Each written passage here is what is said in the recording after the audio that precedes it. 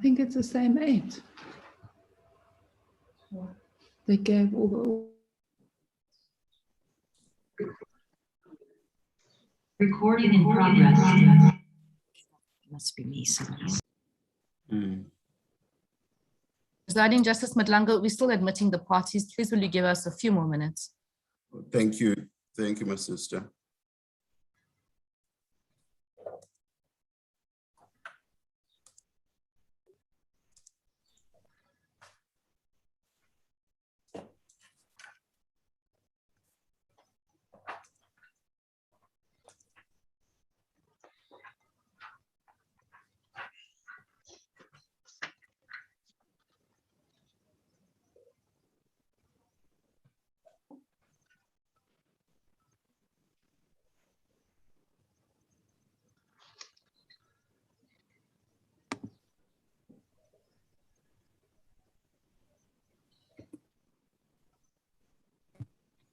Presiding Justice Madlanga, I do believe all the parties are online. May I ask the Registrar Clerk to call the case? Yes, please. Thank you. I'm the Registrar Clerk for this hearing. Justices of the Constitutional Court or Counsel are online. I call the matter of Women's Legal Centre Trust and President of the Republic of South Africa and others for hearing. Counsel are now invited to place themselves on record. Please note that the hearing is being recorded. Good morning. May Counsel please place themselves on record, and may my timekeeper please be aware that we're only starting at 3 minutes past because we had to admit quite a number of participants. So please don't deprive Ms. Bauer of her 3 minutes. Yes, Ms. Bauer. May it pleases the court, I appear together with Mr. and Ms. Williams as the applicant in the confirmation order, the appellant in the appear on the interim relief, and the appellant in the cross appeal. As the court pleases. Thank you, Ms. Bauer. May it please the court, I appear together with my learned friends, Ms. Carisha Pillay and Mr. Stu Humphrey, for the first and second respondents. That is the President of the Republic of South Africa and the Minister of Justice. Thank you, Ms. Gabriel. May it please the court, Justice Malanga and Justices of the court, I appear together with Ms. Kaji for the Human Rights Commission. That's, I believe, the 6th respondent. Thank you, Mr. Moultrie. At the court, Justices, I appear for the 8th respondent, Lajnatun Nisal Muslim Mart, together with my learned friend, Mr. Abu Bakr Omar. Thank you, Mr. Willis. May it please the court, I appear for the intervening party, the Commission for Gender Equality, together with my learned friend, Ms. Christians and Mr. McConaughey. Thank you, Mr. Bishop. It pleases the court, I appear for, it's Advocate Mohammed, I appear for the first amicus curiae, the Muslim Assembly. Thank you, Ms. Mohammed. Does that account for all counsel? Yes, Ms. Bauer. My Lord Justice. Yes. I beg my learned friends' pardon, and just as a reminder to you, apropos our brief discussion in so-called chambers beforehand, Justice, might I just be quick and answer your last question put to me there. My instructions are as follows: to record that our client is aggrieved at not having been given the opportunity to file its replying affidavit in the rescission application before the decision of this court. This court, of course, as I indicated, did not direct any other process than the one that we set out and followed. It's the only court that has jurisdiction over its order and setting as first and last instance on the rescission. And our client would request that the matter be dealt with in this honorable court's judgment. Thank you, Justice. So you will not be making any further submissions, that we just deal with the judgment. Thank you. Thank you very much, Mr. Willis. I think let us start calculating Ms. Bauer's time from now, 6 minutes past. She's dressed like a ninja. Did she always dress like that? She didn't? No, I'm sorry. She's putting on an act today. Can you? I'm sorry. It's a Miss Yasmin Omar that was speaking. Can people please mute themselves? I have muted Miss Omar, Justice Mlanga. Thank you. Yes, yes, Ms. Bauer. And may my timekeeper again, please, 6 minutes past. Yes.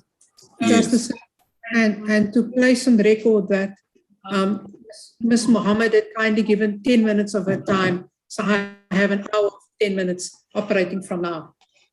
So yes, and you have the 10-minute protection time. That's correct. In the court's words in Hassam, in the past, Muslim marriages, whether polygynous or not, were deprived of legal recognition for reasons which don't stand constitutional scrutiny today. There's an echo, I think. What's happening? Okay, please continue. Please continue, Ms. Bauer. Yes. Equality, dignity, access to courts, and children's rights have been infringed.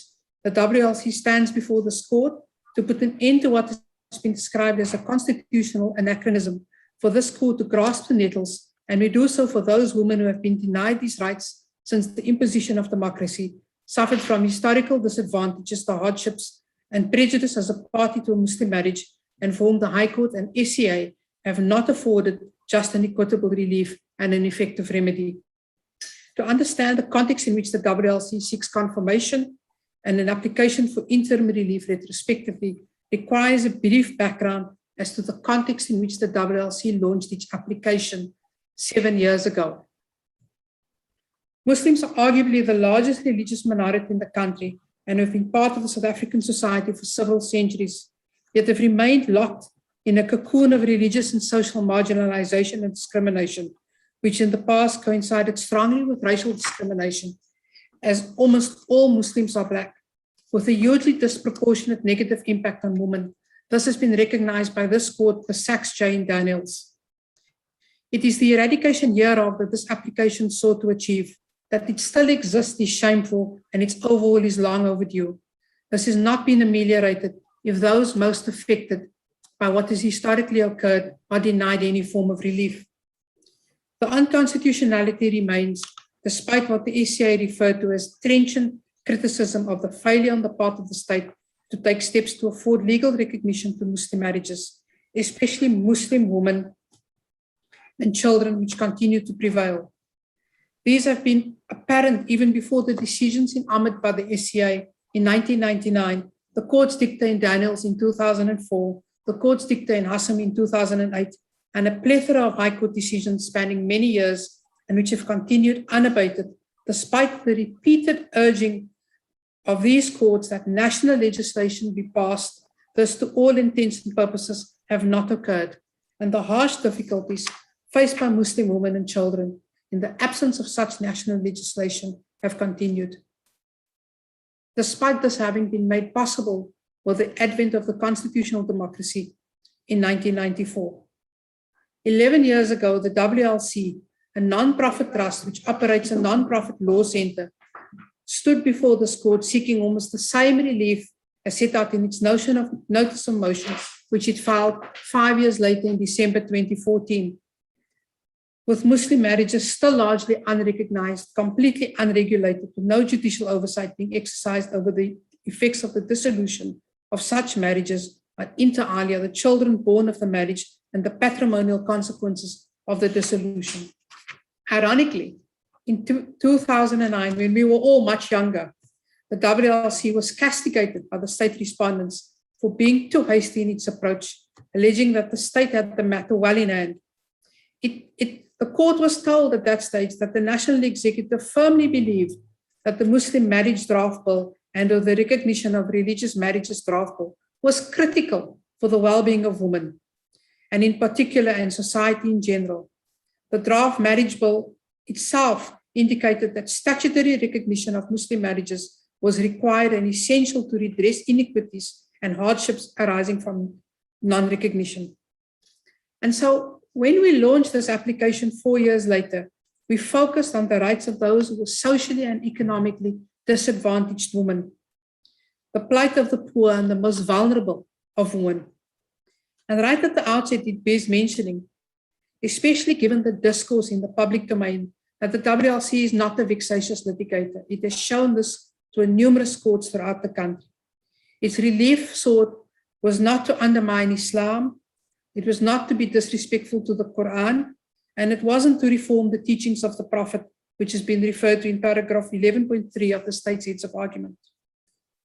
This was a central concern in the High Court. At no stage during the proceedings has there been any suggestion that what is being proposed is that the Quran should be amended in any way. This matter does not involve religious doctrine. No relief of that nature has been sought, and any reliance on doctrinal entanglement is a red herring. The WLC then is now acts in the stead of those very vulnerable class of women and children who suffer these inequities. Its aim was and is to assist all women who could not initiate litigation themselves as an alternative to individual litigation. By bringing a class action, it was the de facto litigant for all such women, and the case properly understood was brought to obtain effective relief for these women. It stated in its founding papers that on average 15% of those who seek their assistance are women with queries directly related to Muslim personal law. It pointed out that the people who came were older women who received little or no education in apartheid South Africa, and for whom the termination of the marriage not regulated by law had been or will be devastating. Further, that since the Daniels judgment in 2004, of which the WLC had played an integral role, it was compelled to turn away a significant number of Muslim women seeking help, whom they were not able to assist because of a lack of resources. And that in doing so, it had turned away hundreds of women over the years because it could not assist them.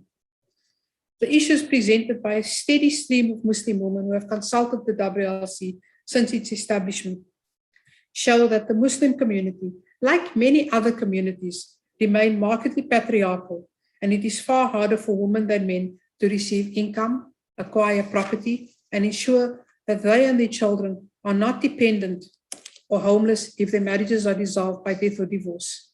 Such women often enter Muslim marriages without being aware that they do not have the same rights as spouses in civil marriages, and for whom a divorce not regulated by law or have proven to be or willing to be will be devastated. It is not a clear question of a choice, and I will revert to that when we consider the question of the issue of equality. And it is not so. It is also not about Muslims now being afforded an opportunity to register civil marriage under Marriage Act.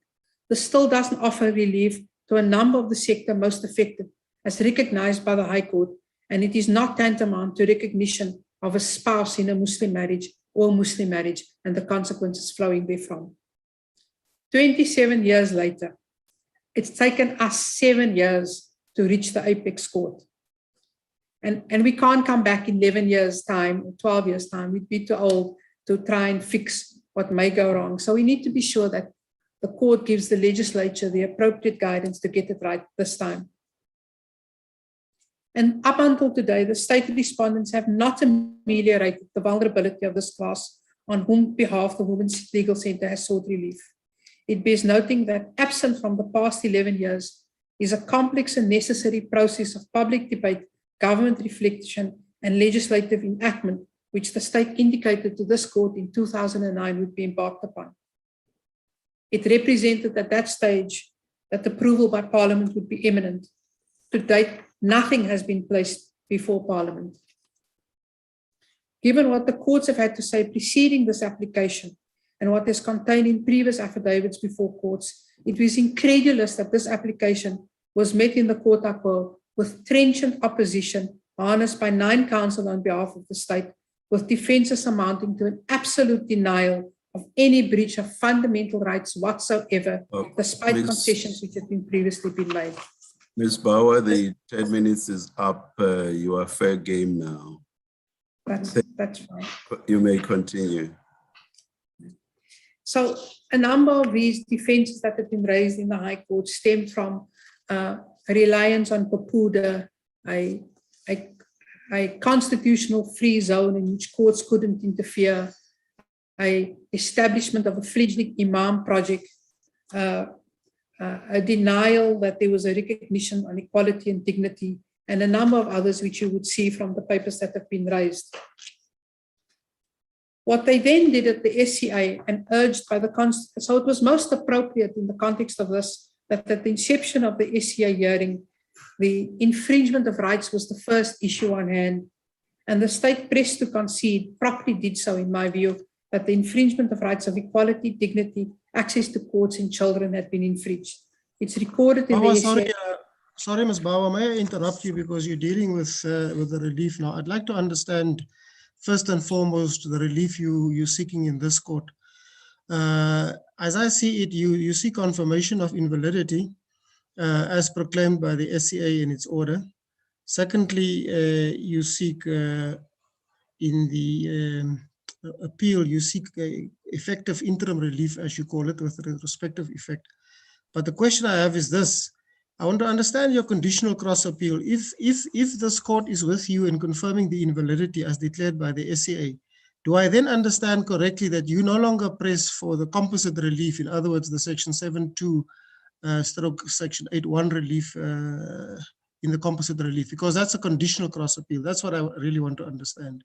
Yes, Justice Majid, it goes back to the manner in which the WLC brought this case. I stood up in the High Court and I stood up in the SCA and I said, because of the people we represent, it mattered not in the relief being given to them, whether the court found it to be under section 7.2 or whether the court found the legislation to be unconstitutional.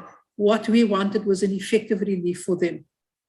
And, yes, so, that then means that if the declaration of invalidity is confirmed by this court, you no longer seek relief that the state must be compelled to enact legislation and so on, the composite relief. Am I correct? Subject to one caveat, Justice Majid, which seemed to arise from the state's heads of argument, which is not quite clear to us. From paragraphs 10 onwards, there appears to be a recordal in the state's heads of argument of the grounds which they relied on in the High Court as the basis for seeking to say that there was no infringement of the rights. And in the course of this recordal, there seemed to be a limitation imposed on the basis upon which they conceded, they made the concession in the SCA. Now, the concession in the SCA was accepted on good faith, and the SCA recorded in its judgment that the basis upon which that rights infringement was accepted was the grounds as enumerated in the High Court judgment. And so we sit with a concern that if the state is of the view that the concession is only premised on the under-inclusivity of the Marriage Act and the absence of the recognition of polygamous marriages as set out in the heads of argument, we are concerned that in the legislative reform process going forward as contemplated, it may be too narrow to meet the other rights infringements which we have. And if there is that kind of understanding that it is a limited concession, then we fear that in order to give effective relief to our clients, that we would then have to be pressed in asking the court that there should also then be an order under section 7.2 that the state has failed to fulfill, promote respect and promote the rights as contained in the Bill of Rights. But I would only deal with that in reply once we hear what the state's actual position on that is. Well, that's answer to me is unsatisfactory. It's a yes/no answer. You refer to the heads of this, sorry, let me just finish. You refer to the submissions of the state from paragraph 10 onwards. But at paragraph 14, they say, despite all these things, they say they accept certain things. And important is in 15, for all these reasons, they do not oppose the confirmation of the order. All I want to know is simply, regardless of what they say, yes, we concede, but it doesn't matter, they concede. If you accept that they do not oppose the confirmation of the order of invalidity, all I want to know is you then do not proceed with a conditional cross appeal because it's good conditional upon that relief not being granted by this court. That's all I want to know. I would then have to say yes. If the confirmation is on the basis as given by the High Court and the SCA, then that is so. No, I don't understand why you say on the basis of the High Court. All they say is they do not oppose what we have here is the SCA has declared certain sections of the Marriage Act and of the Divorce Act unconstitutional. It's incumbent upon this court in terms of the Constitution to confirm that order if it is satisfied that it is correct, that it was correctly made. That's all I want to know. They say they do not oppose that confirmation. Is that not the full answer? Judge, in order for you to confirm that that is so, you must confirm that essentially what the High Court and the SCA did was that they found that the Marriage Act and the Divorce Act infringe the rights of equality, dignity, children, and access to courts. And underlying that finding on a rights infringement is the basis upon which that is found. Now if that is not what the state is saying, then there is difficulty going forward. If we are all in agreement that that is so, then I have no difficulty in saying to you that is precisely the position of the WLC, that if you confirm it on that grounds, then we do not require the conditional cross appeal. Yeah, I'll take it no further. I'll wait for the rest of the argument. Thank you. Ms. Bauer, in your opening address, you said that the Women's Legal Center does not wish to interfere in any way with the Quran and Muslim law. I have some difficulty. Is it possible to properly regulate Muslim marriages under the Divorce Act and the Marriages Act without denuding Islamic marital procedure? And there we come into freedom of religion. There's two particular aspects I'd like you to consider. The procedure for divorce in terms of the fasq and the talaq. What would happen to that if Muslim marriages are now to be governed as marriages under the Divorce Act and the Marriages Act? That's the first question. The second question, in respect of property, would there be a conflict between Sharia law and what is provided for in terms of the Divorce Act and the Marriages Act? This is now to be particular in respect of whether people are married in community of property or out of community of property, and whether accrual applies. Would that not conflict with Muslim religious law? So, Judge, let me start this at the beginning to say that if you look at what we've come to court to ask for, we've come to court and say the lack of recognition and the lack of regulation of Muslim marriages is unconstitutional. There are two different ways in which you can actually regulate it. You can do a piecemeal amendments to the Marriage Act and the Divorce Act in order to accommodate it, or you can come and you can do a composite bill to do that. The contents of that legislation doesn't lie in the relief sought by the WLC, and it doesn't lie in the relief granted by this court. That decisions lie with the legislature. Because if you go and you start entering that terrain, then you are in breach of separation of powers in terms of the content of what that legislation should be. There is a breach of rights. Those rights must be acknowledged as being in breach, and how that is fixed and dealt with must be dealt with by the legislature. So when we say that we are not in this court seeking that relief, we are not asking for a court to be interfering with that. And let me say that this is no different to what was asked for by Daniels, what was asked for in Hassam, and what was granted for in Ahmed. That's the first leg of it.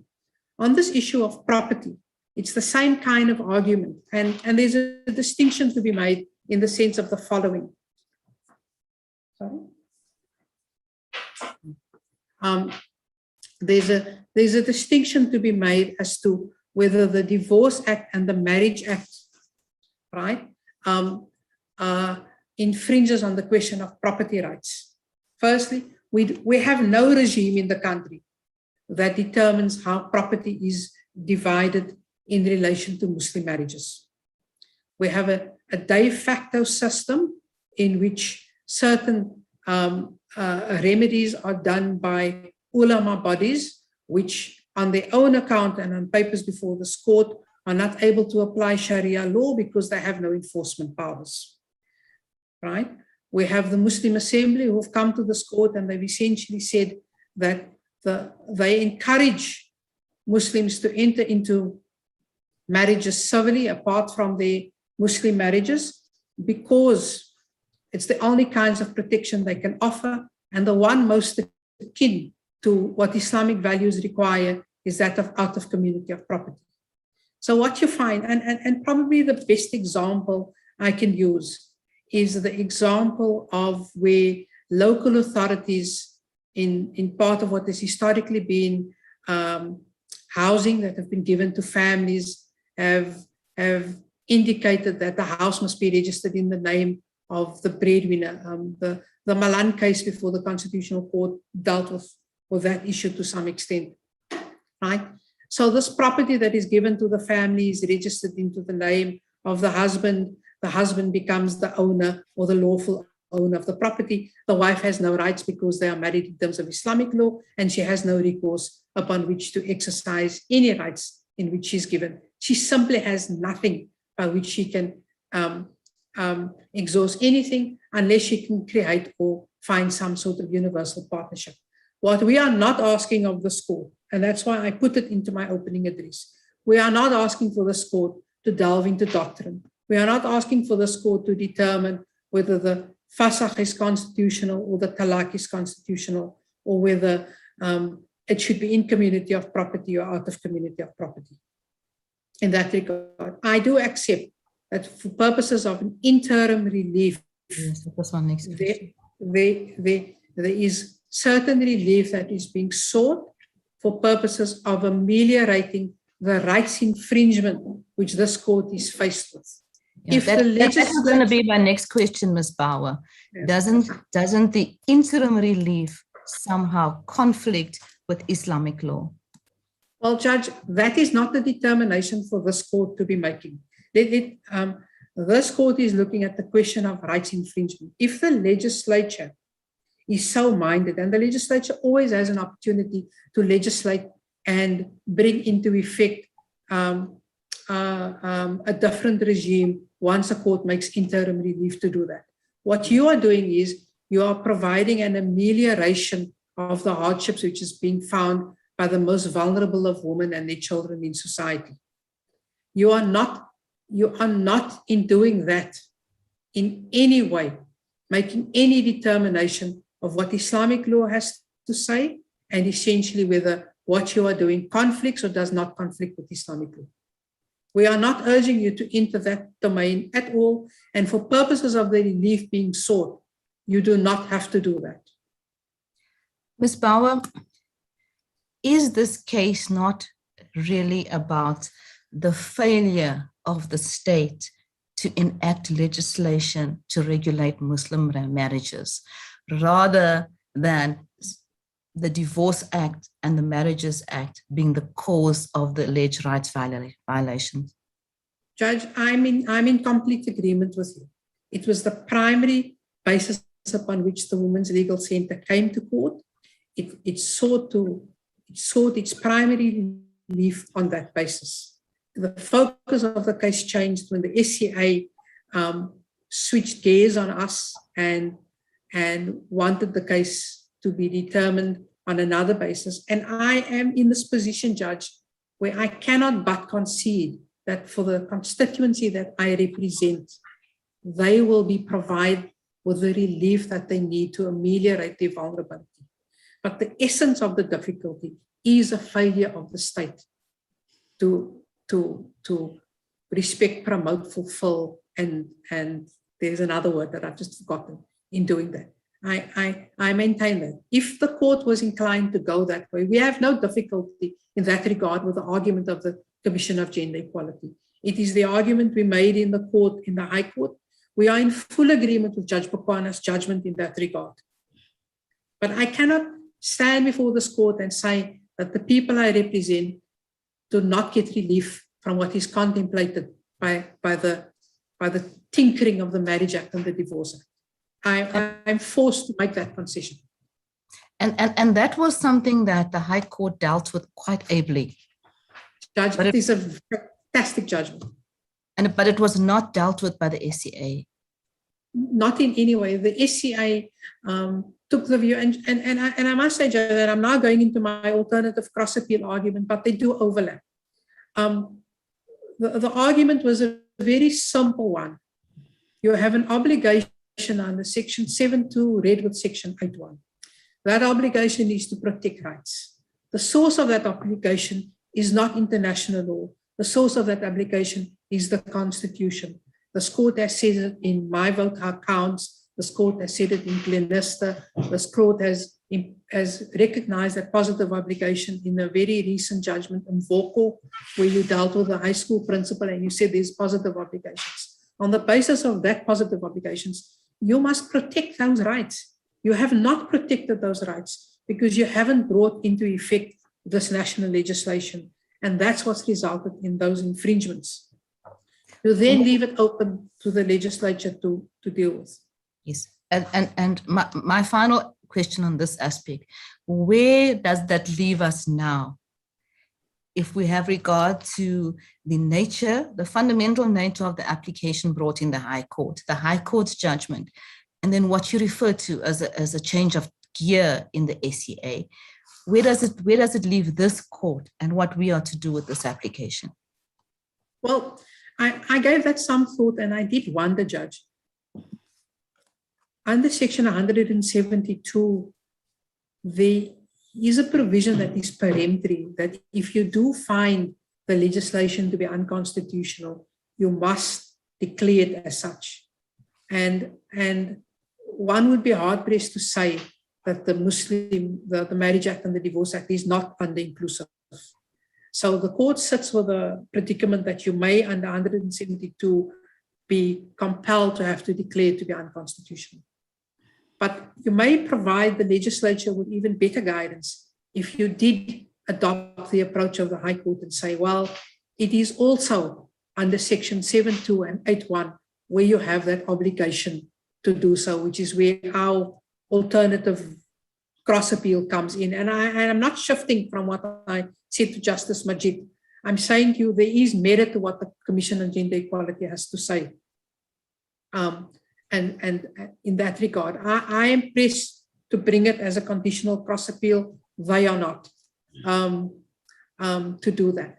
And in doing that, you will actually give the legislature probably the kind of direction they need to go into as to actually find a holistic, implementable, and effective solution across the board.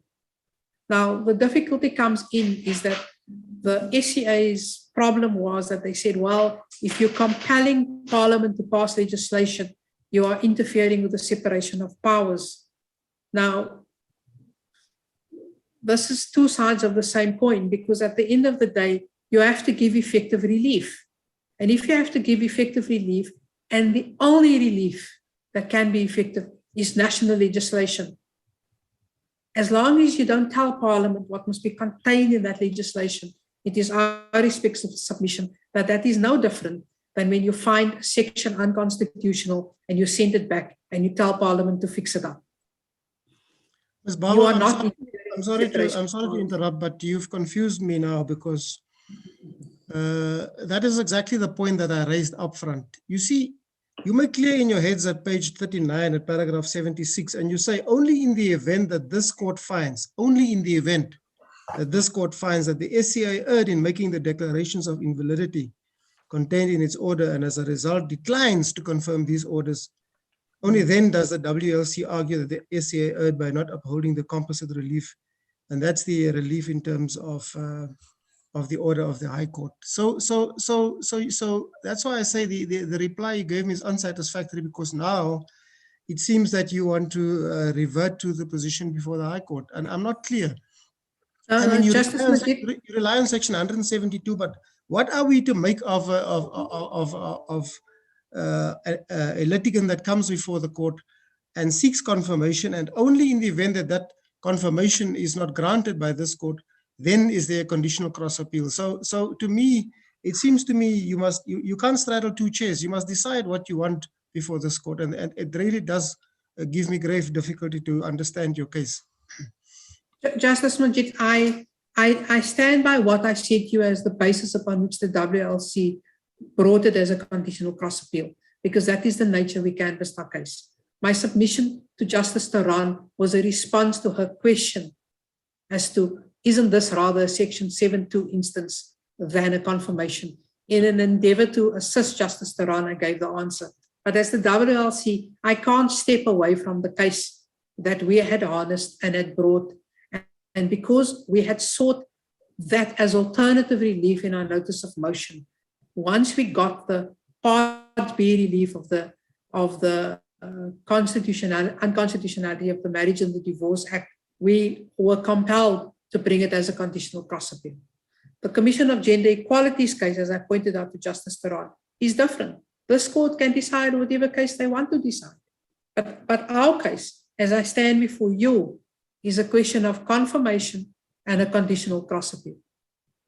My answer to Justice Taran is a response to her question in an endeavor to assist her in a wide range of different views that is put before the court. And in the course of doing so, mindful of my time, I then endeavored to answer part of my cross appeal on the merits in doing so.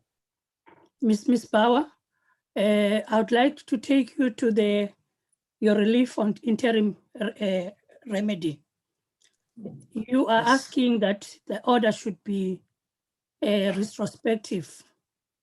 That will take you to, you say, 1994.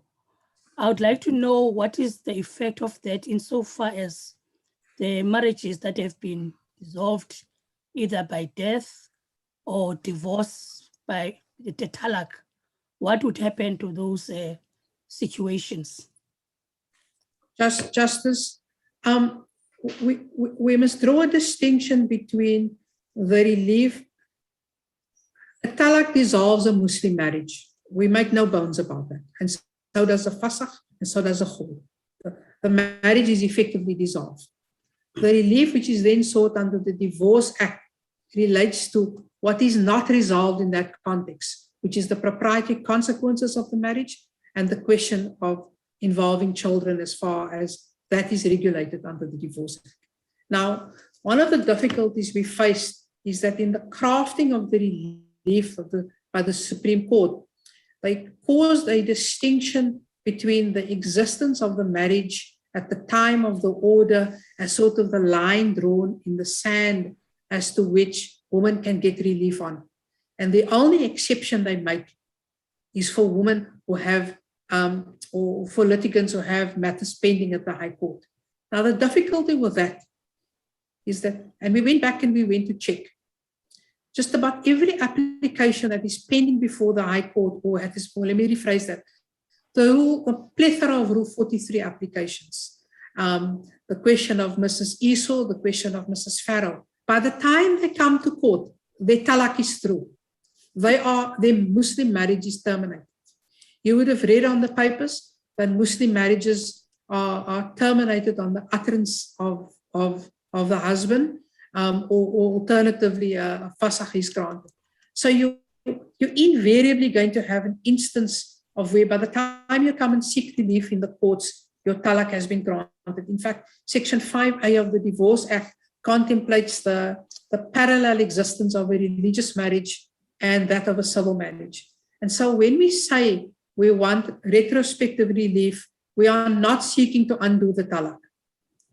We are seeking to give women who have been talak, but who have had no other remedy upon which to exhaust legal avenues that had not been available to them before for purposes of getting a just and equitable order as contemplated under Section 7.3 of the Divorce Act that had been available to all other women who had been married since April 1994. And I accept in seeking this relief, probably the most comparative judgment which I've come across is the judgment of AS versus GS that had been handed down in KZN. And I'm not sure if it's been heard by this court for confirmation or it's pending. But the distinction between those who had been married before the Matrimonial Property Act, which is deemed to be out of community of property, and then you have the Matrimonial Property Act, which provides everybody with the protection of in-community of property. And that affected something like, the judgment records 400,000 women. And the Minister of Justice doesn't oppose, doesn't indicate that there's a disruptive effect. And effectively, the order contemplates that everybody is deemed to be in community of property, and that anybody who wants to be out of community of property can then approach a court. Now, I'm not suggesting that, as you can see from the order. All we're suggesting is that the woman who had under a historical discrimination in this country been denied a relief be afforded an opportunity, if they so wish, to approach a court to get a just and equitable order. Will that be in that judgment that you referred to? In the order, I think order number 5, we said in terms of section 172(1)(b) of the Constitution, the orders in paragraphs 1 and 2 shall not affect the legal consequences of any act done or omission in relation to a marriage before this order was made. Is that what you are alluding to, or what? So if you see at 1.8.2 of our proposed draft order, we say it doesn't invalidate the winding up of a deceased estate that has been finalized, or the transfer of property by a partner in the marriage that had been affected, unless that transfer has been to a connected party, or had the person had knowledge, or had been a party to the marriage.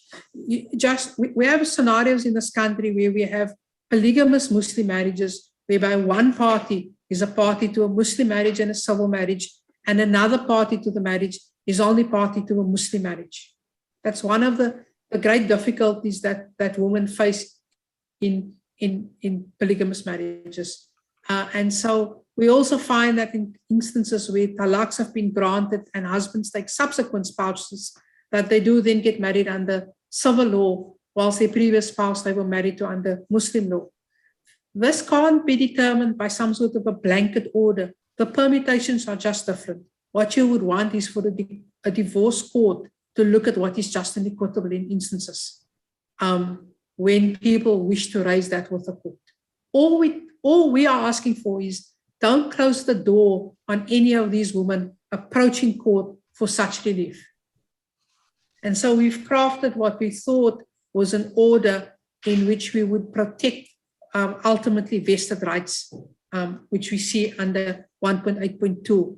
And it's not dissimilar to what the courts have done in crafting relief in respect of the African customary marriages in the spate of cases that has gone through this court, where they have sought in a similar way to protect those vested rights. The SCA said this would create chaos, and that's why it ordered a prospective order. What do you say to that argument? Justice, if you'd give me a moment, there was 3 bases upon which the SCA indicated the limitation of the retrospective of the interim order, and I'll deal with argument on all 3. First, they said that it was a far-reaching proposal that went beyond what we had sought in the High Court and the cross appeal. Now, I concede we didn't ask this relief as to this extent of retrospectivity in the High Court. We didn't think that we were going to be faced with such opposition, that there was going to be a denial of rights, that it would take 7 years for us to get to the apex court. So we had also sought some sort of a different kind of relief premised on the recognition of African customary marriages at the time, which in our wisdom or lack of wisdom, we thought would take care of the problem. But we're now dealing with a long-ranging problem, which due to state lethargy has carried on for many, many years. Now, in light of the interim relief having been premised upon the Recognition Act in the High Court, sufficient regard may not have been given to the issue of retrospectivity at that stage. But this is not dispositive of the applicant seeking such remedy on appeal. It is precisely this kind of outcome which arises from the multi-stage litigation process, which isolates and expounds on issues so that by the time it reaches this court, as anticipated when this court refused direct access in 2009, would be the case. It's why this court said in 2009, go away and litigate it, refine these issues before you come back to us. And there's numerous outcomes. Ms. Bauer, I don't know if my sister, Justice Mhlanhla, is done. Yeah, that's my last question. Sorry. She's responding to my last question. Yes, all right. I'm going to give her two more answers, Justice Madlanga. The second is that retrospectivity, the court said this is a complex subject and the proposed retrospectivity may have profound unforeseen circumstances. Retrospectivity in cases involving the validity of marriages and the proprietal consequences is not complex and it's not novel. This court repeatedly in the context of customary marriages in Gumede, in Ramahovi, and again the KZN in AS and DS firmly dealt with such matters, recognizing the substantive impact of historical discrimination that required obliteration. And the short answer is that if you look at what had been granted in AS versus GS. Ms. Bauer, I'm sorry to interrupt you, but AS versus GS, is that the Sitole matter that you're referring to? I think so. It's the KZN judgment yes, by judgment. Yes. I just wanted to inform you that we've handed down judgment in that matter already. Perhaps your junior counsel can get a copy for you to be up to date on that matter. I'll do that. I'll deal with it in reply, Judge. And my apologies, we appear that we've missed it. And the third, the granting of retrospective interim relief does not detract from the prerogative of Parliament to determine to what extent any legislation may be enacted should be retrospective. The possibility that the legislature may in future decide to apply amendments prospectively is not a bar to the granting of interim relief retrospectively. So those are the Judge, I think, those are the basis upon which we say the court is not precluded from granting that relief. If we don't get that relief, then the people we've come to court for effectively have no effective relief. Thank you. Ms. Bauer, we may, instinctively, have this reaction back to 27 April 1994. But my sense reading your written submissions was that with the qualification that I'm going to refer to just now, my sense is that what the WLC is asking for is not different from the type of order that was given in Ramohobi, the type of order that was given in Gumede, and the type of order that my sister Justice Thron told you about just now. The qualification of being the few issues you referred to that are specific to Islam or marriages under Islamic law. No, Judge. No, Judge. The qualification that we've put into the order is a qualification to answer this response of we cannot undo that which has been done and gone. No, that goes exactly to what Ramohobi and all these other judgments, Gumede and so on, have said. Those two have that qualification. So I'm asking that what you are asking for, in the sense that with that inbuilt qualification built into those judgments already, but then the further qualification I'm referring to is you seemed to add something that specifically relates to marriages under Islamic law. Am I making sense?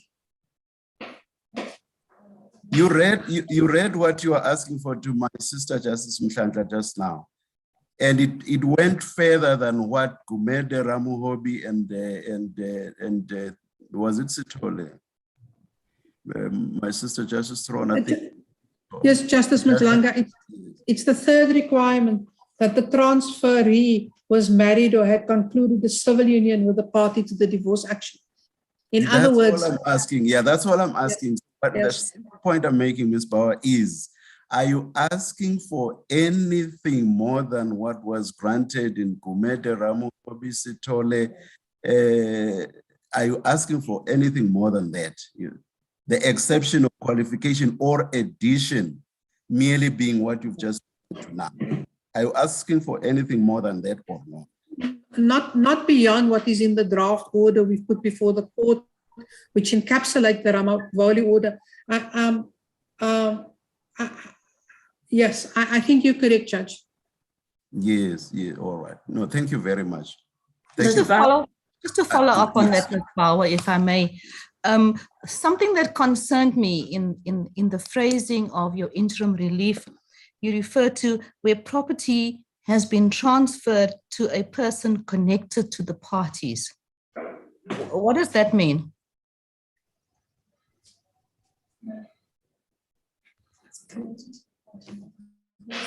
It's connected to the party, to the divorce action, Justice Theron. So the reason why we've put it and phrased it like that is what is contemplated is that if we go further up, it contemplates that in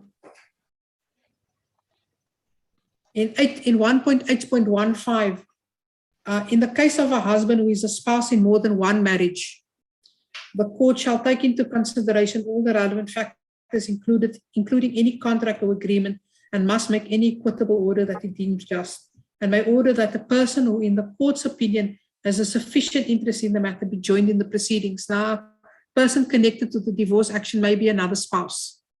And what the court, in contemplating that, they may have to say, well, one spouse is still married, but the other spouse is divorced. And you can never make an order which doesn't consider the interest of all the spouses as a party to the divorce action. And that's what we were attempting to encapsulate by saying, unless the property is transferred to a person or legal entity connected to a party to the divorce action.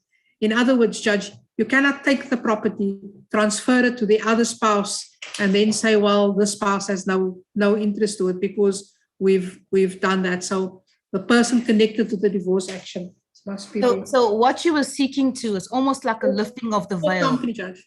Almost like the lifting of the veil to see exactly if the transaction has been a circumvention or perhaps sharing that property with the spouse.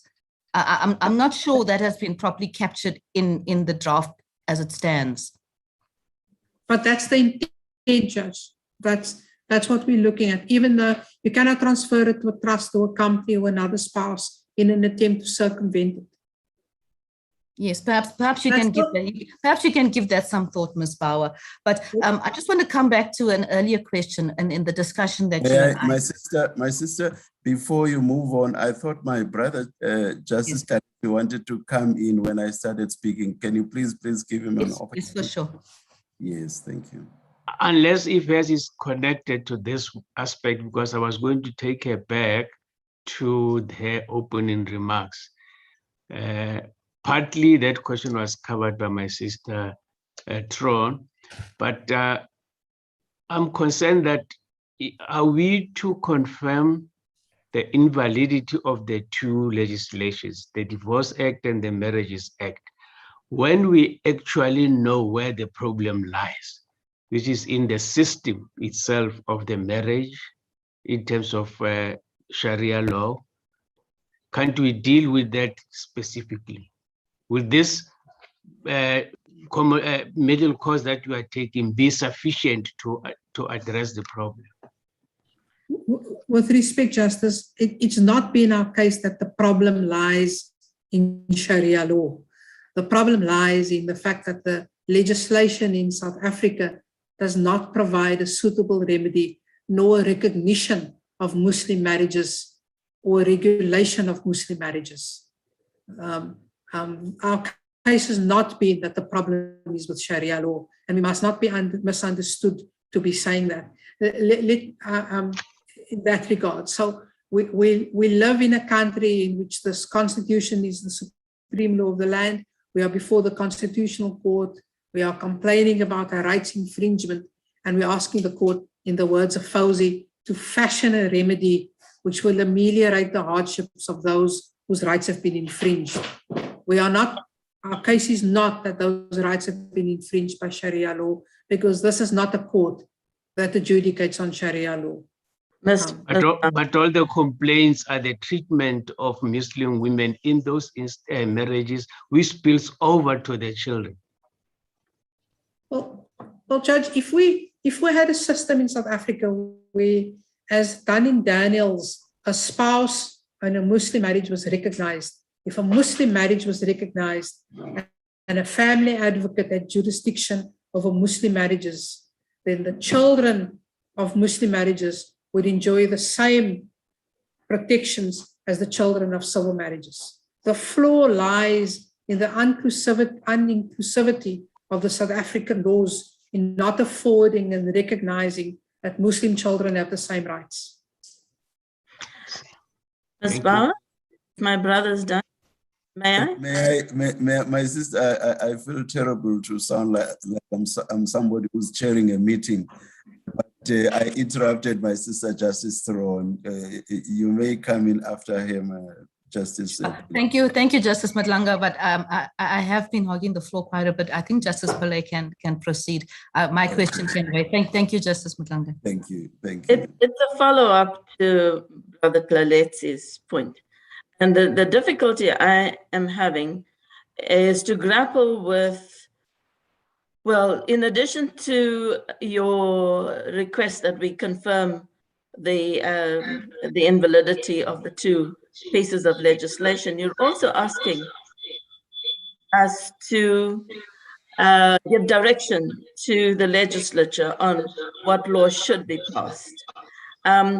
What I'm having trouble with is that we have a clash of two value systems, and whether we grapple with it now or whether the legislature grapples with it at some point, how do we marry these two value systems? Justice Theron, can you please help us with that? Justice Pillay, do you perhaps have two audios there with you, or just one device? Please, will you disconnect the second device, perhaps? Well, it's not connected to Zoom at all, but I have disconnected it. Okay, thank you. So my question is, how do we synchronize two value systems, two ways of life? Whether you say Sharia is from religion or culture, it is a social construct, which you're asking either, not necessarily this court, but the legislature ultimately, to intervene in that system in a way that renders it constitutionally tenable. That's my difficulty. I'm not sure I understand your question, Justice Pillay, but let me endeavor to answer it in the following way. Let me see if I can explain a little further. You say you're not opposed to the system of talaq. So you want it to be retained, but modified in some way, or have I got that wrong? I'm sorry, Justice Pillay, I may have given you the wrong impression. Muslims are going to get married in accordance with their religion. And I think the state shouldn't be interfering with that. As a consequence of a marriage under religion, a divorce will happen under religion, which would be called the talaq. Section 5A of the Divorce Act contemplates a parallel system of a civil divorce and the question of a religious divorce. There's an old case in which the couple came before the court for a get. The Jewish religion works in the same way, where you get a get and you come back. I'm not for a moment suggesting that this court, and I make a distinction between what I'm asking this court and what the legislature is going to have to be grappling with. This court is not being asked to determine the efficacy or the validity of the talaq system. the extent to which this is going to be regulated and what decisions are to be taken is a legislative decision. You would be interfering with separation of powers if you start trying to give substance to what must be contained in legislation. When I suggested that the court needs to give guidance to the legislature, this is what I was seeking to point out. In the opposition, and I haven't had an opportunity to deal with the grounds of which underlie the confirmation. But let me put it to you this way. When you look at the attack based on equality, for example, the distinction on equality is that the law differentiates between persons married in terms of the Marriage Act as compared to those in monogamous Muslim marriages, persons married in terms of the Marriages Act compared to polygamous marriages, persons recognizing polygamous customary marriages, but no recognition is given to persons given in polygynous Muslim marriages. Now that is unequal treatment. And the kinds of guidance that the court gives the legislator is to say, in whichever legislation and the content to which you give in those legislation, you must recognize that the persistent inequality based on that is unconstitutional to do that. So for example, you have allowed for certain remedies under the Civil Unions Act. You've allowed for certain remedies under the Recognitions of Customary Marriages Act. You need to afford people of Muslim marriages certain remedies that they can exercise and protect their constitutional rights. Not for a moment am I suggesting the court must give any guidance as to how the legislature deals with its implementation of Sharia. Let me also say this. It's not novel. It's been done all over the world. We are not the first country grappling with the notion of a Western norms versus Islamic marriages. It's been done in numerous countries. England, for example, deals with it in the form of arbitration forums and mediations via legislation that allows that to happen. Malaysia deals with it differently. The Law Commission's done an extensive study looking at what other countries have done. In India is most renowned, despite having a minority Muslim population, in which they've recognized and regulated Muslim marriages. And they have a constitution. So what we are asking this court to do is by no means something that's been happening in the world for the first time. I hope that answers your question, Justice Pillay. Not entirely, but my concern remains that, and even looking at the examples that you cited, basically, what does recognition mean? It's not an abstraction.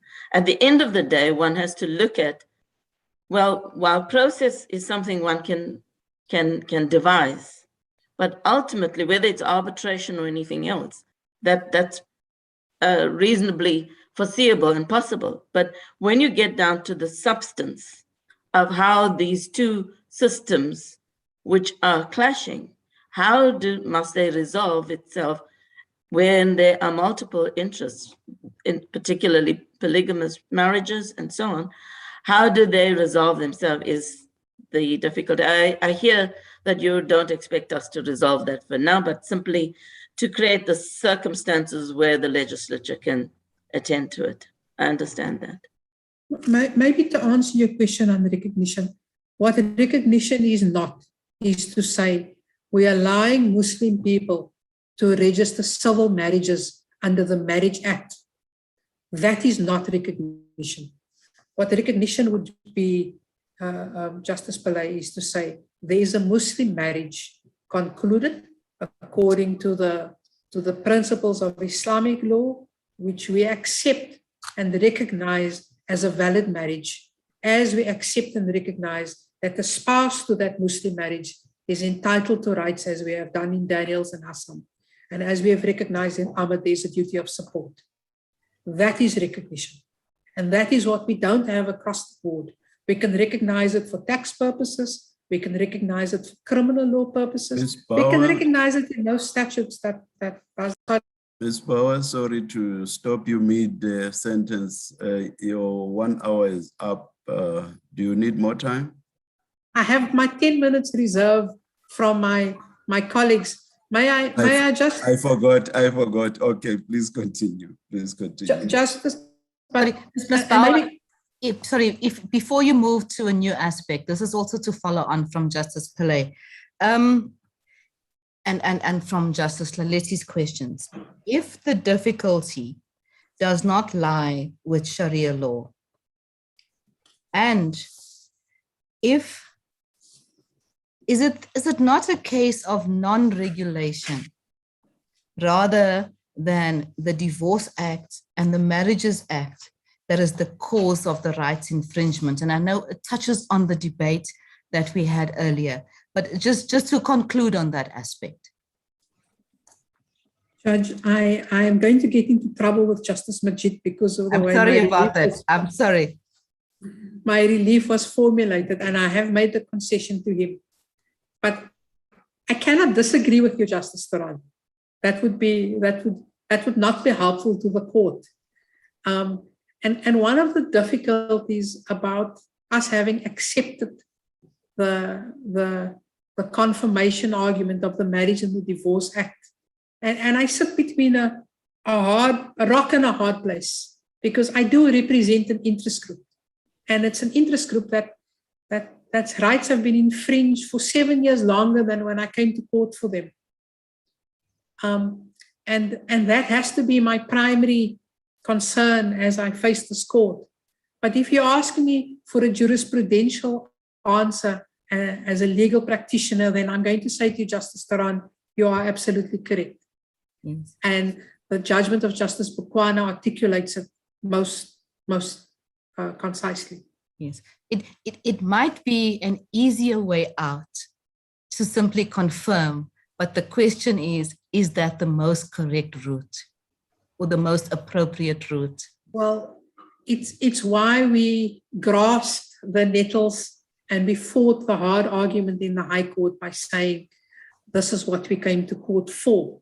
And we used the findings of the acts as the backup relief. You will see that we formulated 4 orders that we put before the High Court. One was the one we're talking about now. The second was the unconstitutionality of the Marriage and the Divorce Act.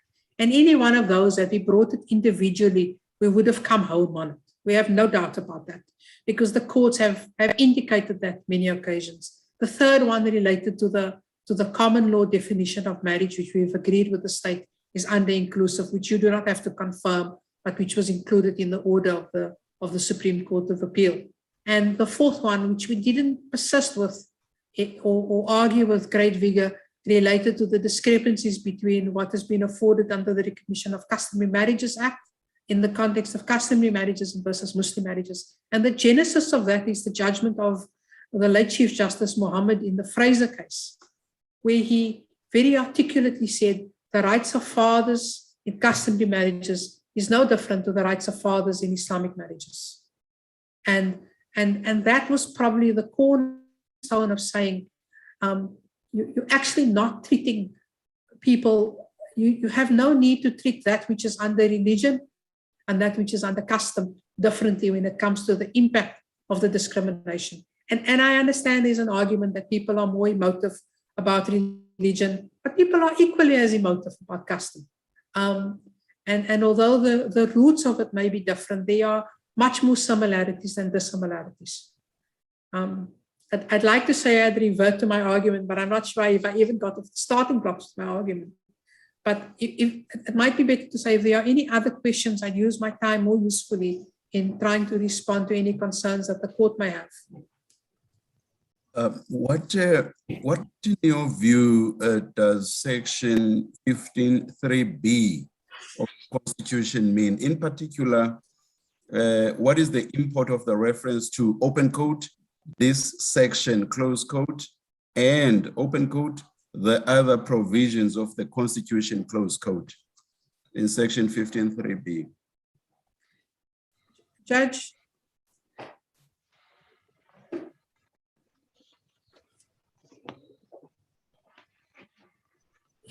it's a balancing. It's a balancing between allowing people to have freedom of religion without the infringement of other rights within the Constitution.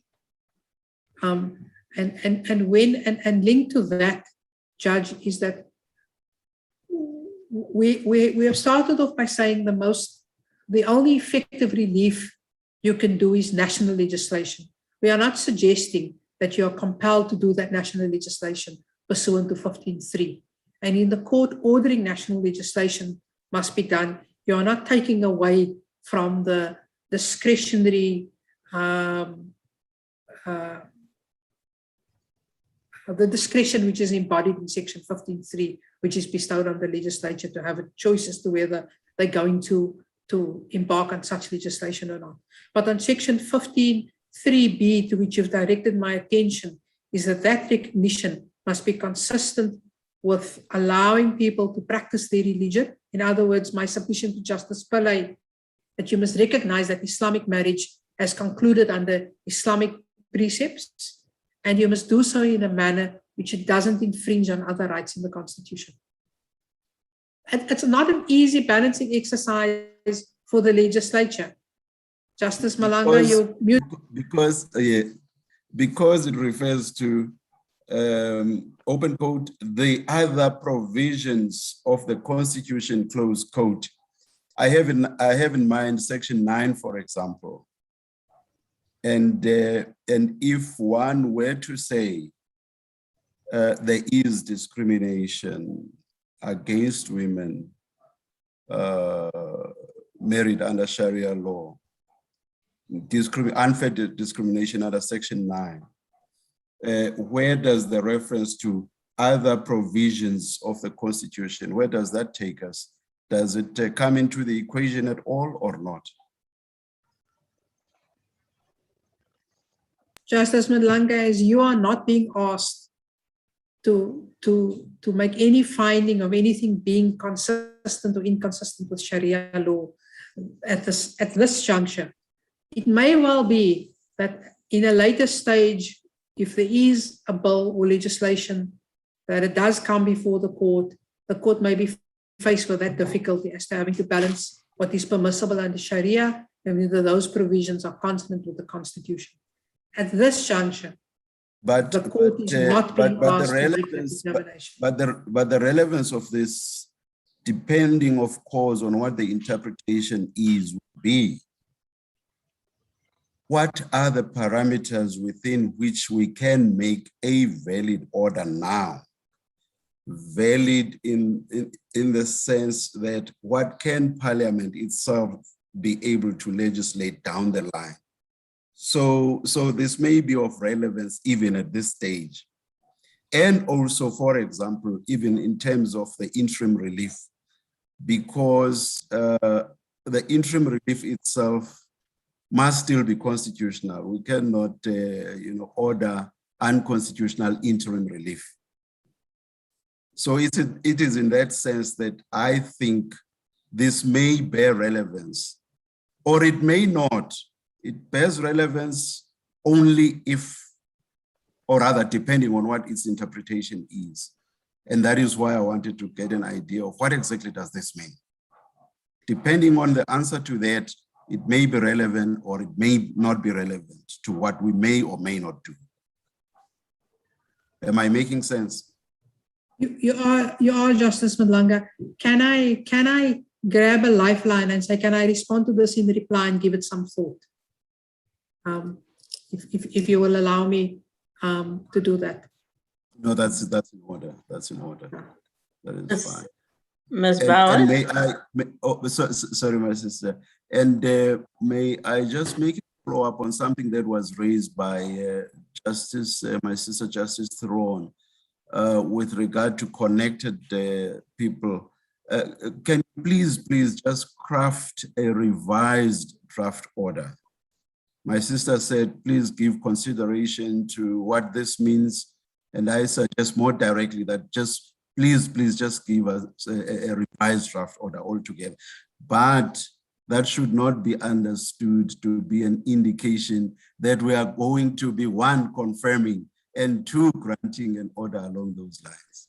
We would not be that presumptuous at all, Justice Malanga. Yes, thank you, Ms. Bauer. But you will do that, please, eh? We'll attend to that. Thank you very much. Thank you very much. My sister Justice Pile. And your time is now up, so you'll just be responding to questions only now, Ms. Bauer. Yes, Judge. Thank you. Ms. Bauer, you don't need to respond to this now, but in reply, perhaps you might. The question I have is whether the relief you seek in relation to the two statutes could ramify to other aspects of Sharia law, for instance, succession. Speaking for myself, I know very little of Sharia law, so I cannot anticipate how this amendment or order that we might give might implicate other aspects of social life under Sharia law. Thank you. Justice Pillay, can I answer that question, because it's a question that's already been resolved by the courts in the Daniels decision. When Justice Van Heerden in the court actual contemplated what the position of Mrs. Daniels would be, an expert affidavit was put before her setting out what the Sharia position is in respect of the division of estates under Islamic law. And I will find the reference and give it to you in due course. That was put before the Constitutional Court when it confirmed what the position of the spouse would be in the Constitutional Court. That regime which prevails under the Interstate Succession Act is not consistent with Sharia law. Just, may I have the last word on this? Ms. Bauer, if we were to confirm the SCA order, I want your understanding on orders 1.7 and 1.8. Are they effectively not saying that Parliament must pass legislation if these orders were to be confirmed?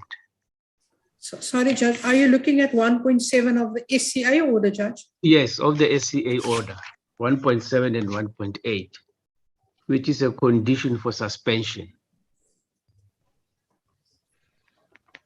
Reference there is made to either amend the existing legislation or passing new legislation within 24 months. Is that effectively not ordering Parliament to pass legislation? It is, Judge. Essentially, Parliament has an election whether they are going to do piecemeal amendments to the Marriage and Divorce Act, or whether they're going to be putting in place a whole new legislative regime. But nothing other than legislation. Not even a policy or whatever. No. I think that I stand corrected, and my colleague for the state can correct me, that there was a common cause view at the time that the only manner in which you can deal with the unconstitutionality and fix the complaints of inequality emanating from the under-inclusivity of the Marriage and the Divorce Act was by way of legislation. You can't have some people in society having recourse to legislation and others to policy. I see. Thank you. Ms. Bauer, if I could just go back to the appeal by the Gender Commission. In terms of procedure, where the Women's Legal Center has a conditional cross appeal, should the Commission for Gender Equality be permitted to bring a full appeal before this court? Judge, I understand that they asked to intervene as an intervening party. The court gave them the right to do so. They filed a condemnation application to filing their notice of appeal. As an intervening party, they would be entitled to file their application for leave to appeal. The decision is the court's whether they wish to grant them that condemnation and allow them to have that level of the application for leave to appeal. At the end of the day, that decision lies within the discretion of the court. And can I also just add to that, Justice Theron? There are two bodies before this court, the Human Rights Commission and the Commission for Gender Equality, who are Chapter 9 institutions. They participated in these proceedings from two different angles for purposes of assisting the court. And probably because of who those bodies are, they do stand in a different position to any other litigant. I'm not sure if that assists you. Yes. And the Women's Legal Center would not be opposed to that application by the Gender Commission. No, we would opportunistically say to you no. Thank you. Thank you, Justice Madlanga. Thank you, my sister. Mr. Moultrie will take a 15-minute adjournment, which should take us to what? Will it be 27 minutes to? As it pleases the court, Justice Madlanga. And yeah. Court will adjourn until 11:37. Please note that during the adjournment, you're welcome to switch off your video and mute your microphone, and then rejoin with video and sound when the hearing recommences at 11:37. Should you exit, you may use the same link to rejoin the hearing.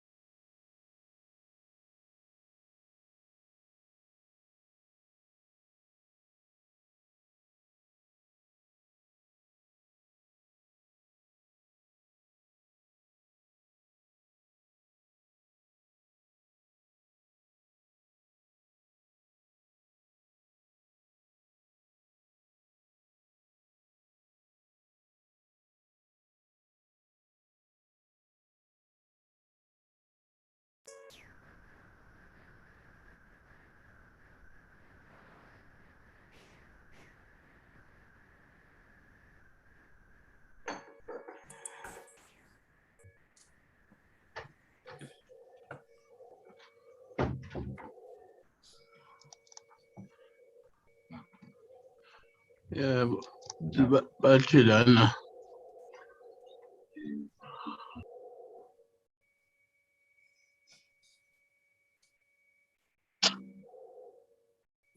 Justice Throne.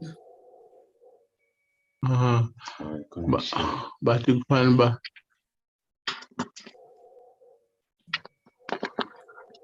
Oh.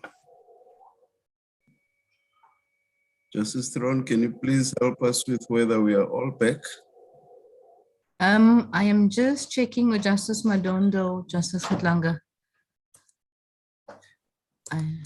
He is here. That was him speaking just now. Then we are all back, Justice Madlanga. Thank you.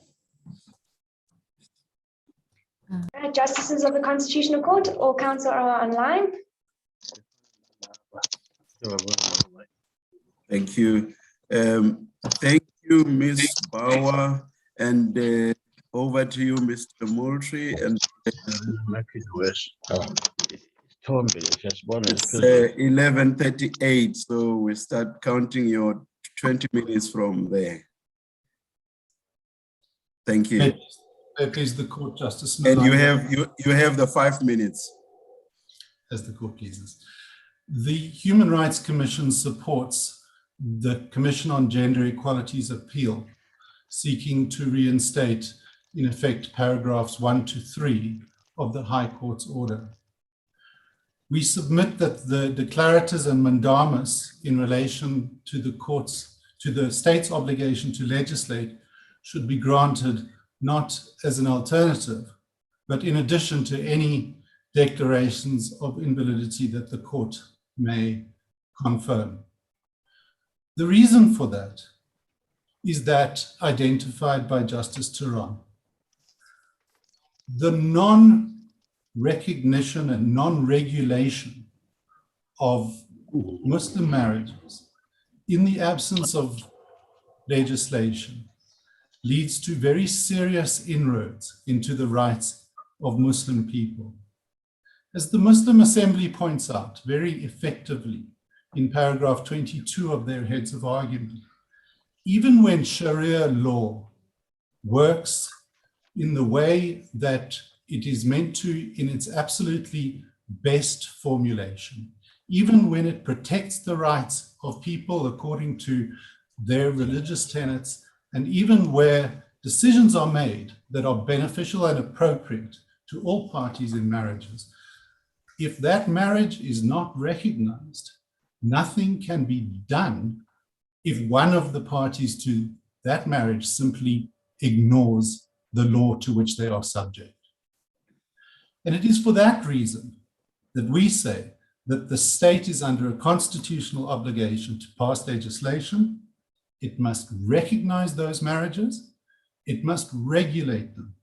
And we say that the only reasonable course of action for the state to do is to do this by legislation, as opposed to any other regulatory mechanism. Justices, the basis of that obligation is Section 7.2 of the Constitution.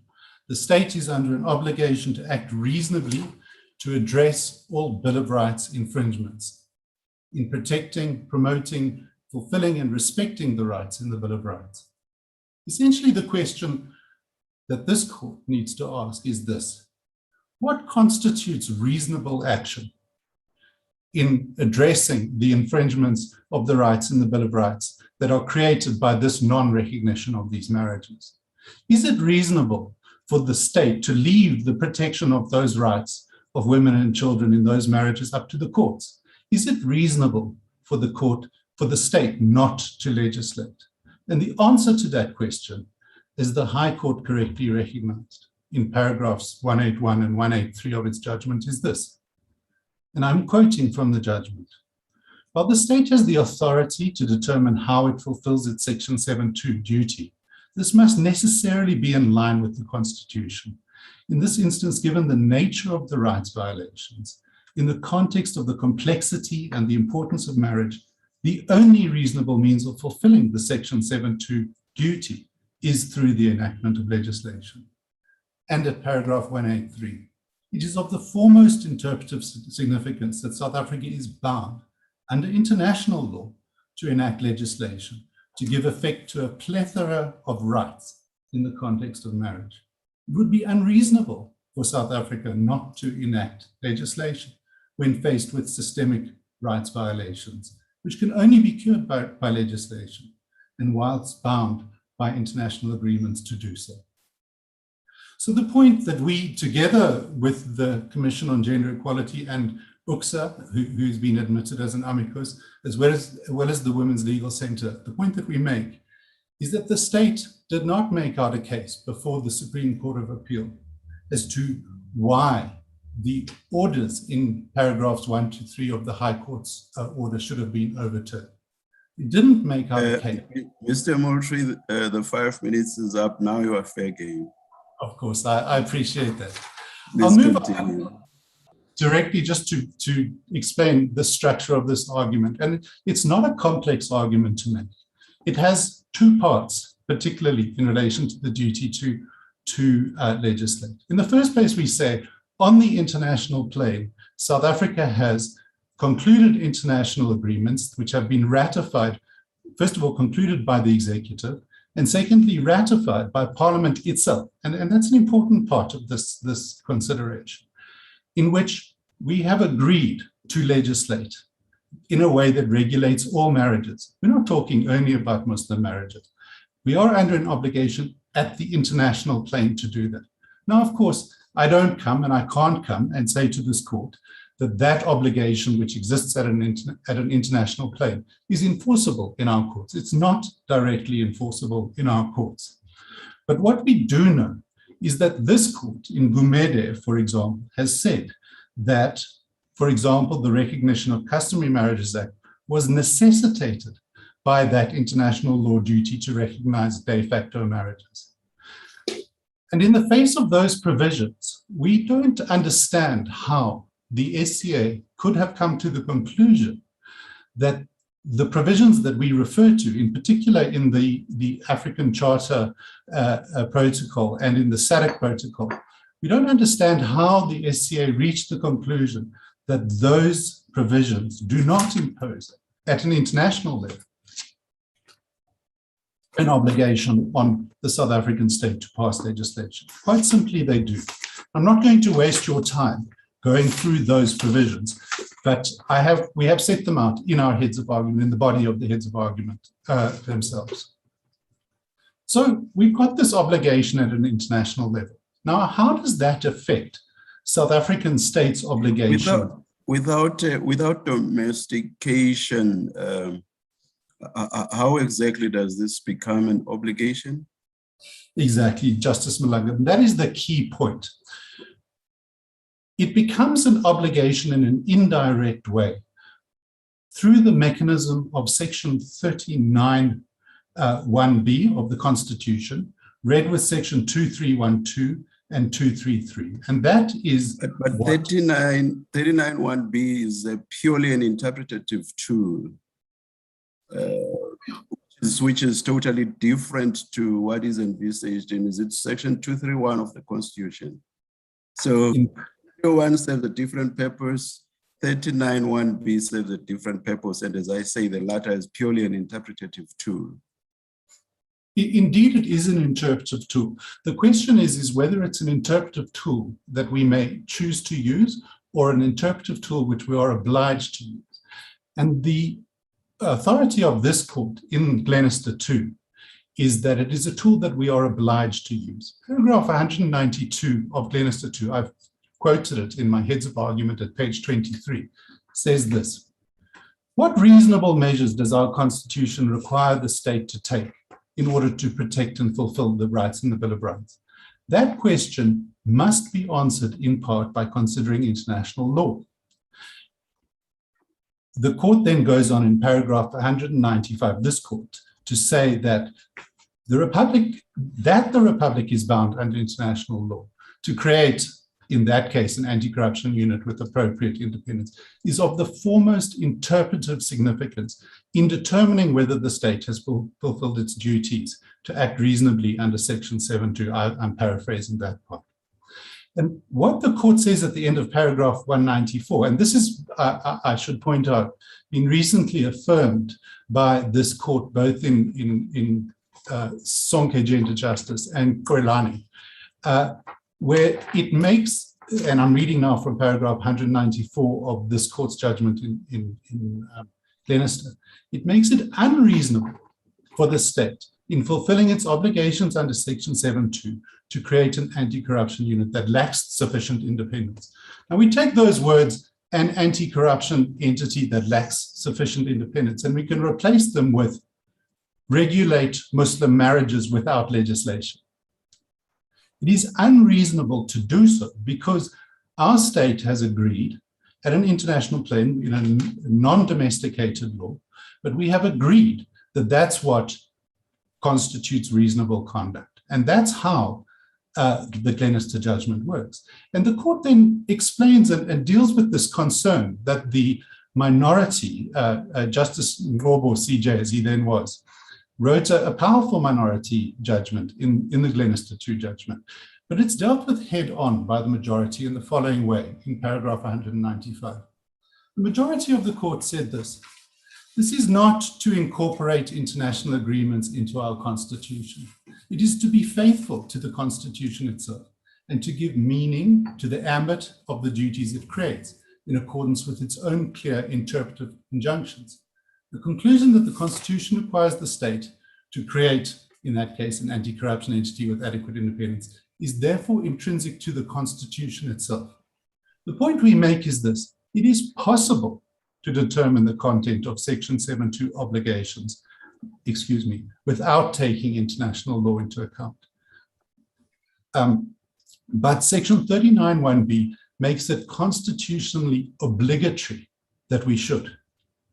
This is not to use the interpretive injunction of that provision, as the main judgment suggests, to manufacture or create constitutional obligations. It is to respect the careful way in which the Constitution itself creates concordance and unity between the Republic's external obligations under international law and their domestic impact. And finally, they say there is thus no escape from the manifest constitutional injunction to integrate, in a way the Constitution permits, international law obligations into our domestic law, and we do so willingly and in compliance with our international duty. So our submission is, apart from the fact that it is a good idea, and I'm going to come back to that, because we would say that even if you were to ignore or reject my argument on international law, we would still make this point, Justice Malanga. We would say, this court is obliged to find a just and equitable remedy for the infringements of the rights that have been shown in this case. They've been conceded by the state. And that infringement, as I said, is this non-recognition. The question is, what is a just and equitable remedy? And I think, as Justice Turon suggested, although I don't want to put words into her mouth, and Justice Pillay as well, the answer to that question is that irrespective of our obligation to legislate, which, as I say, comes from section 7.2, that is the only just and equitable remedy that this court can in fact approve. And I say that for this reason. Firstly, this is a polycentric, policy-laden question. The determination of the relationship between Sharia law and civil law will require, potentially, almost certainly will require, justifiable infringements of religious rights. It will be necessary to balance the rights on all sides and find justifiable infringements, which may be necessary. In fact, the parties that represent the Muslim Women's Association actually accepts that there will be there is an inconsistency between Sharia law and civil law. So there will have to be a limitation. The question is that those limitations are not impossible. And they are in fact required by the Constitution. But much more importantly, they are not the kinds of limitations that should be imposed by the court. They are the kinds of limitations that fundamentally lie in the sphere of the legislature. Now, once we are within a terrain where we can tell Parliament to legislate, what are we left with regard to the principle of separation of powers? What can we no longer tell Parliament? Because one would have thought that's the one obvious example of a power that preeminently results in Parliament. Power insofar as even that decision whether or not to legislate. So what of that would we still be left with, if anything at all, if we can even tell Parliament, legislate? Justice Malanga, the answer is in paragraph 76 of this court's judgment in My Vote Counts, which we've referred to in our heads of argument, where, of course, you will remember the court actually granted an order requiring the state to enact legislation to provide for recordal, preservation, and reasonable disclosure of information. Now, what the court says is that the precise content of that legislation is up to Parliament. And in paragraph 76 and 80, this is what this court said. It does not fall within the remit of this court to prescribe to Parliament whether the recordal, preservation, and disclosure of all information relating to private funding should be regulated in terms of PIA and other legislation, or PIA and other measures. Again, that is the decision to be taken by Parliament. Our duty is to articulate the unfulfilled obligation in broad terms, but with sufficient clarity to give Parliament a fair sense of what is required of it. We are required to provide broad guidelines on what could be considered by parliamentarians in developing a fitting regulatory framework in this connection. It suffices to require of Parliament to provide for the holding, preservation, and reasonable disclosure of information on private funding. And we said this: it suffices to tell Parliament to regulate, first of all, to recognize, because if you can't recognize if you don't regulate, to regulate Muslim marriages by means of legislation. It is up to Parliament then to decide these very, very complex questions around the precise relationship between the various kinds of law and questions of Sharia law. If Parliament oversteps the mark, as Mr. Willis seems to suggest that it will axiomatically do, then that legislation will come to this court ultimately. And to what extent is this background relevant insofar as My Vote Counts 2 is concerned? There, what was at issue was legislation that is mandated by the Constitution itself. You know, there are a few of those. There are a few of those: access to information, fair, or what's the section 33 one, on administrative justice, and a few others. So legislation that is in so many words mandated by the Constitution itself, that was the context. So it's not as if the My Vote Counts 2 order was made in a context where the Constitution says nothing about an obligation to legislate at all. To what extent is that important in the equation? With respect, Justice Malanga, my submission is that it is not important. And the reason for that is the fact that the constitutional obligation is identified not in the express words of the Constitution, but on a proper interpretation of the Constitution, makes not one jot of difference. The fact is this: it is a constitutional obligation. Now, if you find against me on that question, I absolutely accept. If you find against me that the articulation or reticulation between Section 7.2 and our international law obligations are such that there is no constitutional obligation to legislate, then of course we're in a different world. However, I do make the submission, and I make the submission squarely and unashamedly, and I submit incontrovertibly on the basis of the Glenister 2 judgment. as the court said, and that's why I wanted to really emphasize those words in paragraphs 194 and 201 and 202 of the Glenister judgment, it is a constitutional obligation. It's not an obligation that solely comes from outside or international law. And the fact that it is an interpretive means of reaching that doesn't make it any less of a constitutional obligation. And that is the submission on that. And for that reason, we find ourselves in precisely the place that this court found itself in my vote counts. Now, if I could briefly, and if there is time available to me, to go back very quickly to the other reasons why this is the only reasonable measure. If this court engages... Your time is up. Do you need more time? If so, how much?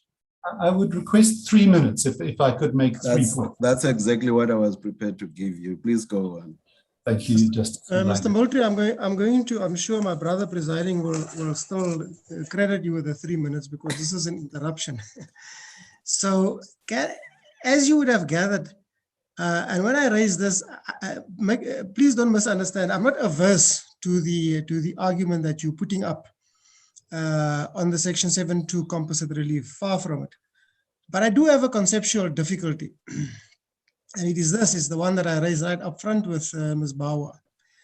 If the main litigant, if I can call them that, the WLC, comes to this court in a confirmation application and say, look, we went to the High Court with primary relief, that is the composite relief, the Section 7.2 obligation to enact legislation, which you are arguing at the moment.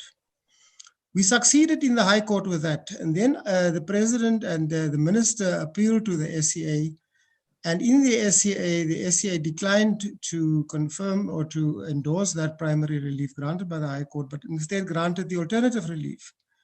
Now that main litigant comes to this court and said, look, the Constitution says we are duty bound to come to this court for confirmation.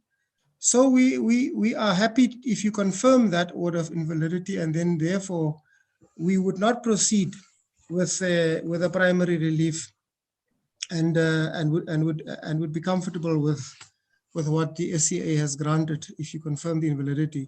On what basis can the Human Rights Commission then come and say, well, forget about what the main litigant says about the alternative or the conditional cross appeal. We insist that you must grant this relief. Obviously, I'll hear what the state parties say, but it does present a conceptual difficulty for me. Can you help me with that, please? I understand the point entirely, Justice Majid.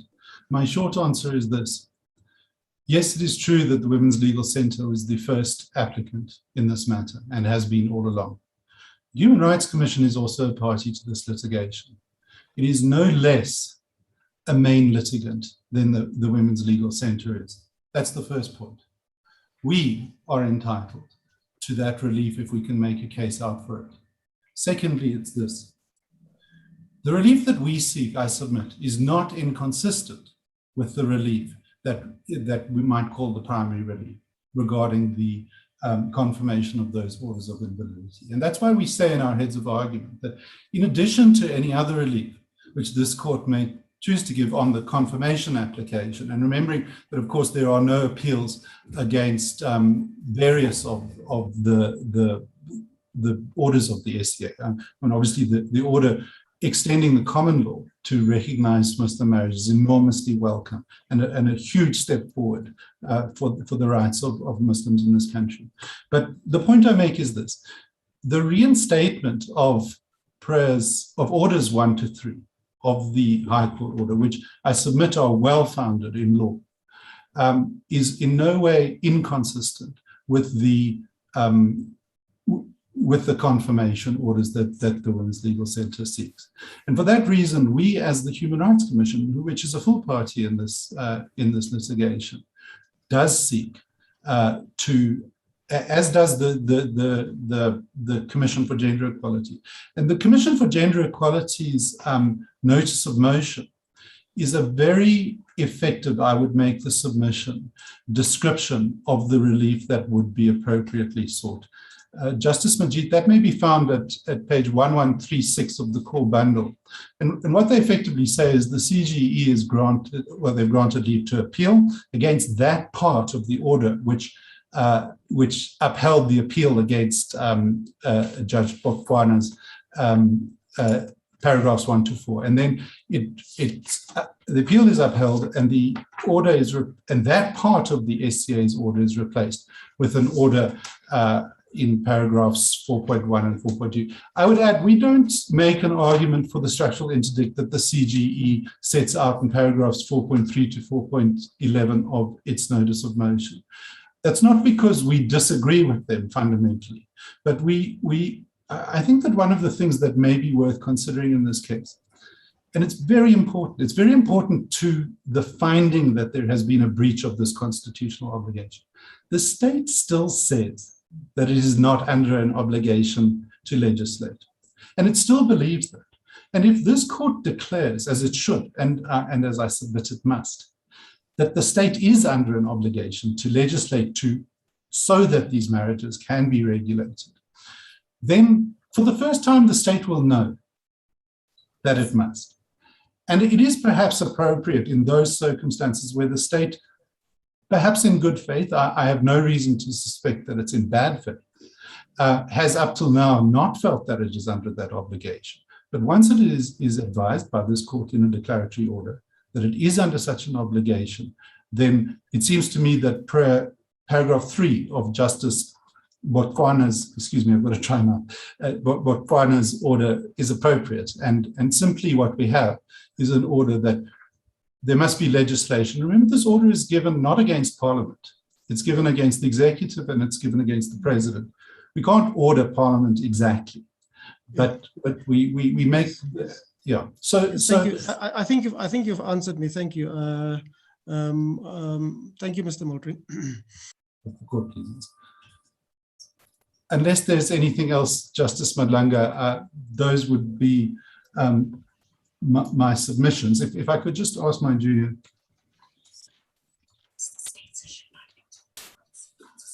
I think that is well covered unless there are any further questions, and I'm greatly indebted to the court. Thank you very much, Mr. Moultrie. Thank you. Mr. Bishop. Thank you, Justice Madlanga.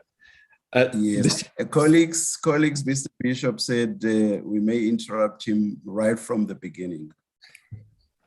I don't need any protection from this court, Judge. Judge, the CGE submits that the SCA's order failed in two central ways. The first is that the order it gives does not guarantee that the problem that brought all these parties to court is actually going to be solved. Because a problem requires legislation. It can't be solved just by declaration of invalidity and reading in. And on the order as it stands, there's no way to ensure that there will be legislation. And as Mr. Moultrie just said, the state refuses to accept that it's required to enact legislation, refuses to commit that it will do so. And history strongly suggests that legislation may not be forthcoming. And so what we would be left with is an insufficient ad hoc reading in turned into a permanent solution that won't actually protect Muslim women and children. That's why the 7.2 relief is needed. The second fundamental failing of the SCA is that it didn't provide effective relief to the people who came to court for relief. It didn't provide relief for women who were already married and had been divorced prior to the date of the SCA's order. And it's possible to help those women to provide effective relief without creating any undue disruption. Because as I'll explain, Section 7.3 of the Divorce Act, the mechanism that everybody agrees should be used for the interim relief, will not cause disruption because it won't alter party status, it won't alter parties' property rights, it won't alter Sharia law. All it does is give women and men a procedural right to approach a divorce court for a just and equitable order. And so arguing against it seems like an argument against too much justice. Given that the limited time and the lengthy written submissions we filed, I'm going to focus my submissions on 6 issues. And the first is the one just addressed by Justice Majid about whether the court should decide the Section 7.2 relief. The second is there an obligation under Section 7.2 to enact legislation? Thirdly, if there is such an obligation, what is the appropriate relief? And is the relief the High Court granted competent and necessary? Fourthly, whether there should be a supervisory interdict. Fifth, what is the actual impact of the interim relief? And finally, to show that retrospectivity will not cause disruption. So to start on the question that this court has debated with my learned friends, whether it can and should decide the Section 7.2 relief, given that the Women's Legal Centre has only brought a conditional cross appeal. So that's exactly why the CGE applied to intervene as a party. We had been an amicus in the courts below, but because it was a conditional cross appeal, we applied to intervene to make sure that the court can decide this issue, because 7.2 is the better way to resolve the problem. To be clear, we submit that the court should do both. It should confirm the orders of invalidity by the Supreme Court of Appeal, and it should put back prayers 1 to 3 of the High Court's order on Section 7.2. And although we were an amicus below, this court has held in the freedom of religion case that we are entitled, when it's in the interest of justice, to bring an appeal, even when the parties have not pursued an appeal at all. And so we submit that the test then is it in the interest of justice? And we submit there's 6 reasons why it is in the interest of justice. The first is that we could do this even if there was no appeal at all, that there have to be confirmation proceedings here, but even if there had been no conditional cross appeal, we could have brought the appeal. But there is a conditional cross appeal. And that means that the issue has been fully argued by all the parties. Indeed, 5 of the parties before this court support the Section 7.2 relief: the Women's Legal Centre, the Human Rights Commission, the Muslim Assembly, and UCSA. And the state has had the opportunity to fully deal with it. This court will never have the issue more fully argued than it does today.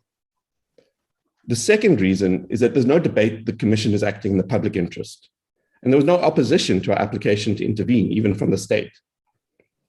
The third is that the Commission for Gender Equality was intimately involved in this case from the outset.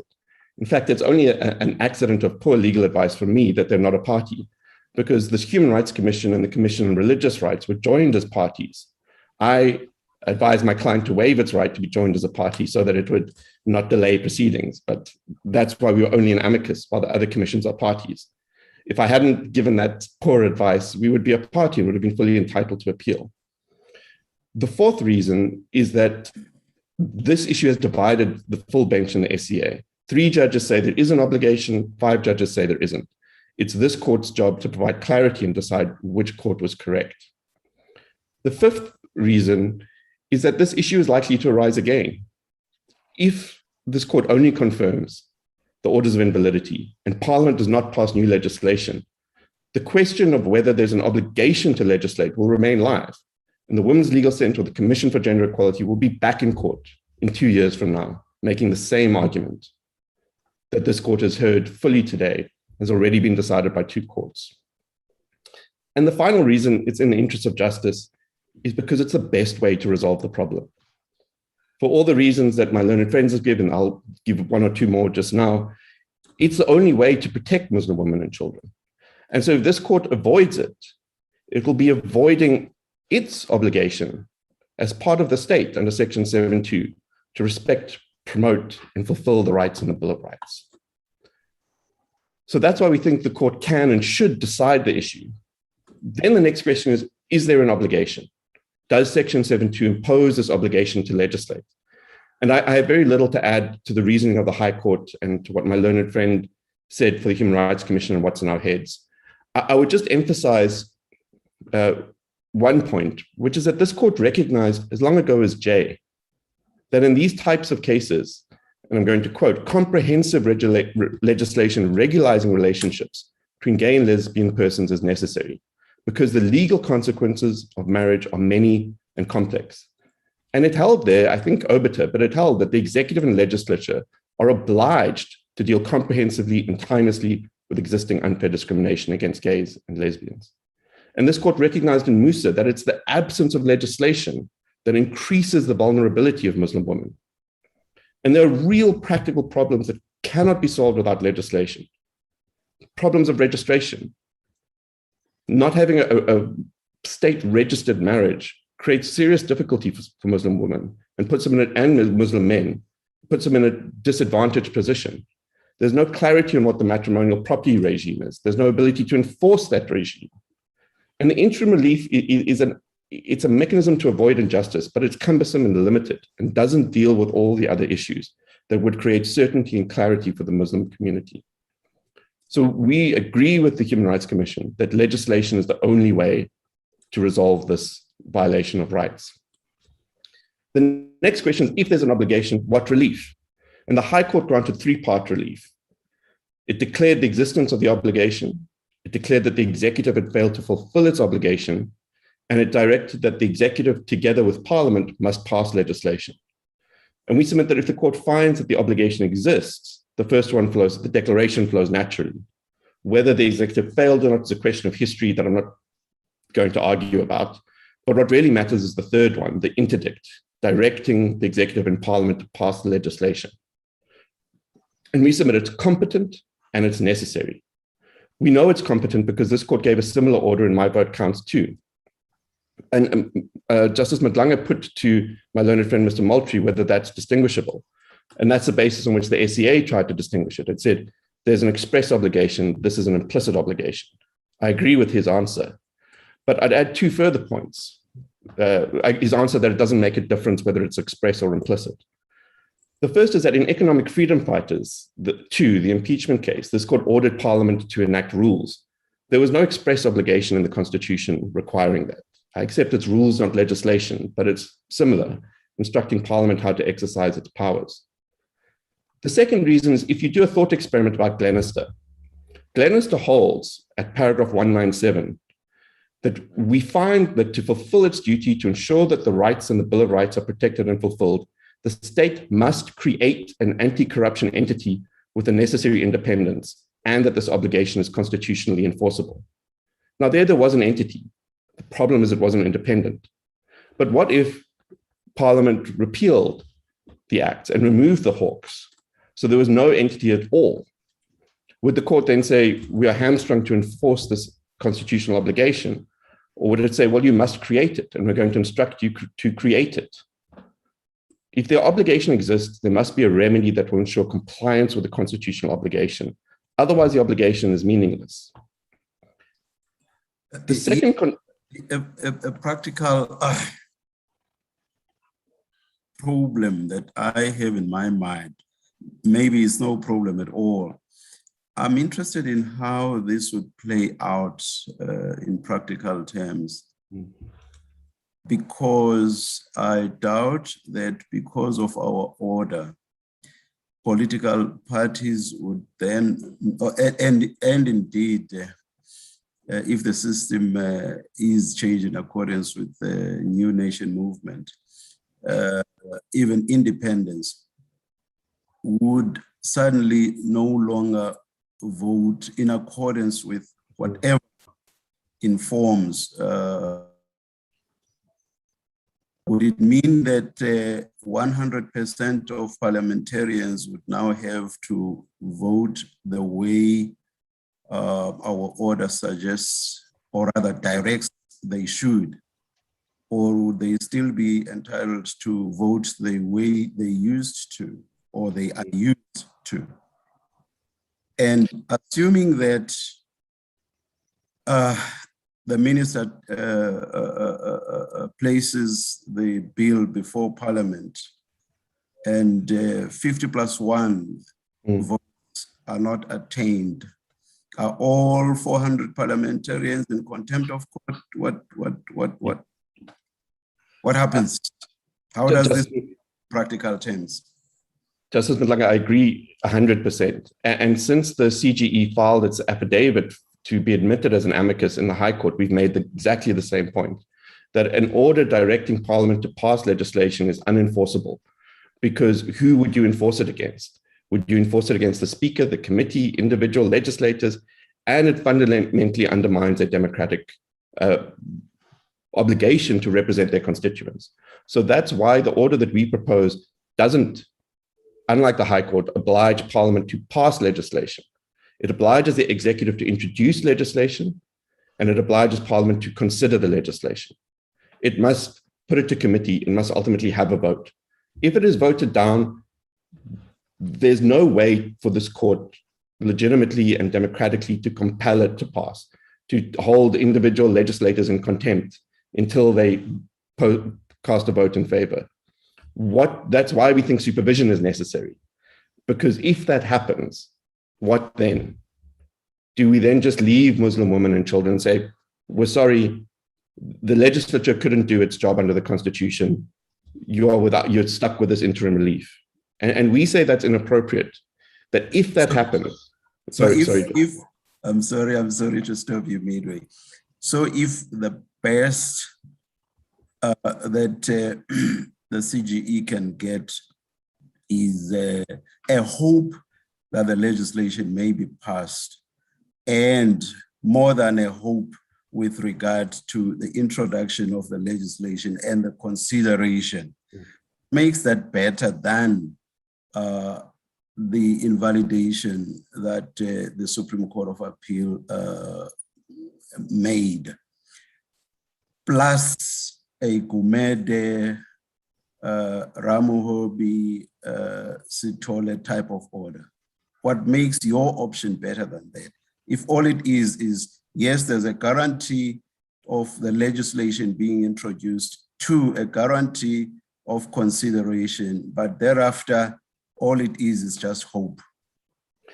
Justice Madlanga, there's a 3.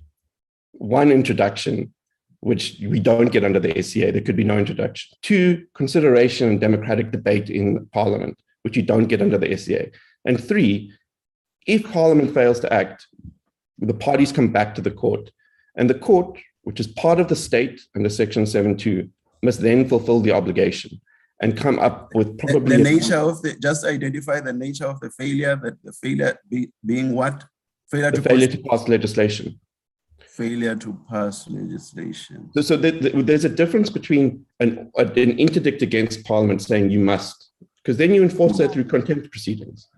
And an order that says you must consider it. If you can't pass it, the parties will come back here and we will craft a solution that's a better permanent solution rather than an interim solution. But that will be... And what would, let's look down the road, and what would that be at that stage then? Well, Justice Madlanga, the idea is at that point you've exhausted all the democratic means. It's clear that the other branches can't do what is necessary to protect Muslim women and children for whatever reasons. And does that not go back to inadvisability, undesirability, possibly even unconstitutionality of this very type of order? Does it not boil down to that in the end? No, I don't think so, Justice Madlanga, because it's not unconstitutional because the court has done it and my vote counts. So it's clearly permissible. This court has said it's permissible. Well, we have to decide whether or not. But whether it's advisable, I'd say yes, because legislation that comes out of Parliament is still better. It's got more. This is what the court said in Fourie, that it's better to get Parliament to do its job than for the court to do it. So give Parliament and the executive a chance. But if they fail, Muslim women and children must not bear the brunt of that failure. Then the court will have to step in and probably craft a more detailed order that will regulate in the longer term. Yes, and in fairness to you also, I think I should just say,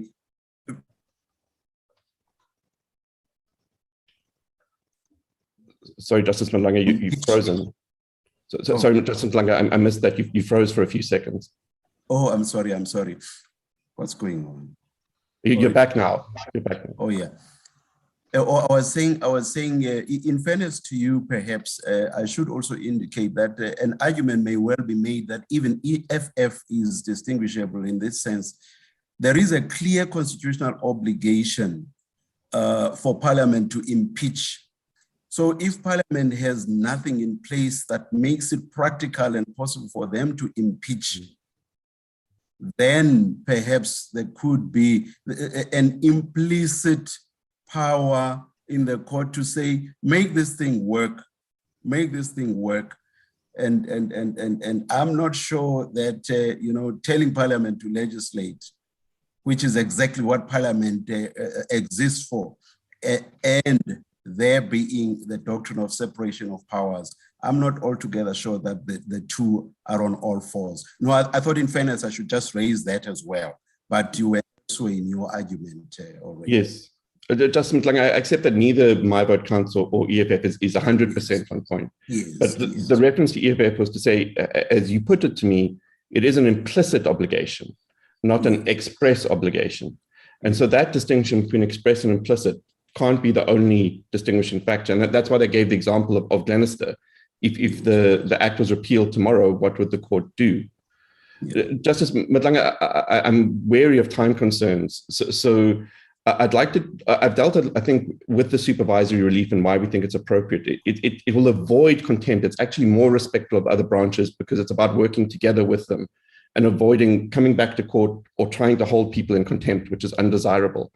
We've suggested a detailed supervisory regime, but we would submit that there's an alternative, which is what this court did or a variant of what this court did in the Lamosa judgment, where the court declared the act invalid and then said to the Land Claims Commissioner that if legislation is not enacted within 24 months, it and any other party must come back.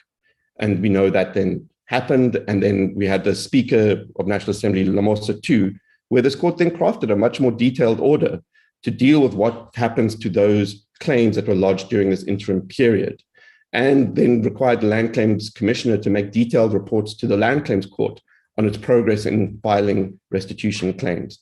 So that's what we have in mind, plus some timelines and supervision during the process, because we want to encourage the other bodies to do their constitutional duty. Justice Mhlanga, I'm wary of time, but I do have a few submissions on the interim relief, if I may. The first is submission I want to make. You still have 2 minutes. You still have 2 minutes. I might need my extra 3. I see that Justice Madondo's hand is up.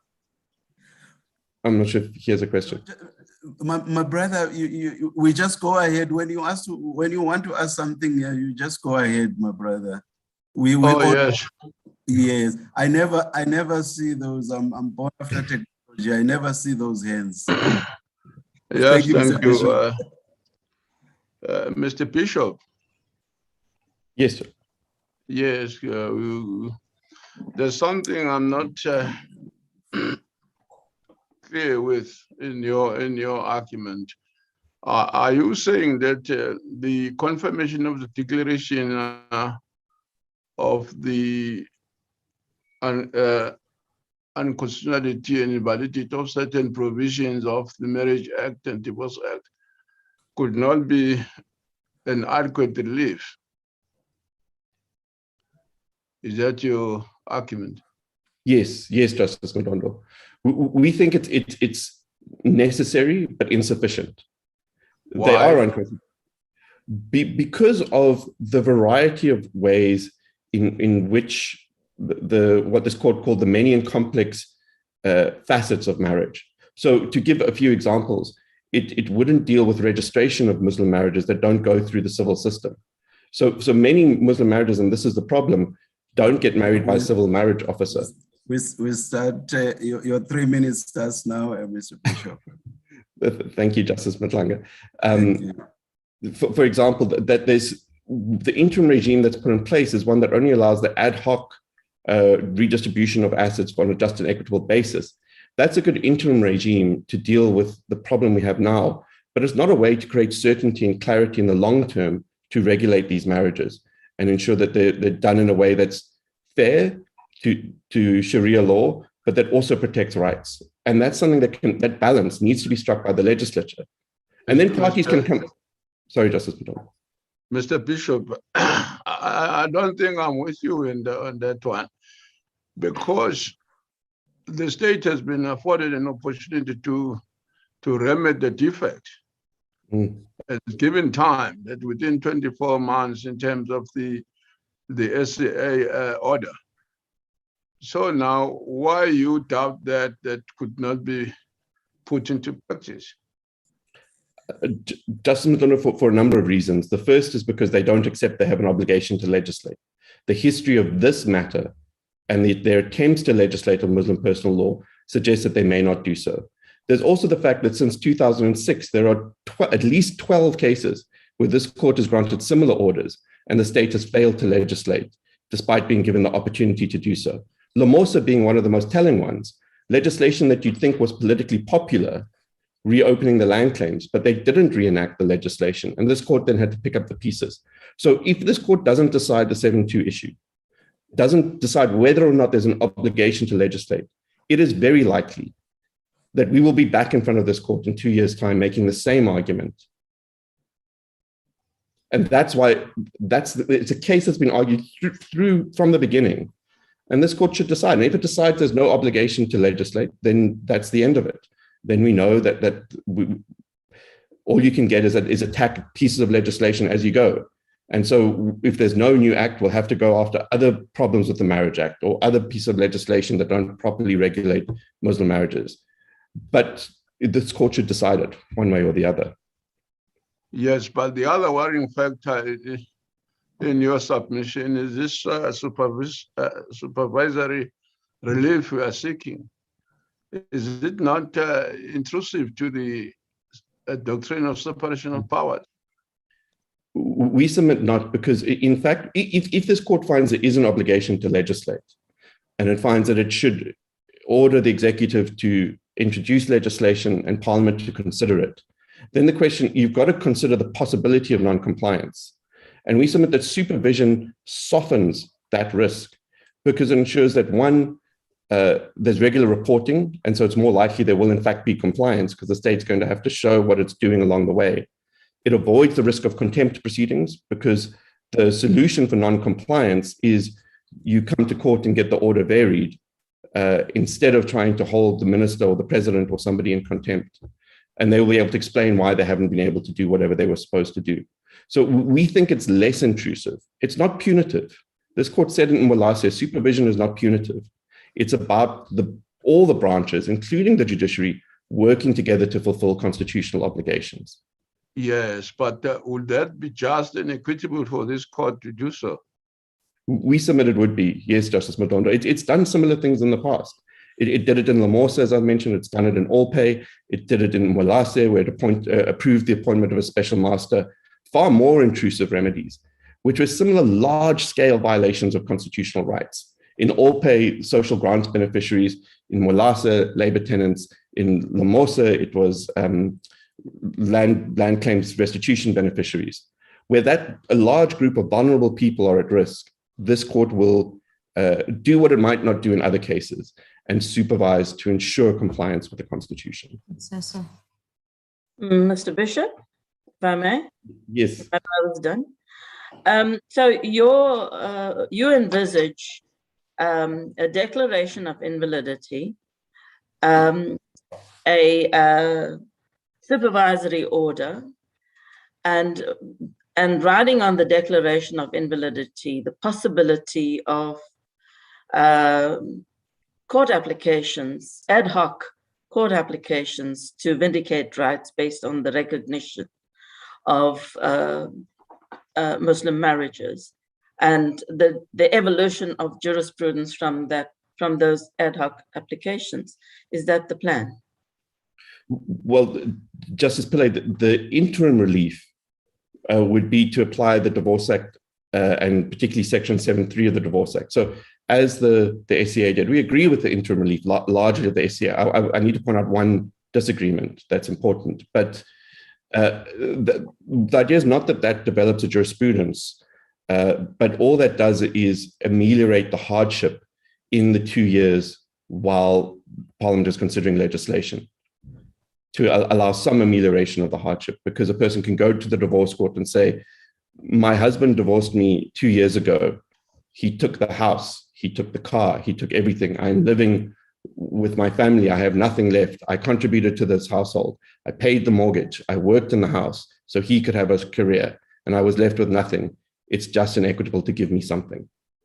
That's all we're asking for. And to say that women who were already divorced before this litigation started should have that benefit.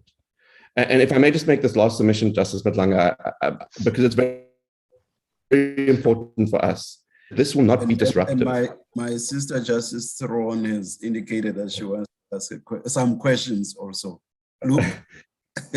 May I just make May I make this submission, Justice Theron, and then I'll answer your questions. It won't be disruptive for this reason, because the impact of the relief the interim relief applying Section 7.3 of the Divorce Act is very different from what it was in Bear or Ramuhovi or Gumedi, because it doesn't change status, it doesn't change matrimonial property rights.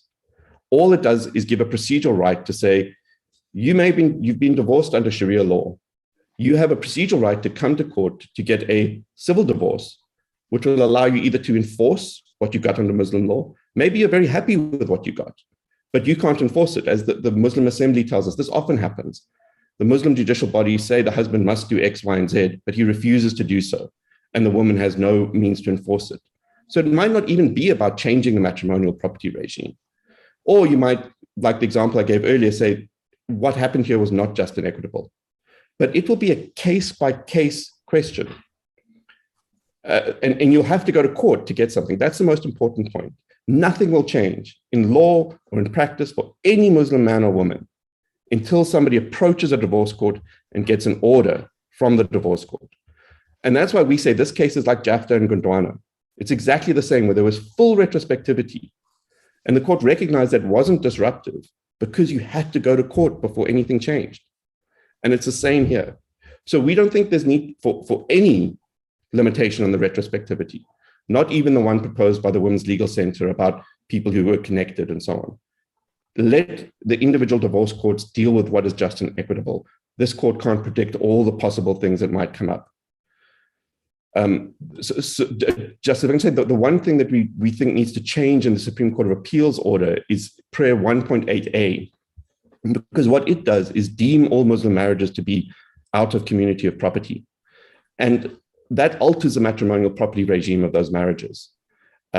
Because although they're similar to out of community of property, they're not necessarily, there are differences depending on how you interpret Sharia law. It's not exactly the same as the common law conception of out of community of property. So we submit that should be deleted. It is in the Women's Legal Center's proposed draft order that the matrimonial property regime is what it is. Whatever it is under Islamic law, that may be an issue for proof if there's disagreement between the parties about what the regime was, but that's the default. And then you'll ask under 7.3 for a departure from the starting point if you can convince the court it's just and equitable. And if you've delayed for 10 years or 20 years, obviously the court's going to consider that. If the property has been transferred to innocent third parties, the house has been sold to an innocent buyer, not to the brother or the sister, obviously the court is going to consider that and say, well, we can't get this house back. It was sold 10 years ago. I'm sorry, it's too late. But it will consider all of those and decide what is just and equitable for those people. So Justice Toro. Mr. Bishop, you've anticipated two of my questions in respect of the impact of the relief and retrospectivity. The final question relates to the Section 7.2 approach. If we can't solve the problem via confirmation, does that mean the problem does not lie with the Divorce Act and with the Marriage Act? It doesn't lie only with the Divorce Act and the Marriage Act. That doesn't make the Divorce Act and the Marriage Act constitutional. They've been declared unconstitutional, and this court has to decide whether that declaration was correctly made or not. What would your submissions be in respect of that declaration? It was correctly made. They are unconstitutional, but that won't on its own resolve the problem. That without legislation, you will only have partial fulfillment of the rights in the Bill of Rights, not the fulfillment required by Section 7.2.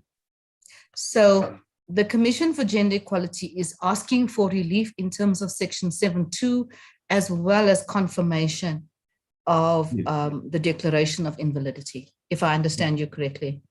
That's correct. They were argued as alternatives in the High Court, but on reflection, and we took this position in the ACA as well, that they're not mutually exclusive. You can and should do both. Yes. Thank you, Mr. Bishop. Thank you, Justice Madlanka, for the indulgence. Thank you, Mr. Bishop. Thanks, my sister. Unless there are any questions, that's our submissions. Thank you, Justice Madlanka. Oh, I'm sorry. Thank you very much, Mr. Bishop. Ms. Mohammed? As it pleases the court, justices, I'd like to commence my argument. When you, seeing that you have only, what now? 10 minutes, yes. Do you still need the 5 minutes protection? I do need the 5 minutes of protection. Yes. I can't exceed that by, because I just want to place certain things before this court.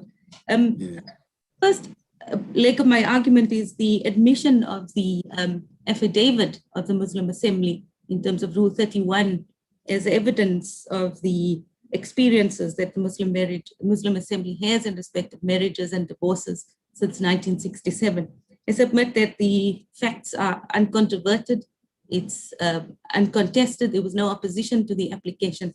And I ask that the affidavit be admitted as evidence. It will be in terms of that affidavit and the factual information that arise from there that I will address the court with regards to the three grounds on which the Muslim Assembly Cape asked to be admitted as an amicus in this matter.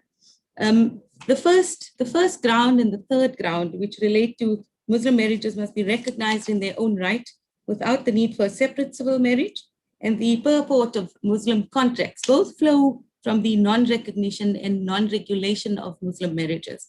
The second aspect, it's the issue of retrospectivity, which arises in light of paragraph 1.8 of the SCA order. Now, I will provide just 4 factual examples on the current situation and what will happen going forward with regards to the non-regulation and non-recognition of Muslim marriages.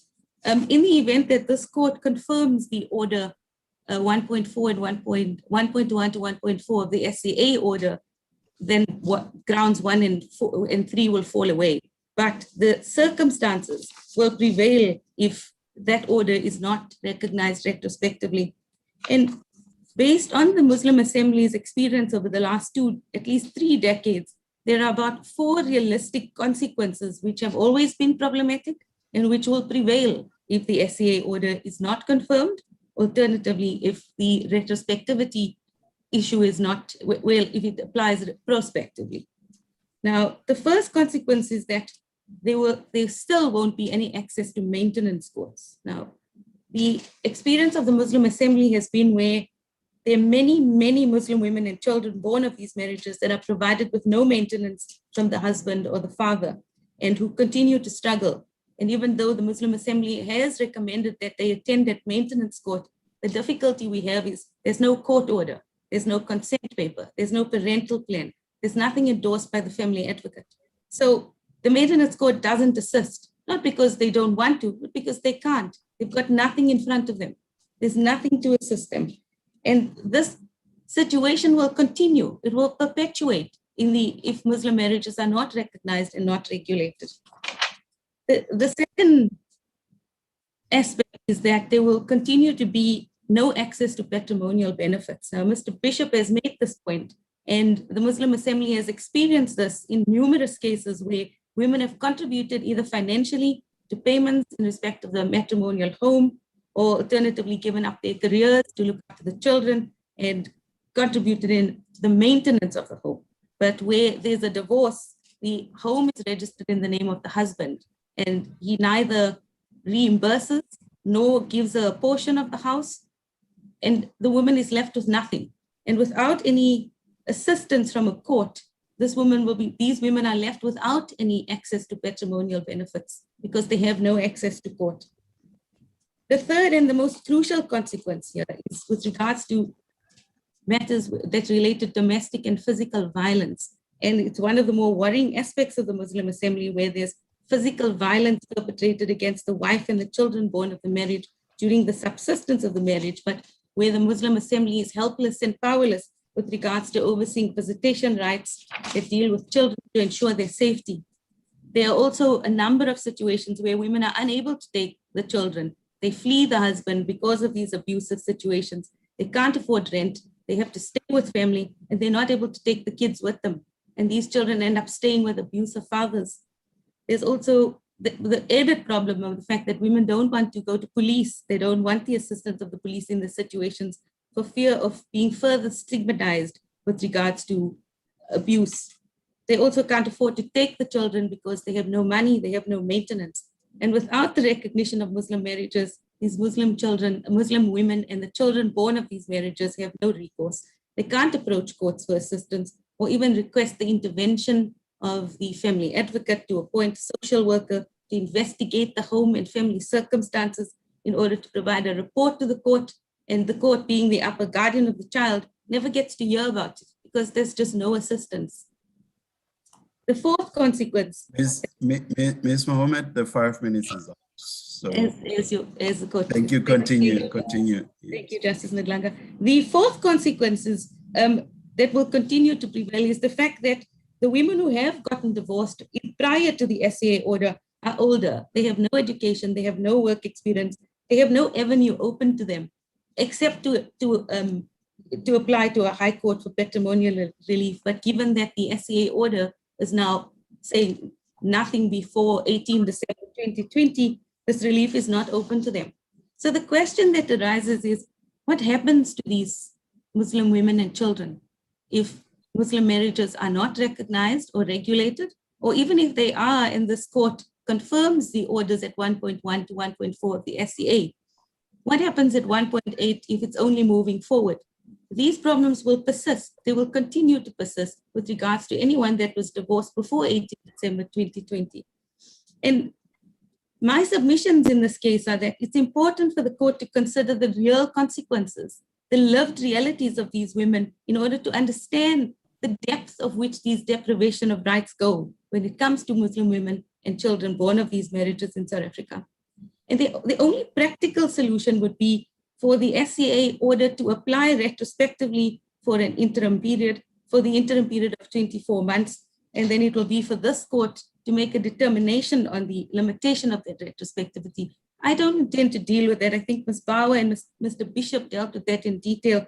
Suffice to say that in FOS and in Bayer versus the Magistrate Kailicha case, in paragraph 116, this court is in a position to fashion a remedy that is suitable pending the enactment of the legislation, whether it be an amendment to the Marriages Act and Divorces Act, whether it be whole new legislation. In the next 24 months, something has to happen. Something has to assist these women that were divorced before 18 December. And the retrospective effect of the order, the recognition of Muslim marriages, will go a long way in rectifying the violation of these rights, which Muslim women have endured for decades, and which their children are now enduring, and which, despite the advent of the Constitution, still continues. Justice Madlanga, Justices, those are my very brief submissions. I didn't want to keep it very long. The rest of the factual information is contained in detail in my heads of argument, as well as the affidavit, unless there are any questions from the bench. With your leave, Justice Madlanga. Okay. Please proceed, Justice Laleti. Okay, just a quick one. In your experience, is your position also that there's nothing wrong with the system itself, but the legislations which are under consideration for the sake of invalidity? Thank you. So, Justice Laleti, my view, or the Muslim Assembly's view rather, would be that we just want the recognition and regulation of Muslim marriages. It's up to this court to make that decision. The difficulties that have been experienced is that it is not regulated, not at all. And even though you have the issue that the Muslim contract, the Muslim marriages contracts, etc., those don't help.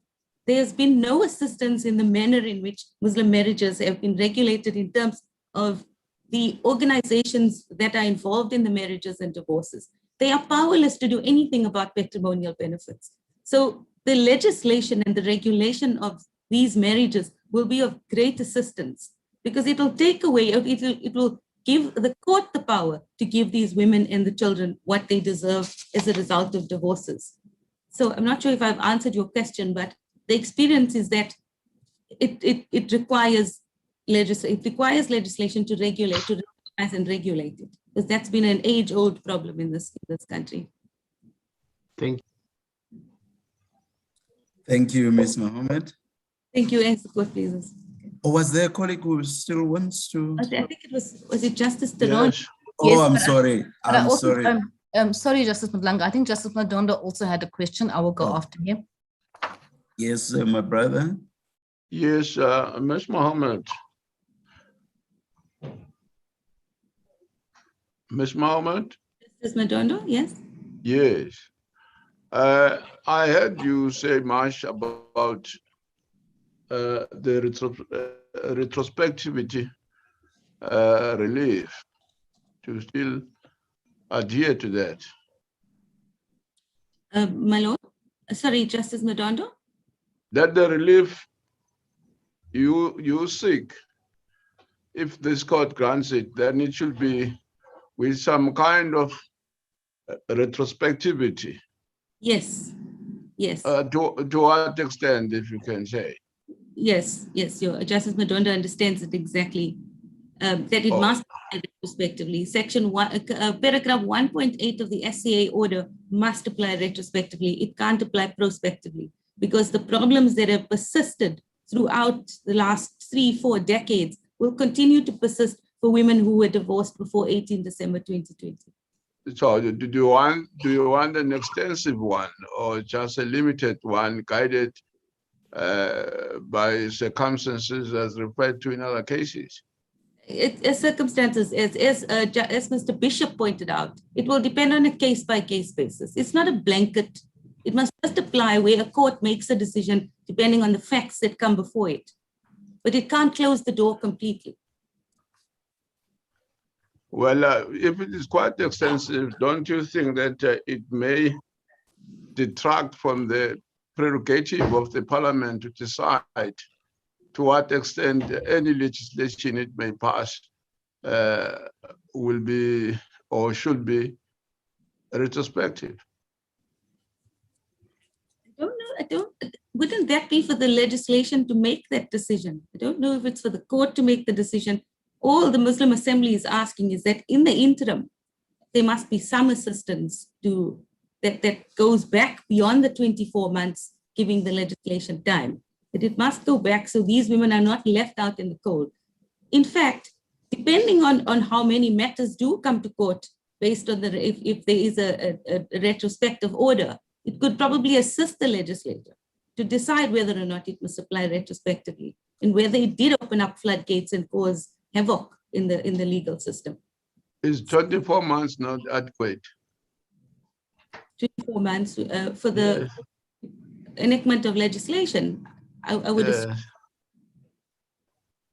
assume it is sufficient. I understood Justice Madondo's question to be, would the retrospective application of the order affect the legislature? Oh, yes, that's what I was asking, but then you say it may take a long time for the parliament to attend to these problems. That's why you want this. Sorry, Justice. Maybe I misunderstood you. Well, what I said was in the interim of that 24 months, it can't just be protection for Muslim women and children from 18 December 2020. It must be retrospective. How far back it must go and what the circumstances are, I agree with what Mr. Bishop argued, that it would depend on a case-by-case basis.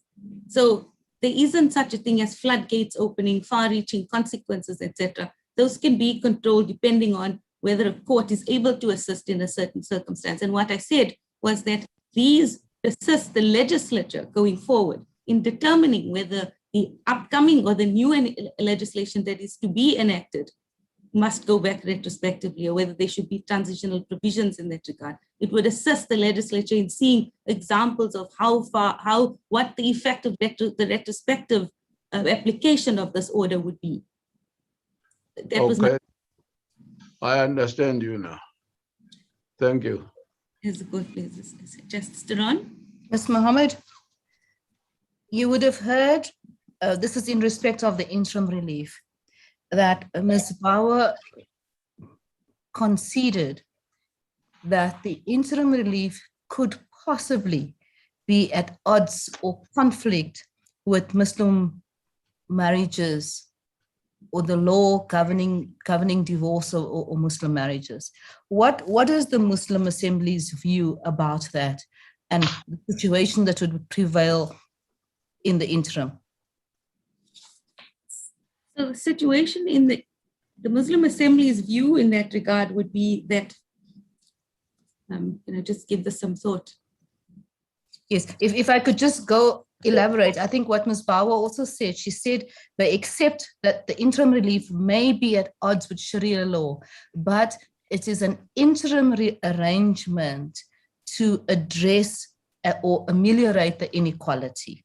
Yes, yes, and that I think the Muslim Assembly agrees with, that it might be a bit, it might not be straight down the line, and it might be coloring outside of the lines for the next 24 months in respect of that interim relief. But that would be acceptable given the bigger picture in the recognition and regulation of Muslim marriages in the future, where you don't have these problems anymore. The idea is to get rid of the difficulties going forward.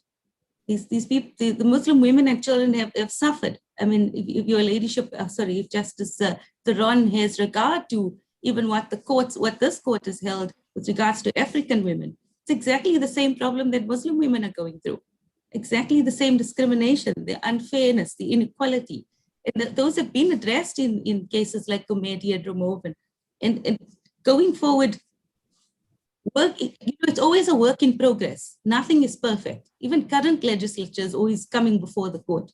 So in the interim, I do agree with, I think the Muslim Assembly agrees with Ms. Bauer on her submission regarding the interim relief and what will happen going forward. Thank you, Ms. Muhammad. Sorry, my sister. But on what appears to be a concession on a possible conflict, I want clarity on that. What exactly would the conflict be if, for example, the divorce itself is still going to take place in accordance with Sharia law, whether it's at the instance of the husband or at the instance of the wife? We know those two processes, which themselves are not even the same. I think it's easier for the man to divorce and not that easy for the woman to divorce. But on the assumption that the divorce itself still takes place in accordance with Sharia law, and all that the interim relief does is to say, but when it comes to the proprietary interests, this is what is going to happen in the interim.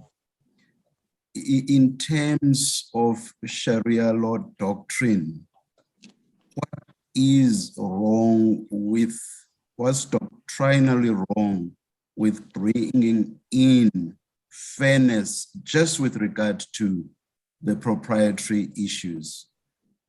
And a system that does not, call it discriminate, or perhaps at its lowest, a system that is fair.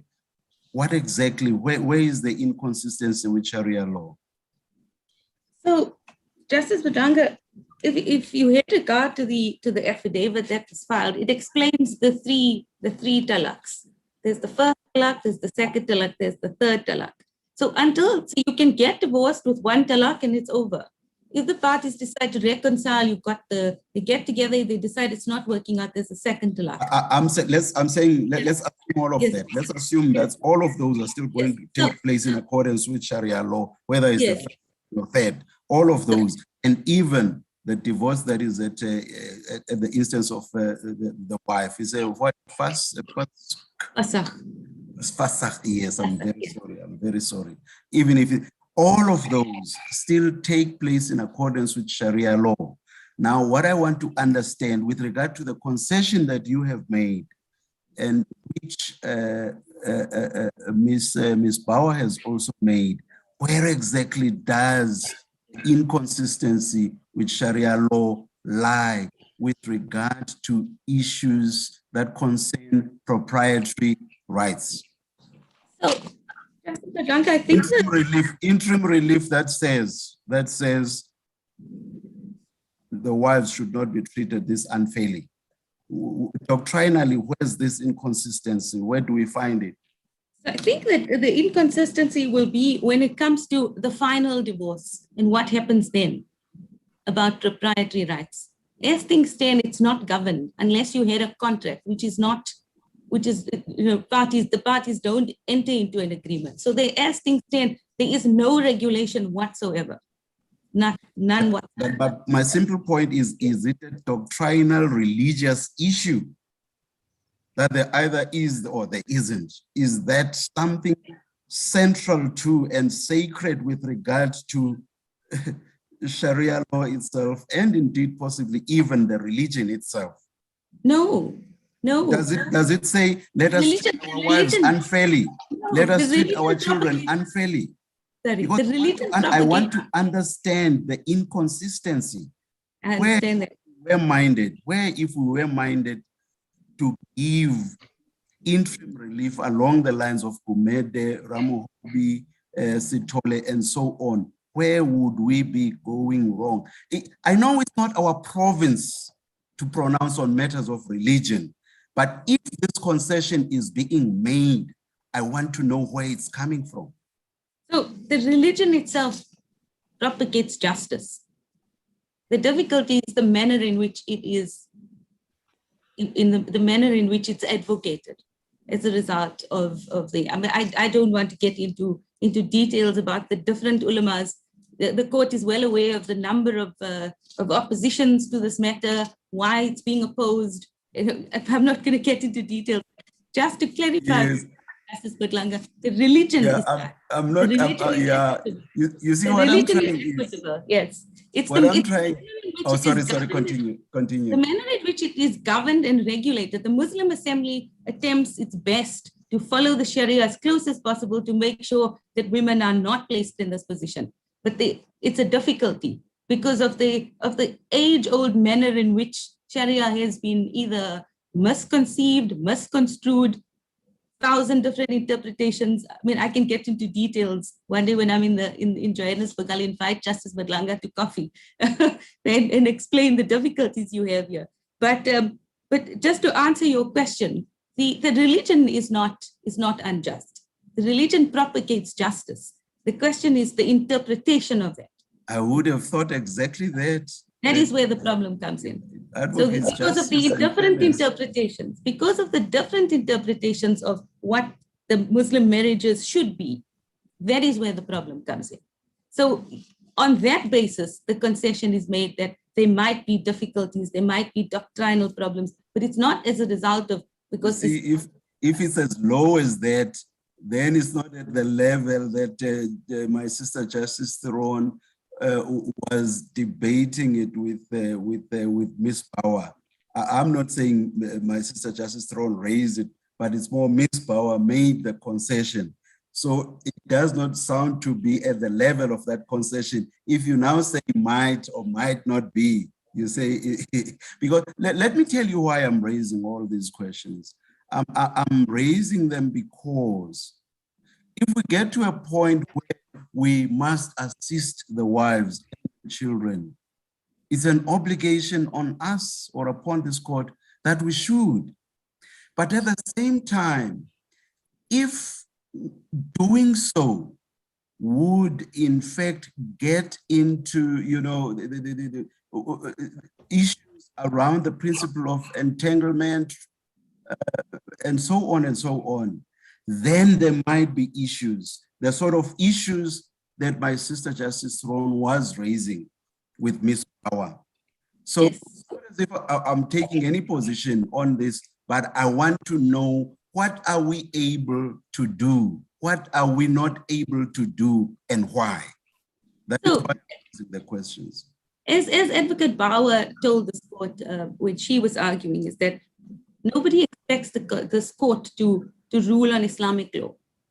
The court must rule on what is just and equitable, taking into consideration the differences. The court has done it. The legislature has done it. We've got the recognition of customary marriages. You've got polygamous there. You've got the issue of dowry. It's all been controlled. It's all been regulated. It still comes to court. It still comes to court irrespective of that. And that's what the court must consider. It's not the culture that's being attacked. It's the manner of interpretation.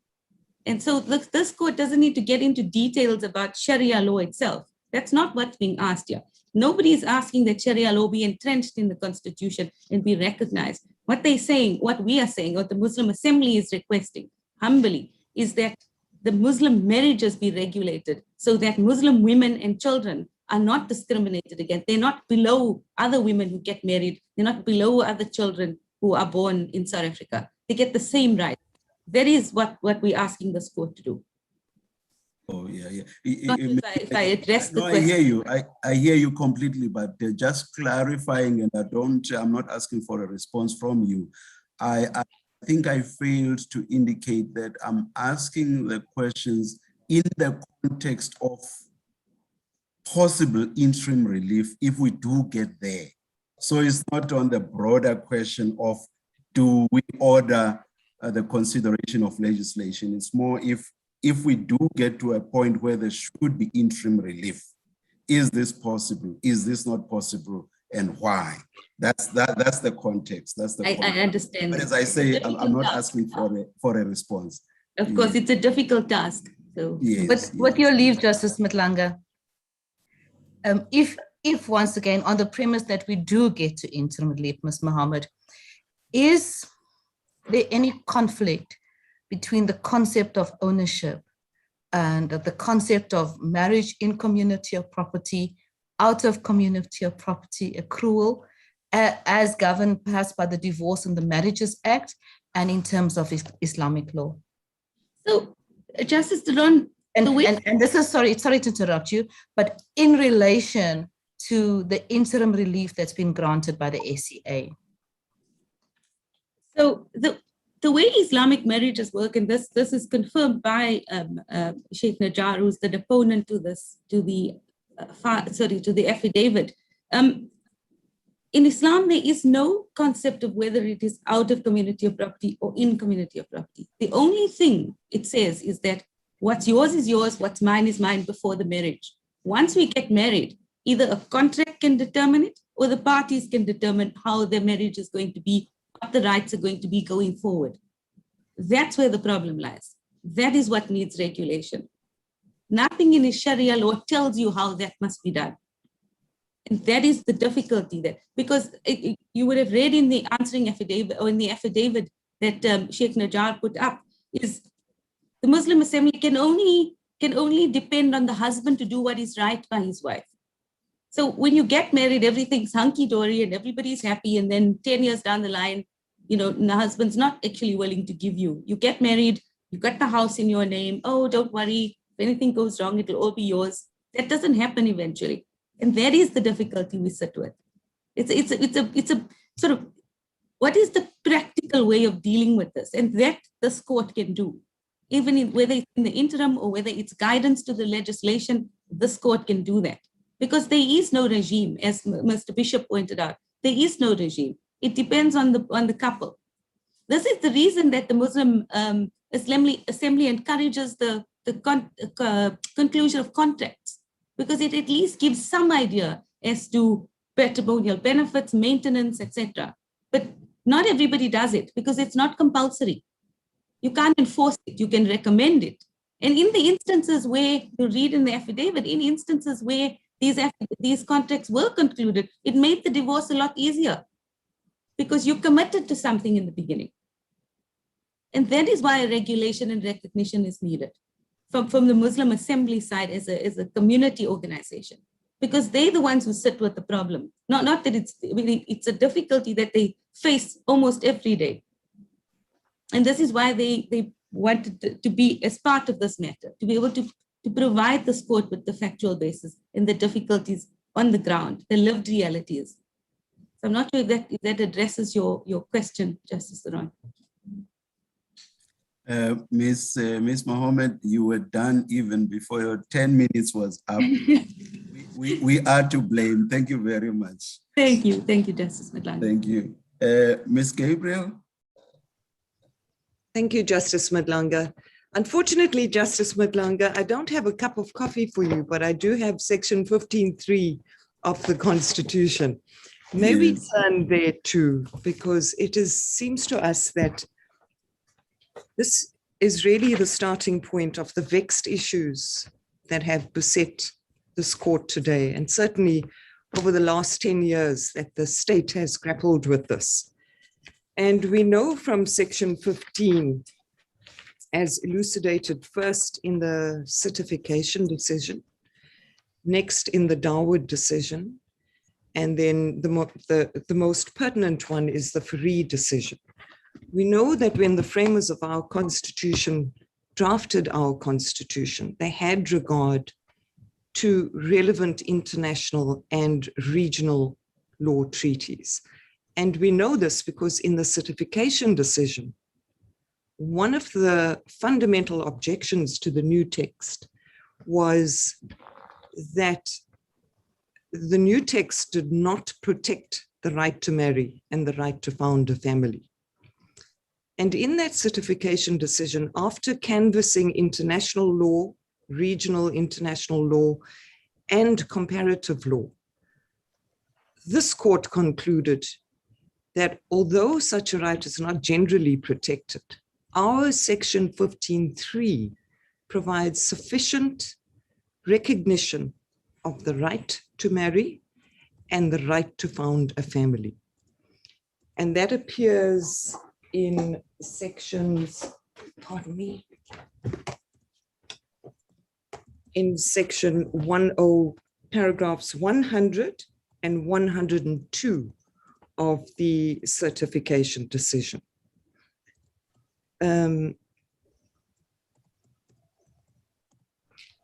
When that came up for consideration before the court in Dawood, which was some time later in the year 2000, O'Regan J. then had closer regard to the provisions of section 15 and repeated what was said by this court in the certification decision and noted that what section 15 does is to recognize the social importance of marriage as a societal unit. And she says at paragraph,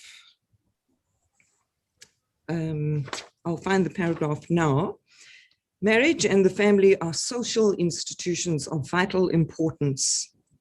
Entering into and sustaining a marriage is a matter of intense private significance to the parties to that marriage, for they make a promise to one another to establish and maintain an intimate relationship for the rest of their lives.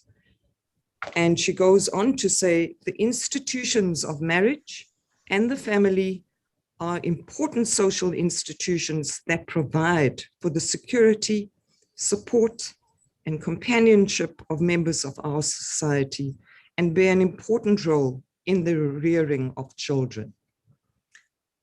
So with that basic framework in mind, we have to understand that our basic law, our supreme law, locates the right to marry and to find a family. I use that term right loosely, within the concept of freedom of religion. It is located within freedom of religion, thought, and personal belief. When the matter next reared its head was in the case of Fulks, N.O., and that was 2005. And what was at issue there, as we know, was that partners in a cohabitee relationship, in a cohabitation arrangement, could not access the benefits of the Maintenance of Surviving Spouse Act because they had not brought, the marriage had not been registered in terms of the Marriage Act, and therefore, because it was not a marriage, later benefits after death could not follow. And there, this court had occasion to look again at section 15 of our Constitution. And after going through the whole range of international laws and regional instruments, Squia J, writing for the majority, concludes that marriage is also an internationally recognized social institution. And that's our section 15. And in the concurrence, Justice Noble also refers in paragraph 81. He says, there can be no doubt that our Constitution recognizes the institution of marriage. So that's constitutional recognition of marriage. He says this much is apparent from section 15, sub 3, sub A, Roman numeral 1 of the Constitution, which in substance makes provision for the recognition of, quotes, marriages concluded under any tradition or system of religious, personal, or family law. And again, Justice Ngobo in later paragraphs goes through the various sections of international law and regional human rights law instruments to demonstrate why it is that our section 15 is consistent with international law. Then if we come to the next case in this line of cases that looked very squarely at section 15.3 and what is given by the Constitution to its citizens. We see this explained in the Farid decision, and that was in 2006, where this court explained at paragraphs 108 and 109 that the special provisions of section 15.3 are anchored in a section of the Constitution dedicated to protecting freedom of religion, belief, and opinion.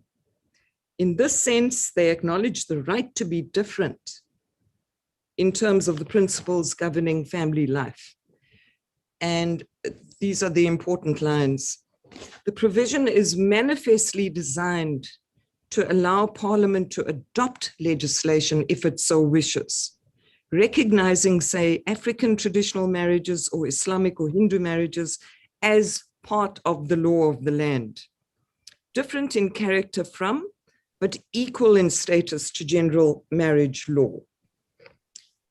And I'm going to skip a few words, and then it says, the section does not prevent legislation recognizing marriages or systems of family or personal law established by religion or tradition.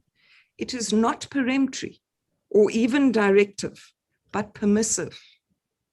It certainly does not give automatic recognition to systems of personal or family law, not accorded legal status by the common law, customary law, or statute. And with that background, justices,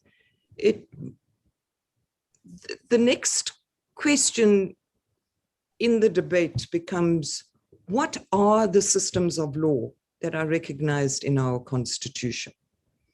And we know that Chapter 12 deals with traditional law, traditional leadership. We know that Section 211, sub 3 of the Constitution recognizes customary law, and that the courts must apply customary law subject to the Constitution and any legislation that specifically deals with customary law. And it's then for that reason that when we get to the interpretation sections in 39(2) of the Bill of Rights, we see that the injunction on this court is to deal with the sources of our law in our Constitution. And that is when interpreting any legislation and when developing the common law or customary law, every court, tribunal, or forum must promote the spirit, purport, and objects of the Bill of Rights. We've dealt with these issues in our heads of argument. I merely emphasize these points. Now, if we come to the next line of inquiry, and that is to look at the cases that have often been referred to as a basis to demonstrate that legislation has been lacking. Ms. Gabriel, the 10 minutes is up. Colleagues, you are free to ask questions. Ms. Gabriel, Yes. You are not opposing, I'm correct? Am I correct that you're not opposing the No. confirmation proceedings? We support the question. We support the interim relief as framed, which I will deal with shortly. We obviously do not contend that we submit that the CGE has no independent right to extend the scope of the appeal, and I will come to that. And we also submit that the cross appeal, conditional cross appeal, ought not to be granted, but I will deal with that. But yes, we accept the confirmation. Okay. And the important piece, on the interim relief, I take it you support the SCA one. But now let's look at what the Women's Legal Center is asking for.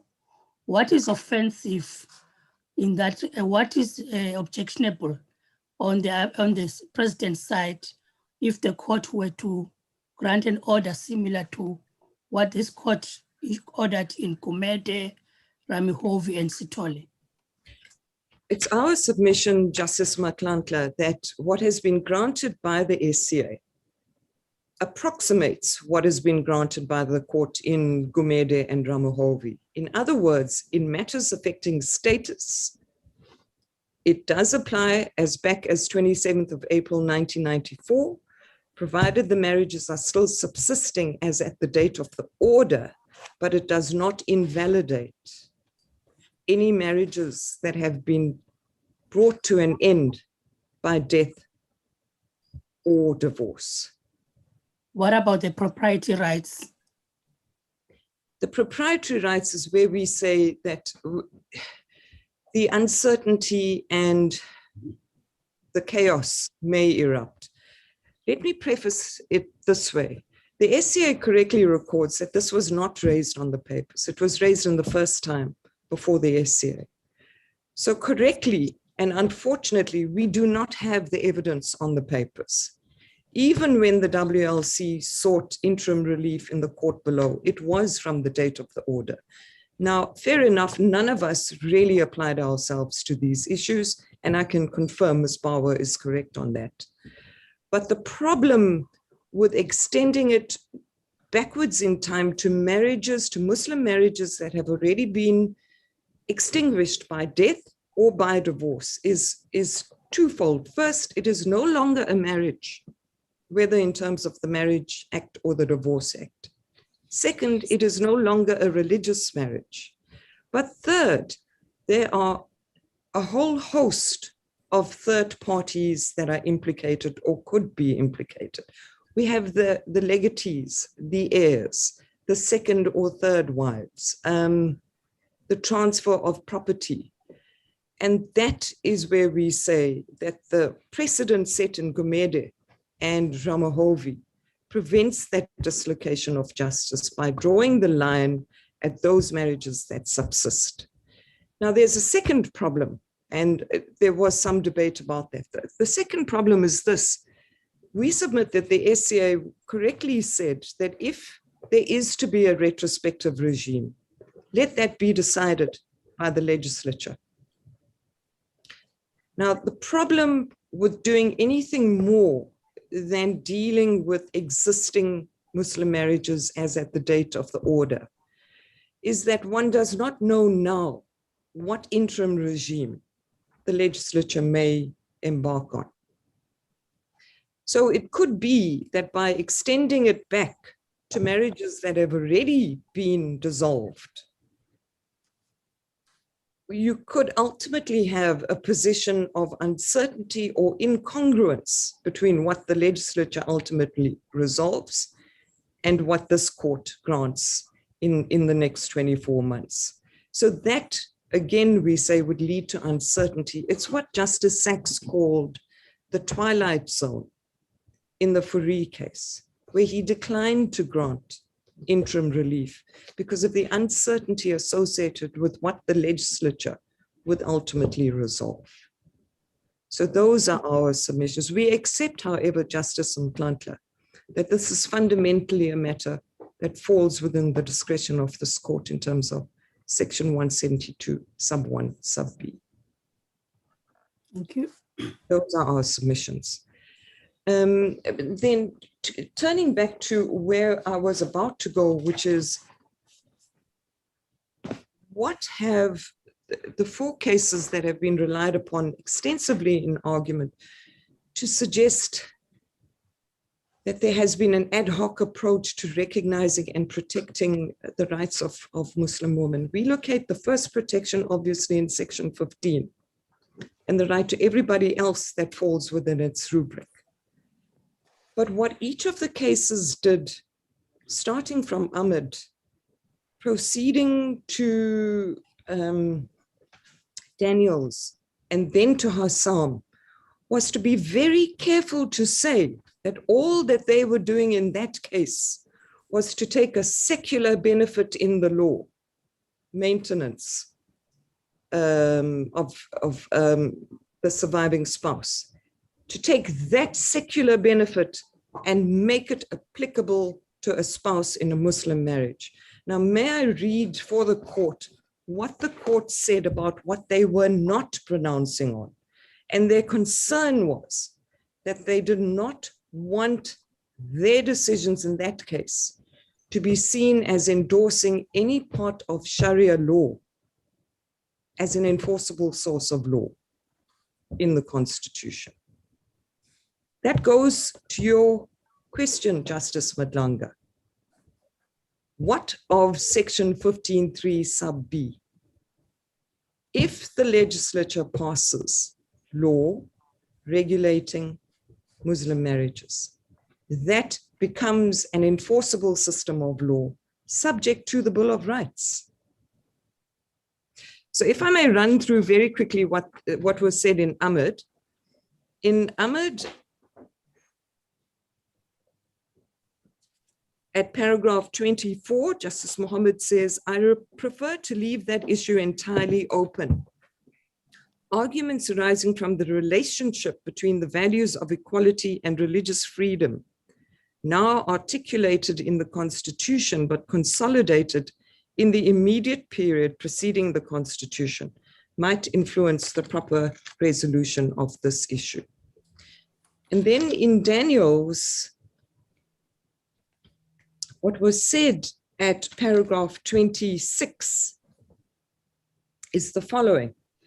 It is important to underline the limited effect of such an inclusive interpretation, the interpretation to include the Muslim spouse.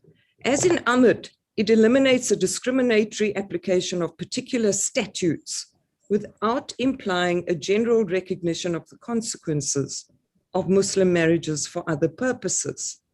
And then Justice goes on to say, accordingly, the recognition which it accords to the dignity and status of Muslim marriages for a particular statutory purpose does not have any implications for the wider question of what legislative processes must be followed before aspects of the Sharia may become enforceable source of law under the Constitution.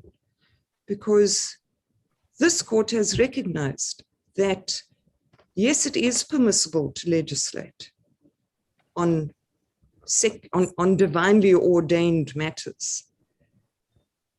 But once that happens, that law becomes an enforceable source of law, subject to challenge by the Bill of Rights. And so in the last 7 years, when the state has been accused of dragging its feet of paralysis, it has been consulting on this very issue more than once. And the Minister of Justice has said, and we've given you the references in our heads of argument, that there is still a significant portion of the Muslim community who will not recognize the impact of the secular on the divine, that there is disagreement as to the actual content itself. And so while there may be more in support of the bill, that the state would prefer for there to be more support, rather than significant disagreement, for the law to be obeyed in the long run. Now, where do we stand in that process? We stand in that process with what has Ms. been Gabriel, said. I'm sorry to interrupt you. Does the state accept that there is an obligation on it to legislate in this regard? The state is guided by section 15(3) of the Constitution, which is that this is a permissive power. On this record, you know that the state has tried to legislate, but it has met with difficulty. Because it's tried to legislate, does it mean it's impliedly accepted that it has an obligation to legislate? The obstacle has been, according to the submission you've just made, is that it hasn't gained sufficient support for that legislation, and that's why that legislation has not been implemented. No, I understate the submission. The reasons are actually set out in far more detail in the affidavits of the Home Affairs Minister and that. But what the state has accepted is that there are lived realities and systemic discrimination of women in our society across the spectrum, and that it would be preferable for legislation to protect women at their most vulnerable. Before you proceed, and once again, I'm sorry to interrupt you, but I just want to understand what the minister and the president's position is. You've made the submission that they accept that there's been, let's call it this rights infringement of a large number of women. Once that concession is made, doesn't the obligation then in 7.2 kick in? If they accept that rights have not been protected, the obligation to protect and enforce those rights must surely kick in. No, my lady. That is not the argument of the state. The state says... No, I'm not asking if that's the argument of the state. I'm asking, shouldn't the state then accept that? If once the state accepts that there's been an infringement, that there are large numbers of women in these precarious, vulnerable positions whose rights are not being protected, mustn't it follow that there is then an obligation in terms of 7.2 on the state to protect those rights that are not protected? No, the state does not accept that. I'm at the risk of sounding blunt. The state accepts that legislation would ameliorate the plight of women in relationships where there are already gendered imbalances. And that's why the state says, we have to ask the question, Justice Turon, where does the harm come from in the case of Muslim marriages? And that goes to Justice Claretzi's point earlier on.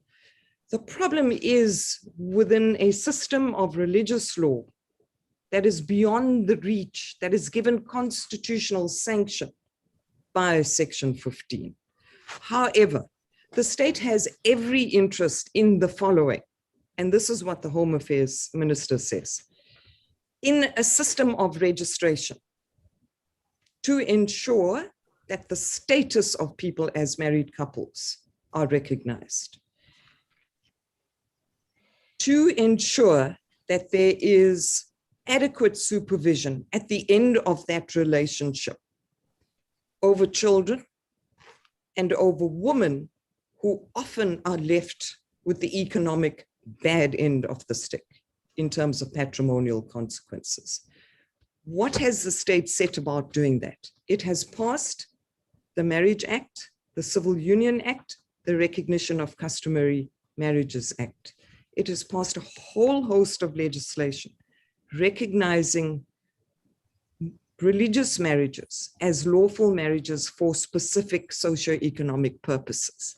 It has now come to the realization and commits to doing the following. And that is available in volume 10. at page 1108, which is the affidavit of the president, the most recent affidavit. At page 1108, what is discussed is where this process of litigation or legislation is at. And the process that started in 2013 with the Minister of Home Affairs talking about and requesting research over an omnibus marriage act. This affidavit deals with how far that has gone. And what this deals with, if I may summarize, is the research has been done by the SALRC. An issue paper was published last year and a discussion paper was published in January this year. And what is now gaining focus is the following: rationalizing all of the existing marriage laws. So the 3 separate marriage acts, to rationalize them. Because what has been recognized by the South African Law Reform Commission is that there are parallel structures that stand side by side. And apart from rationalizing the marriage laws, there are also what have been termed protected relationships. In other words, the position of the couple in the Volks case, who don't bring themselves within the marriage laws, who for one or other reason do not get married. But those are protected relationships that will fall to be protected as, for instance, reciprocal duties of support. I'm merely summarizing because it is still at a discussion stage. And then what is proposed is one of 2 options: a single marriage statute that can take 2 different forms. The one is a unified set of requirements and possibly consequences applying to all marriages, which is referred to as a single or unified marriage act, or alternatively, a single act which contains different chapters which reflect the current diverse set of legal requirements for and consequences of civil marriages, civil unions, customary marriages, Muslim, and possibly other religious marriages. Within the field of customary marriages as well, what is being looked at is the cross-border customary adaptation, because at present, the Customary Marriages Act holds scope and protection only for citizens of the country. And very often there are citizens or spouses beyond the borders of our country. So that is the comprehensive legislation that the state wants to look at and is looking at, as opposed to specific legislation for each group. What form that will take, we cannot say. But what we do know is that this discussion paper has with it a draft set of provisions that will apply uniformly as secular standards. The extent to which the religious standards will be introduced or adjudicated or negotiated is still being debated. What the state has every interest in maintaining is the registration and the interim order by recognizing Muslim marriages as valid marriages for all purposes, deals with that. Secondly, the automatic oversight for children that the court provides on termination of a Muslim marriage. That is what is catered for in the interim order. Thirdly, the option to alter the patrimonial consequences for misconduct or on grounds of equity, as is currently applicable to secular marriages under the Marriage Act and the Civil Union Act, will also now be available. There was questioning over whether, Justice Tehran, whether the interim relief in and of itself does not conflict with Sharia law. And the problem is that community of property notions, it's not the default position as we understood it in terms of Sharia law.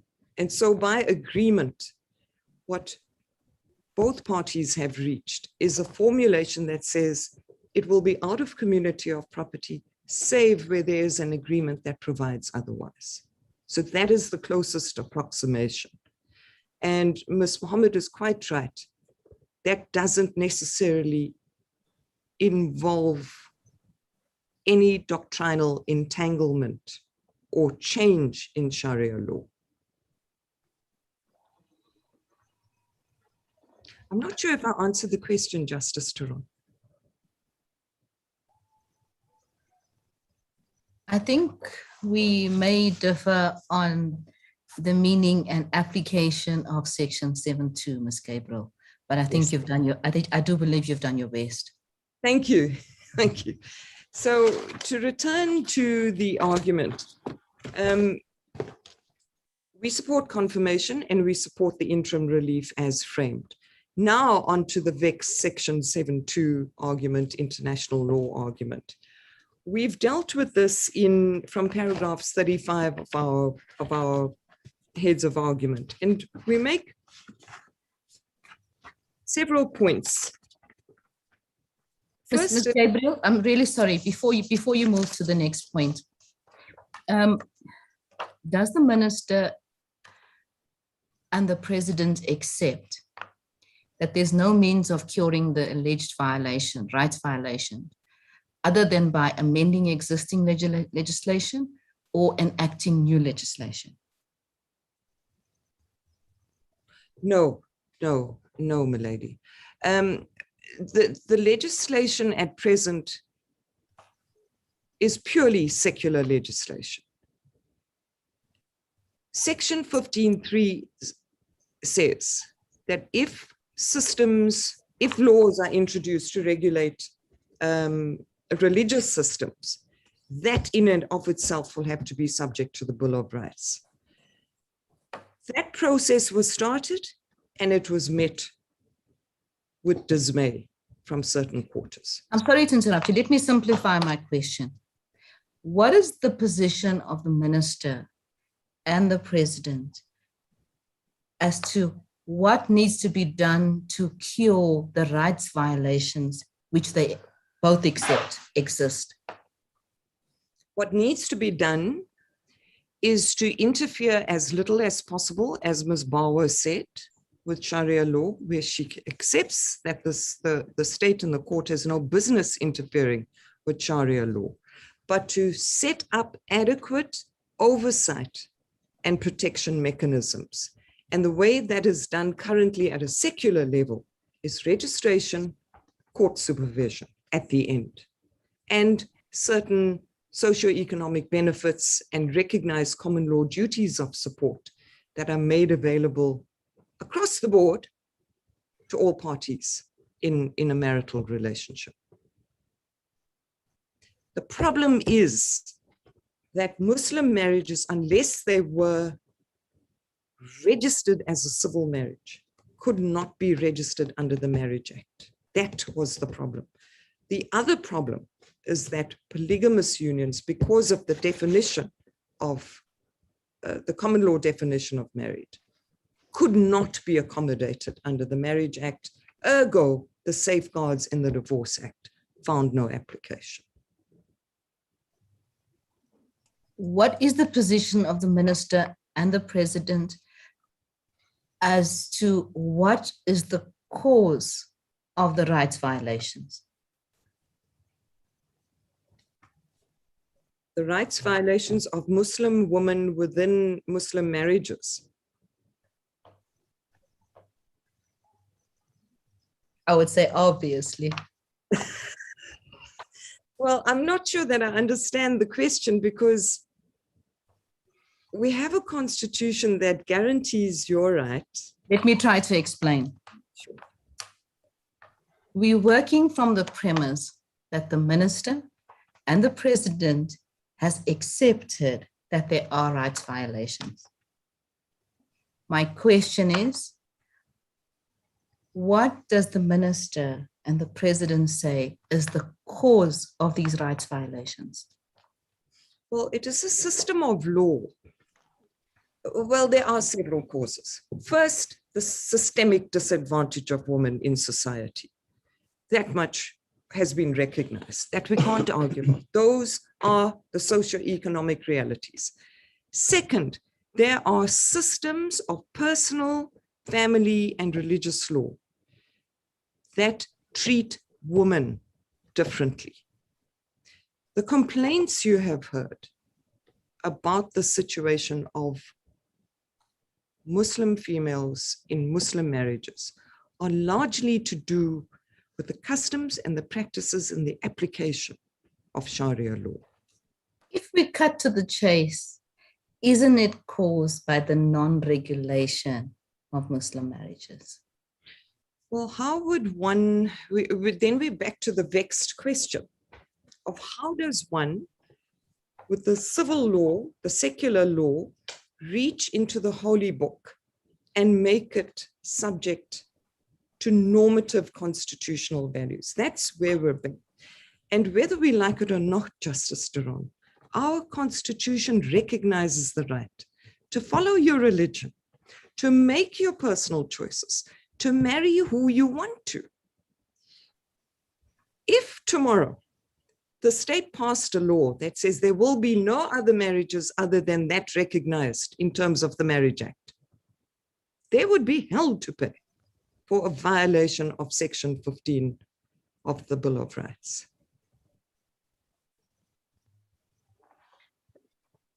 So inasmuch as the state recognizes that there are systemic disadvantages of women in society, often compounded by systems of private law and private belief and personal belief, the best that it can do is to provide the state safety oversight mechanisms. And we say that that is constitutionally permissible. And that is what the state is trying to do. But bear in mind, sorry. If my sister is answered, and if you have answered her, my difficulty is this: we would not be considering these matters today if the state had acted as it ought to have since the Law Reform Commission was seized with the matter. From what I gather, this has been in the pipeline at least since 1996, the transformation of customary marriages. And as commendable as and attractive as it sounds at face value at the moment, the comprehensive approach that the executive intends to take towards consolidating all the marriage laws, as commendable as that might be, the fact of the matter is what happens in the interim if we're going to spend another 10, 20 years fiddling around, trying to figure out how to address the manifest practical realities of the women in Muslim marriages. Now, we're not going to, we have no basis or access to tackle the religious tenets. What we are seeing at this level is manifest inequality at play.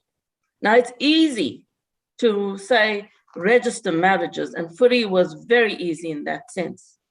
Just register. The implications and the ramifications of Furi is nothing compared to the ramifications of an amendment or registration of marriages here.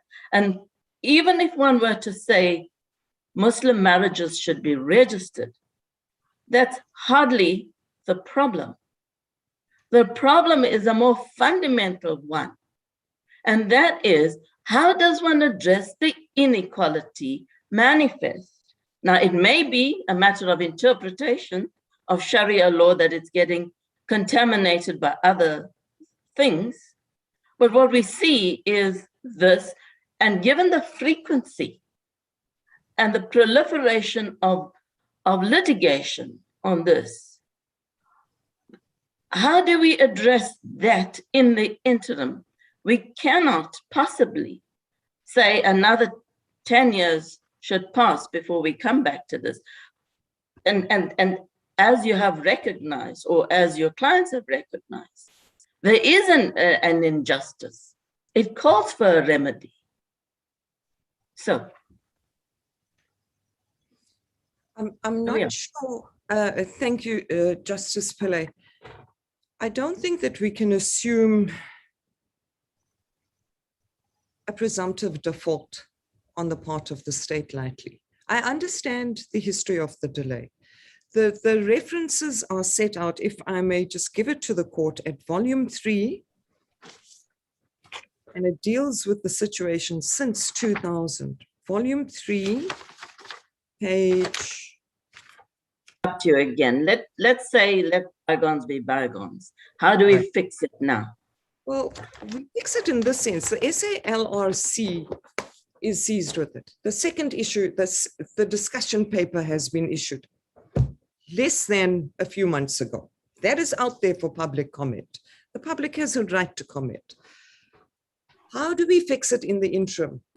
What the SA order does is, as best as possible, first, it excludes the common law barrier, the common law Judeo-Christian barrier, which says two people to the exclusion of all others. So common law duties of support and inter-party obligations and responsibilities will now apply in the interim, because that barrier is gone. Second, it brings with Muslim marriages, it recognizes that they are valid marriages for all purposes. So whatever social, economic, other activity that the law regulates, Muslim marriages are now recognized as valid. Second, on dissolution of a marriage in terms of Sharia law, as with any other civil marriage, the court will have automatic oversight over minor children, and the vulnerable spouse, as with any other marriage, will now have access to Section 7 and Section 9 to claim a more equitable division of the patrimonial consequences. Once the Divorce Act comes into play and is brought into operation in the interim, issues of maintenance, issues of Rule 43, all of that gets taken care of.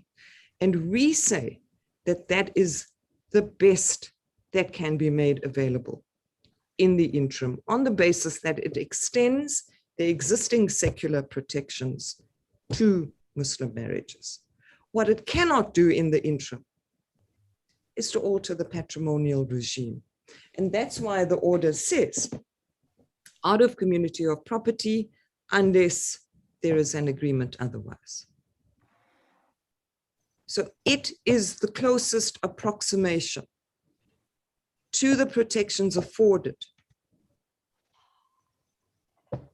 to civil marriages as our law stands.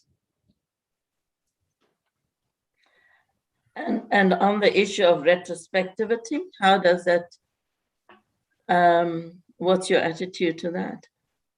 We've followed the formulation in Gumede and Ramohovi, which is essentially, it will apply to all marriages existing as at the date of the order, and it will not invalidate everything done, everything where the previous marriage has been dissolved by death or divorce.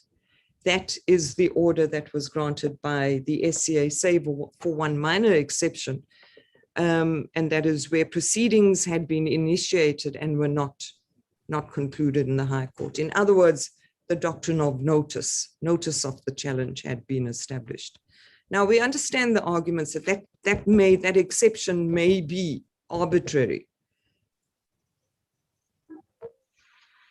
The problem, again, as I say, is that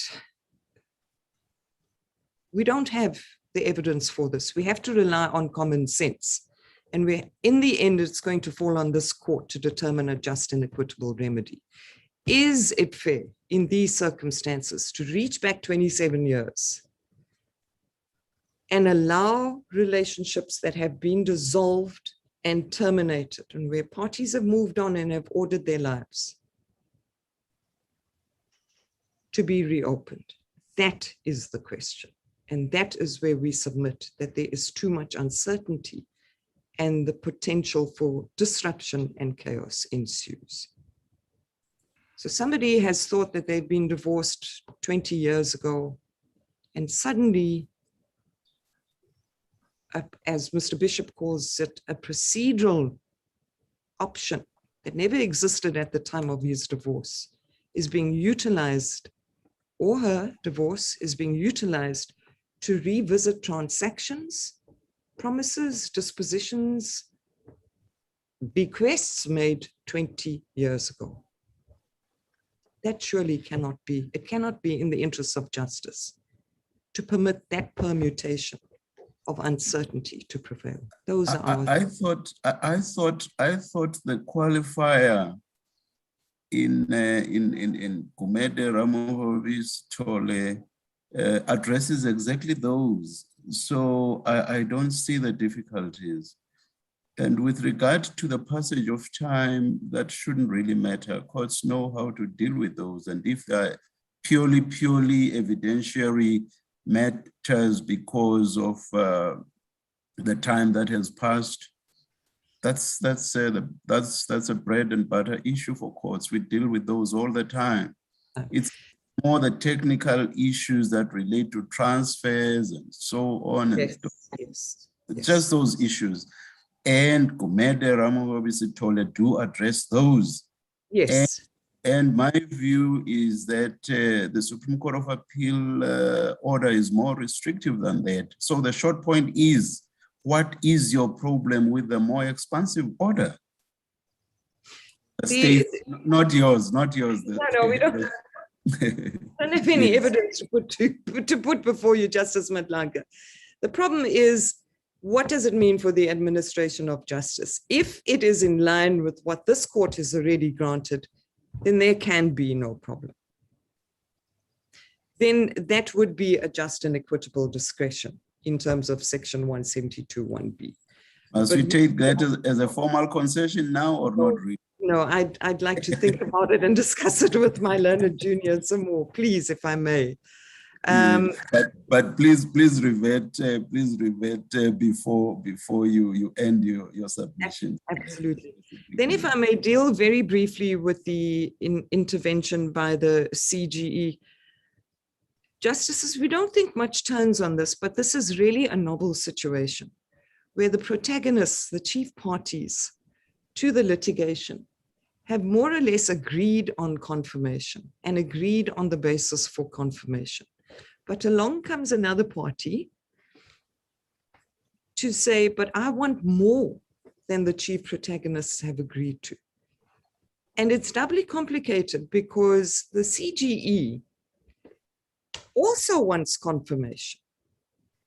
So it doesn't say set aside the confirmation orders or don't grant confirmation. Sorry to interrupt you, Ms. Gabriel, but I don't think it's completely accurate to say that the relief is what the chief protagonists have agreed to.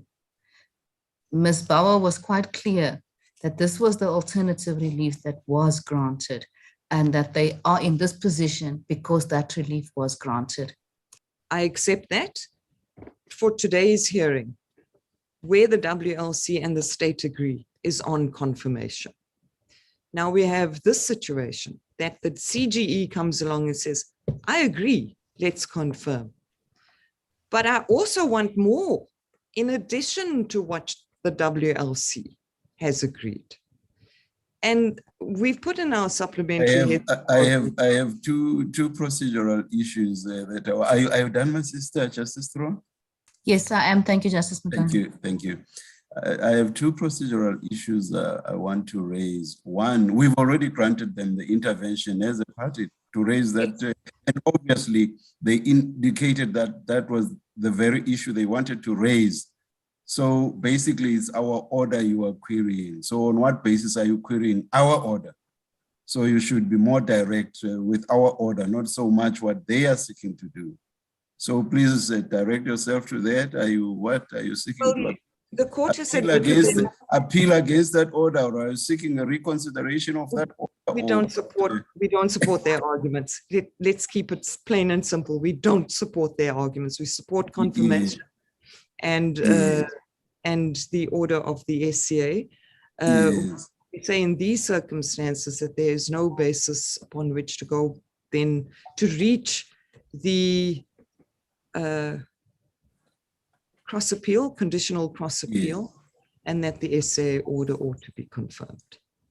Okay. So subject to one. Maybe I should leave my second procedural issue then, if you say that's your stance, because then my second point was going to be, but on first principles, what are the bases for granting leave for intervention? And does the CGA, did the CGE not satisfy those? But anyway, that's ancillary to my main question, which is, but we've already granted the order and you've responded. So I want to take you back. Thank you. We don't support their submissions. Yes. All right. Sorry, Ms. Gabriel, can I just come in there? The other thing is that you say the main protagonists have agreed, but the Human Rights Commission say that they are one of the main protagonists and they seek an order beyond just confirmation. What do you make of that? Mr. Moultrie has emphasized that they're entitled to seek this further relief. What do you say about that? Well, we've heard that they seek it. We deny that they've established any legal basis to obtain the relief. And that is dealt with squarely in the SCA decision. There isn't an enforceable international law obligation. There isn't an enforceable domesticated international law obligation. Third, it could never change the provisions of Section 15 sub 3. That's no, I just want to, sorry to interrupt. I understand your argument on the merits. I'm just raising the procedural point that the Human Rights Commission say their position is in any event different from the intervening party. That's the only point I make. Yes. May I have just 1 minute to confer with Mr. Humphrey?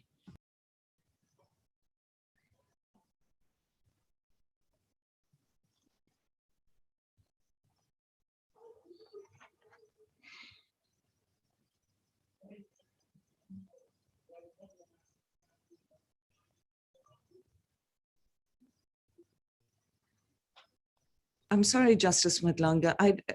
I would like to talk to Ms. Pillay. May I deal with it shortly after Ms. Bauer? And in the interest of peaceful coexistence of the religious and the secular, may I hand whatever remaining time I have to Ms. Bauer? You still have a bit of time. I'd like to hand it over. With your leave. But what did you say? But what did you say about? What did you say about saying something after Ms. Bauer? Just to deal with our response on your question, Justice Madlanga, on the interim relief proposed by the WLC and the CGE, I would like to confer. I'm just thinking that may complicate process a little bit because Ms. Bauer might then want to respond after your response. Well, maybe leave it on this basis. We have given you our arguments and we accept that is it's within the jurisdiction of this court to make a final decision. We've given you our argument. Yes. Justice Madlanga, with your leave, please. Yes. Ms. Gabriel, I had asked this question previously. If the problem doesn't align with the Divorce Act or the Marriage Act, can we say that those acts are unconstitutional? If the fundamental problem relates to the regulation of religious versus secular marriages?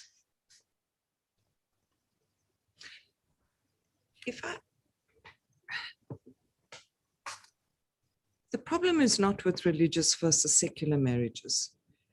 May I say that the problem with respect to the Marriage Act and the Divorce Act is that there are certain protections given in terms of the Marriage Act and the Divorce Act that are not available to women in Muslim marriages. So to that extent, do you say that those acts are unconstitutional? Yes. Thank you. Thank you, Justice Madlanga. Just one last question, if I may, Justice Madlanga. Supervisory order, Ms. Gabriel, what's your attitude? We don't support it. For better or for worse, the Constitution has allocated this responsibility to the executive and to the legislature.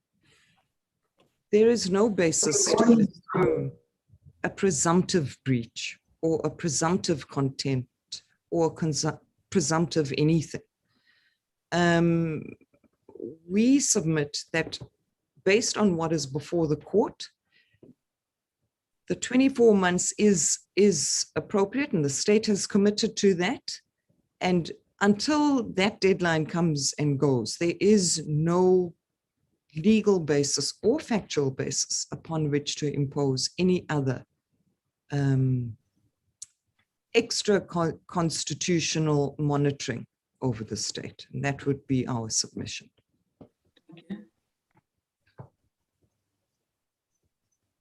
Did I understand you to say there was an issue that was going to be argued by Ms. Pillay? Or did I misunderstand Ms. Gabriel? No, that's gone now. Oh, that's gone. Oh, thank you very much. Any further argument, or are those your submissions? Those are our submissions, and I would like to give my time to Ms. Bauer. Thank you very much, Ms. Gabriel. Ms. Bauer? I'm so sorry, Mr. Willis. How could I? My most sincere apologies. You are muted, Mr. Willis. My apologies. As you please, Justice. Thank you. I'm just.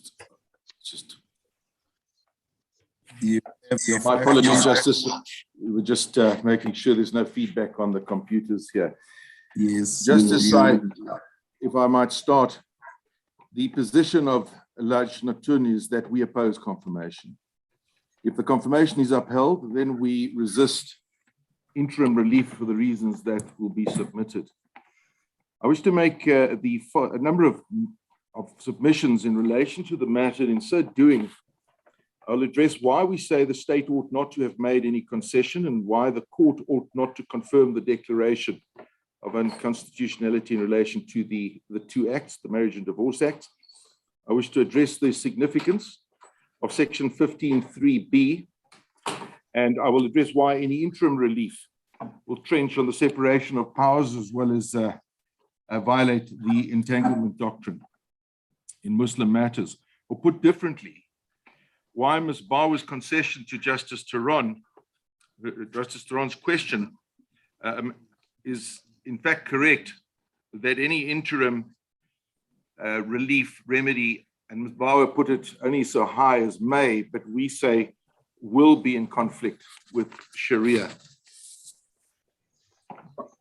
Starting with these submissions, firstly, Justices, there was nothing sinister in the collapse of the Muslim marriage bill. It's not surprising that there was a collapse and there was such contention, because firstly, a Muslim marriage is entirely a religious marriage. It is not secular, and its practice is guaranteed under Section 15.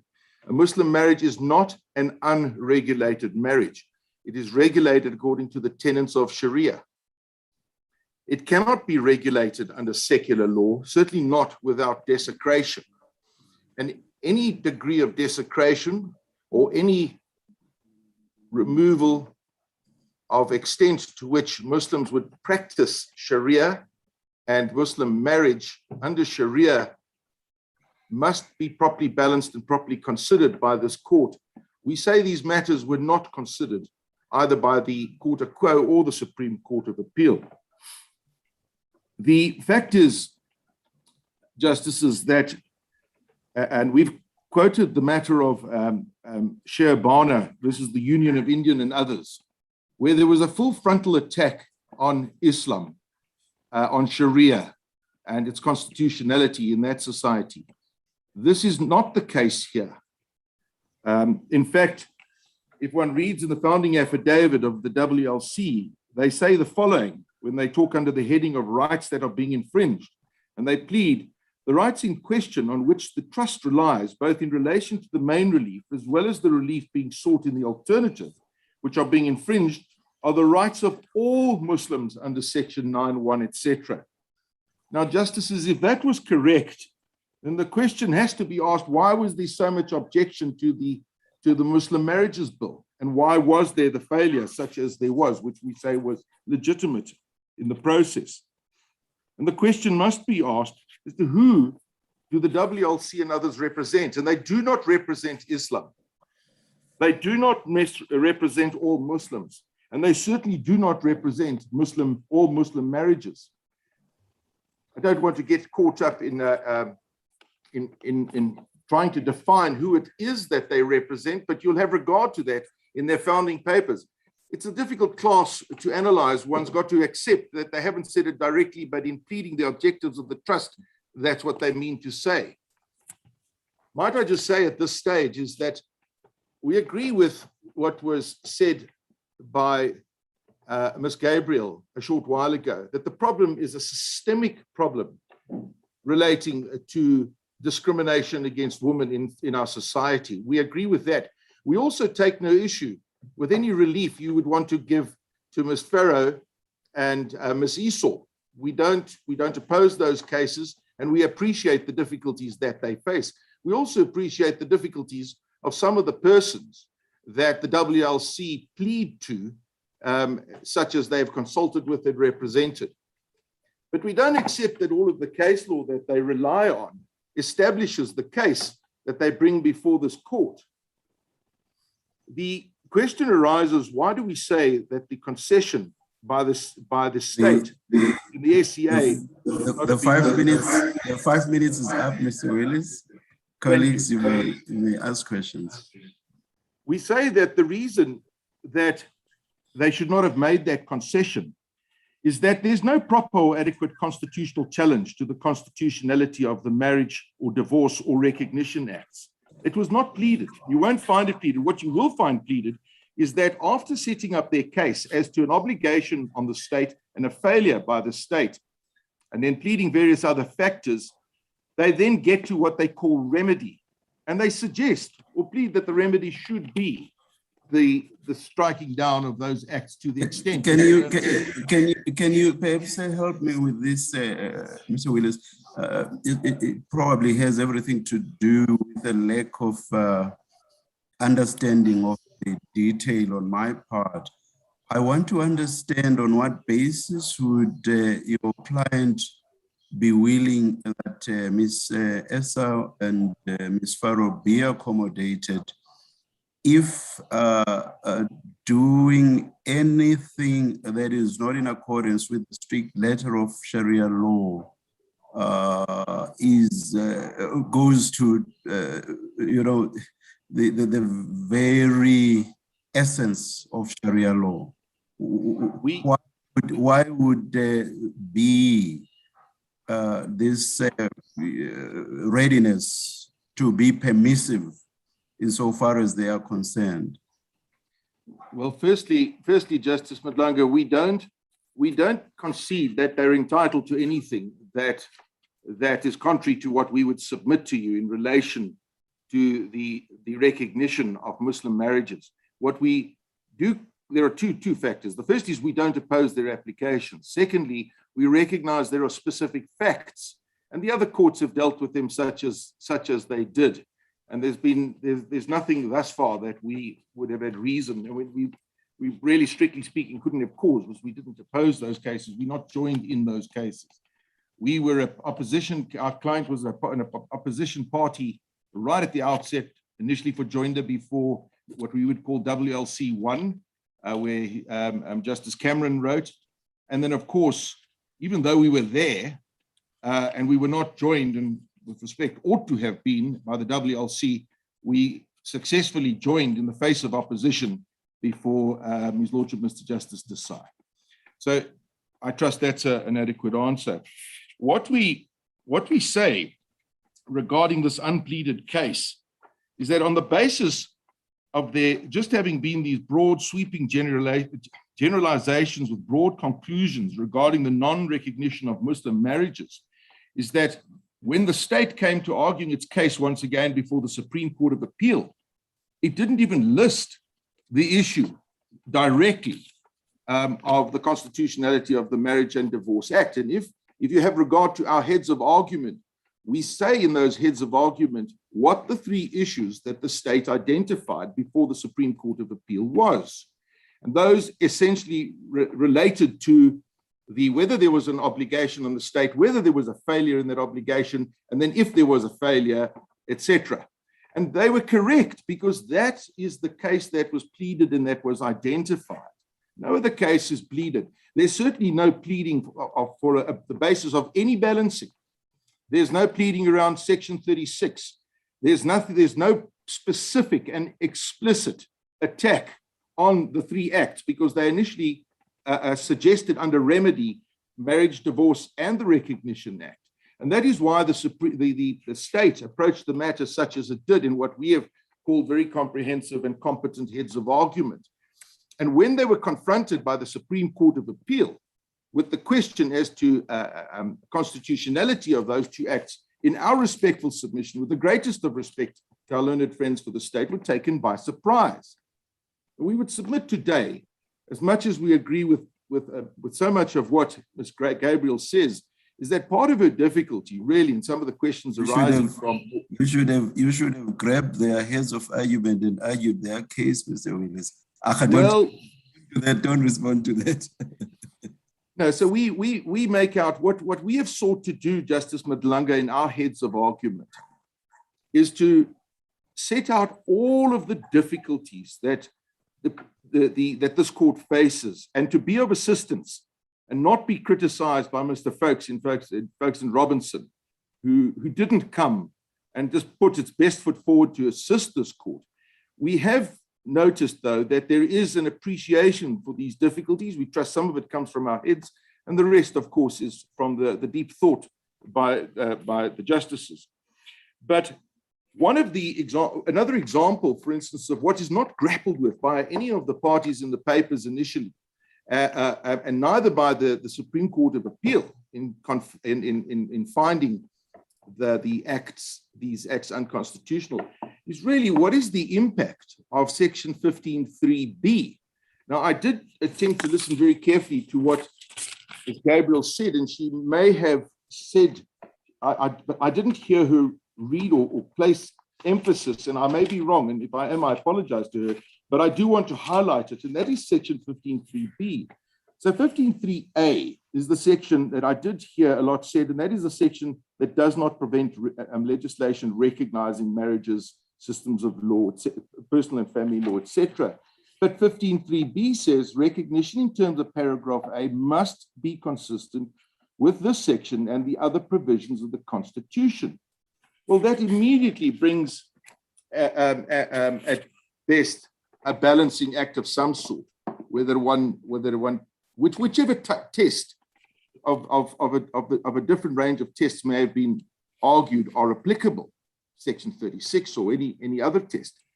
And that's not engaged. You won't find that engaged in the papers. You won't find it engaged in the judgment of the Supreme Court of Appeal.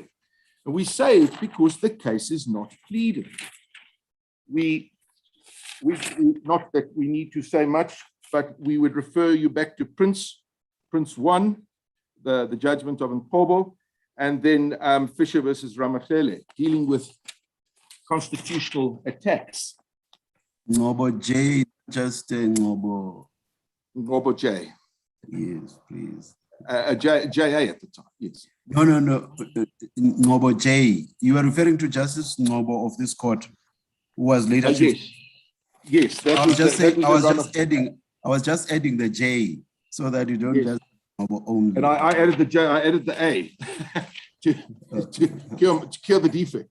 Further, thank you, Justice. Mr. Willis, if I may interrupt you, I appreciate there were procedural difficulties or obstacles in the course of this matter proceeding to the Supreme Court of Appeal. My difficulty is this: I hear what you're saying, that there's a conflict between secular constitutional law on the one hand and Sharia law on the other hand. And I read you to say that they are irreconcilable. And if they are irreconcilable, then what are you saying? That there should be two systems of law, which we've already said in a different context, that there's only one system of law, and that is the law under the Constitution.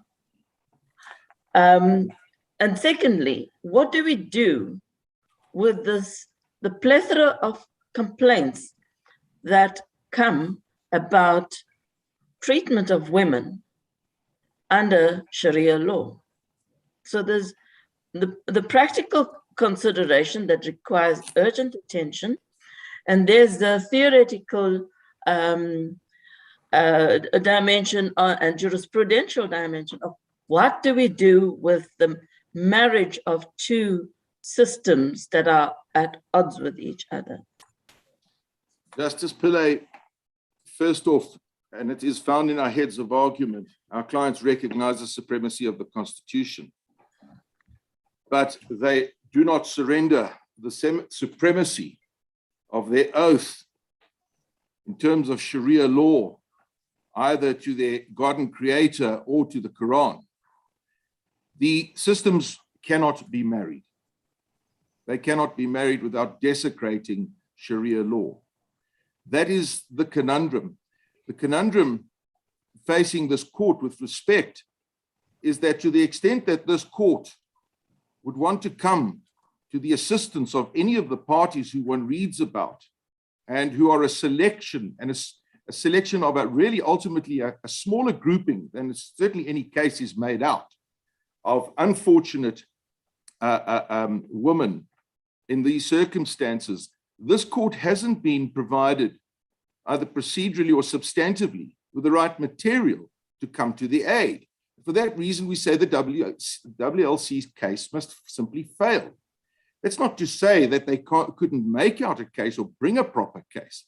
Ultimately, the position of our client is that the solution does lie in the realm of legislation. We've heard, and we are pleased with the submissions made by Ms. Gabriel in relation to the latest bill. I think it's also referred to as a green paper for discussion. But our submission is that this court has not been placed in a position to grapple with these things, certainly not without entangling itself, without adequate information. And when I get to remedies just now, I'm going to give you a few examples that demonstrate this.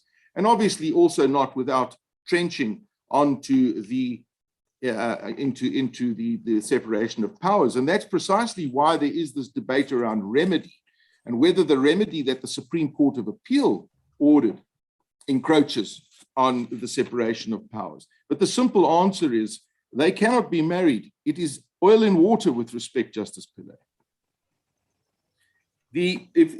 And maybe if this takes it first, we would submit. And if they are, sorry, are you done, my sister? Yes, I will wait for you, Justice. If they are oil and water, Mr. Willis, but there is a clear constitutional injunction, whether in the Bill of Rights or elsewhere in the Constitution, that says a rule of Sharia law like this just cannot coexist with not an ordinary act of parliament, but with the Constitution itself. Are you saying in a constitutional state there is nothing that the Constitution and courts as the arbiters on what the Constitution says, there's nothing they can do? Justice Madlanga, with the greatest of respect, I've already addressed that to Justice Pillay when we say our client accepts the supremacy of the Constitution. But I just want clarity because, yes. Oil and water, once you get to the point of oil and water, I do not know where that puts us or where that takes us. Yes. Once it's oil and water, then if the oil is the Sharia law, then you just touch the oil. Yes. I want clarity on exactly that. Absolutely, and thank you for that, Justice. And you're quite right in asking the question for clarity. I said to Justice Pillay that they cannot be married, but I started off by saying that, or should I say it's oil and water, and not to use the word married, it might be misconstrued here. But I started off by saying that the Constitution is supreme, and our clients accept that. And Muslims, devout Muslims, such as those who we represent, accept it is supreme. But what they cannot accept is to be brought before a court and to have Sharia law attacked under a veiled attack. If there's going to be a headlong attack, such as was seen in the Indian case that we cited, well, then that's fine. Then they will come before this court and they will address the various allegations. If they need to, they'll address it with further evidence. However, it must best procedurally be dealt with. And then they will take their chances in a properly argued, considered outcome, which they will ultimately respect. I hear you. So the attack and be against the Sharia law itself. Yes, and you see, and this is why I reference back to the case that was pleaded by the WLC, and to return to those words where they said the rights in question on which the trust relies, etc., are the rights of all Muslims. Now, they presented a case, and the case represented by those who we oppose here is one as if they represent the majority or more than the majority. Well, they simply don't. This is not a full frontal constitutional attack on Sharia or any part of it. In fact, Ms. Mohammed had great difficulty in our submission dealing with that issue with questions that were posed, I think, starting with Justice Madondo a short while ago. Now, the point is, if there was a full frontal attack, such as in the Indian case, well, we would be debating and dealing with them and balancing them and weighing them up and being of assistance to this court to come to some sort of a resolve. To come back to the group of women who are affected by the discrimination, there can be no difficulty in this court making findings on what some of these discriminations or how they impact.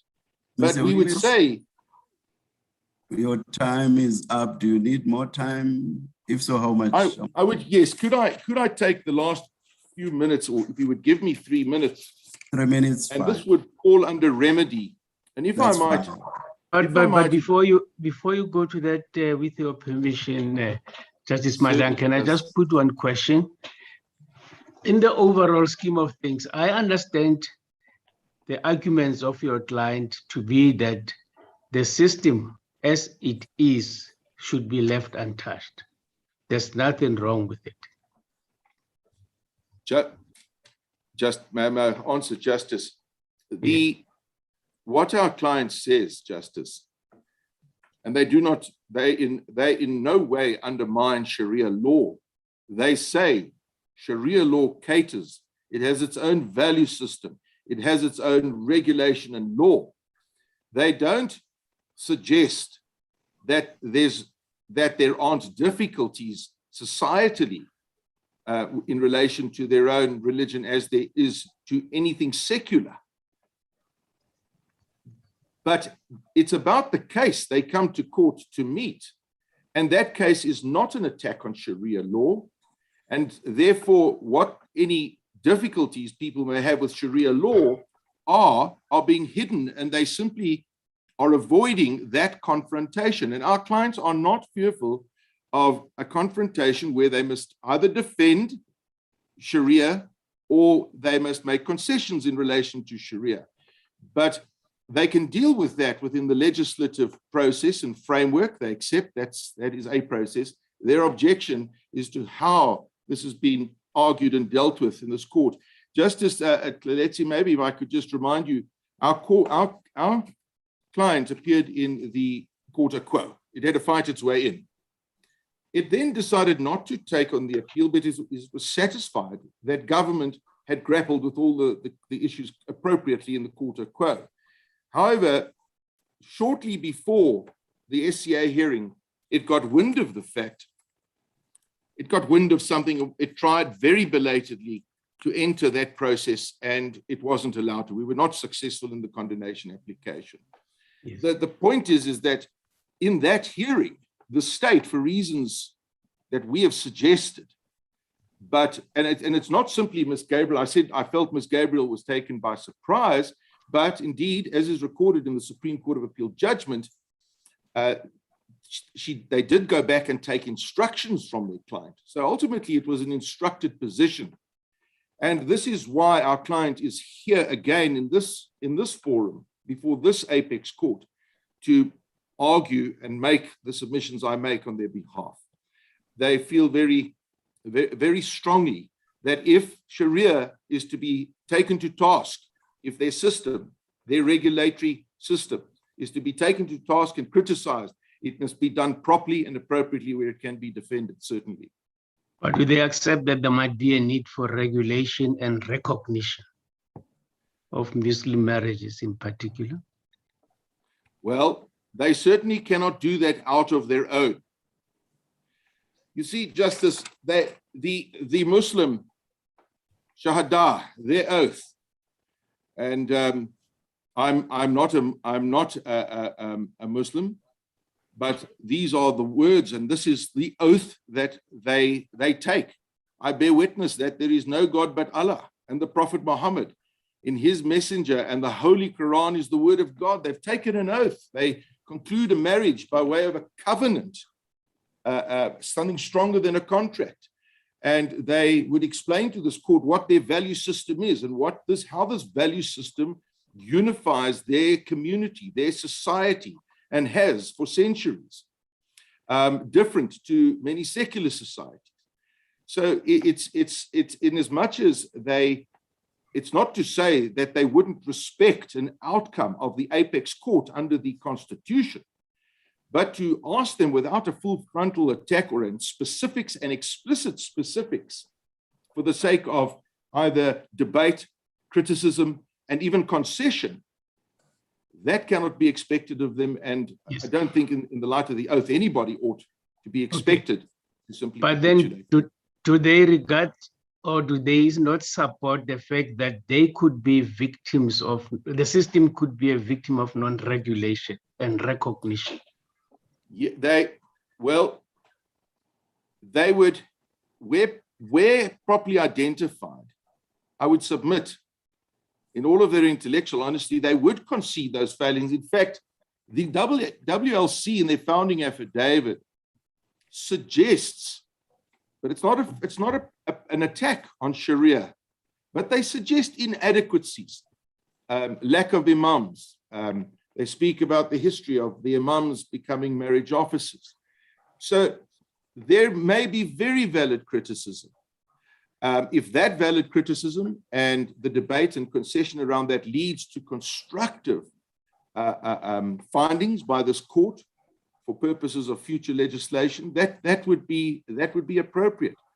But our point is that to simply strike down for want of recognizing Muslim marriages, the two acts, the Marriage and the Divorce Act, and then to apply those acts to Sharia is an outright desecration of their religion, of their practice of that religion, which, as I've said, is protected. And in fact, if I might refer you, I think it is His Lordship, it was Justice of Appeal Moseneke, who spoke of, in Daniels, acknowledges the right of Islam. And in fact, Justice Moseneke had in numerous matters dealt with, as I seem to recall, but certainly in Daniels, dealt with the right to practice Islam and observe Muslim personal law from Sharia.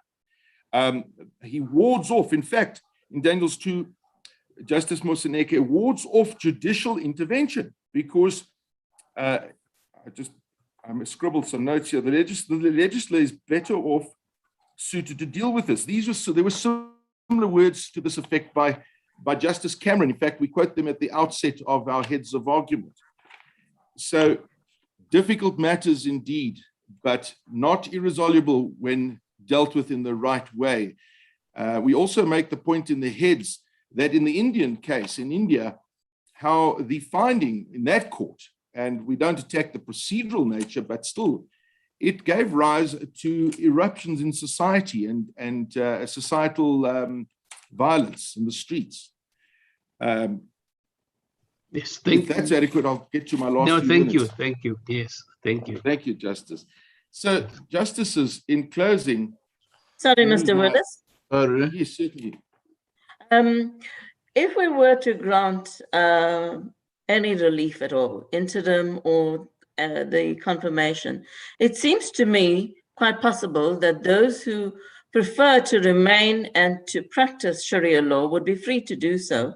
It's only those who are aggrieved who might want to access the relief that comes from this litigation.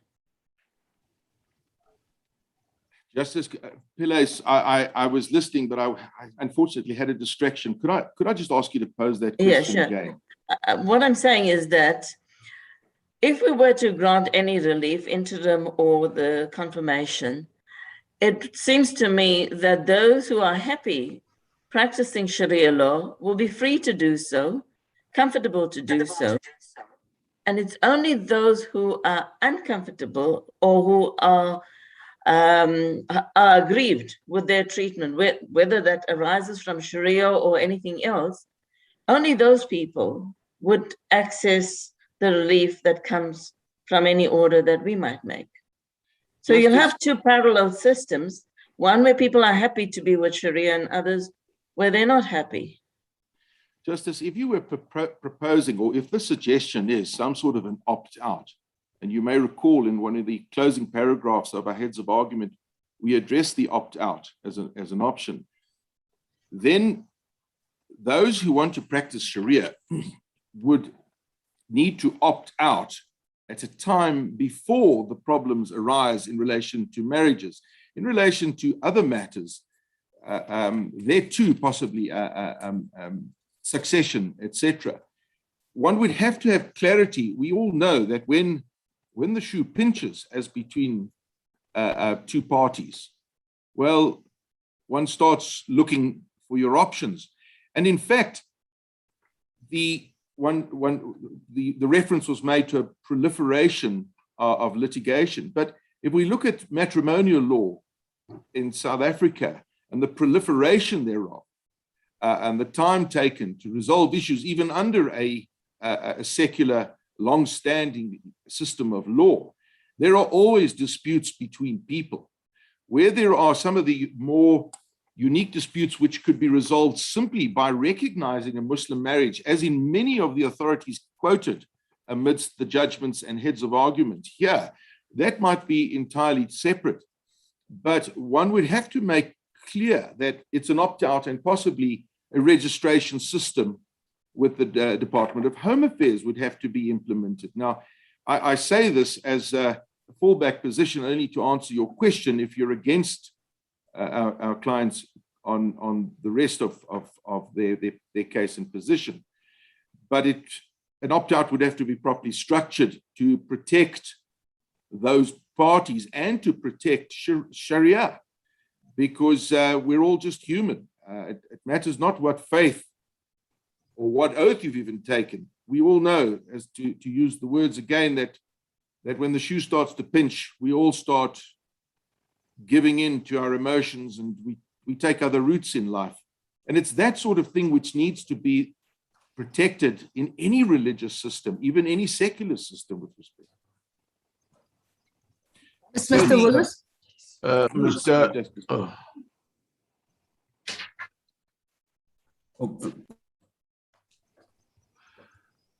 Mr. Willis, I'm sorry if I interrupted one of my colleagues. No, not at all, Justice Charon. I'm finished. Yes. Thank you. Mr. Willis, if you look at Core Bundle Volume 1, page 6, I think if I understood you correct, you said there was no frontal challenge.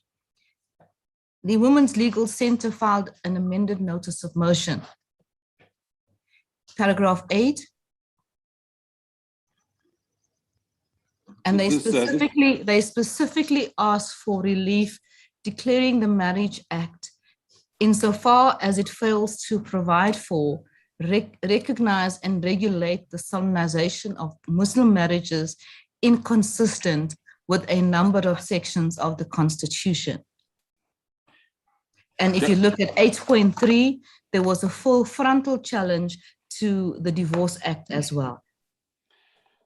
Justice, Tehran, with respect, those are, one might plead like that in the particulars of claim, but in motion proceedings, it's trite that your affidavits make it up and your entire case evidence included submissions and explicit prescribed the text must be in the papers.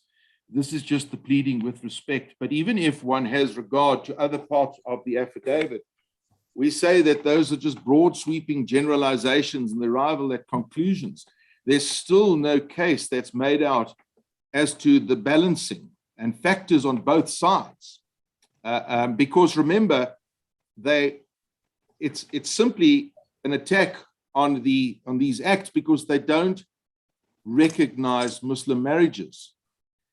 It doesn't grapple with what we see and what I'm going to get to now in my closing statements.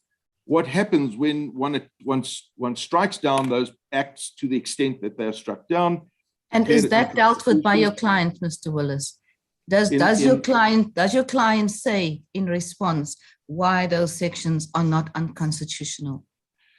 Yes, and certainly what our client couldn't deal with is what's not there, of course, and deal with the negative, what's not there. But what our clients dealt with in their opposing papers were all of the difficulties that arise as to how they would deal with what they would call the desecration of Sharia, the complexities, the oil and water type of argument. And of course, there was also the papers by the KZN, Jamiatul KZN before the court of quo. So if I understand your argument, you accept that there was a frontal challenge, but you say a case was not made out for that.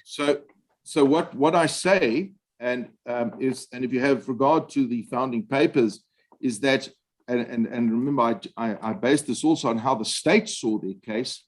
There was a case pleaded on the unconstitutionality and the infringements arising out of a failure to recognize Muslim marriages.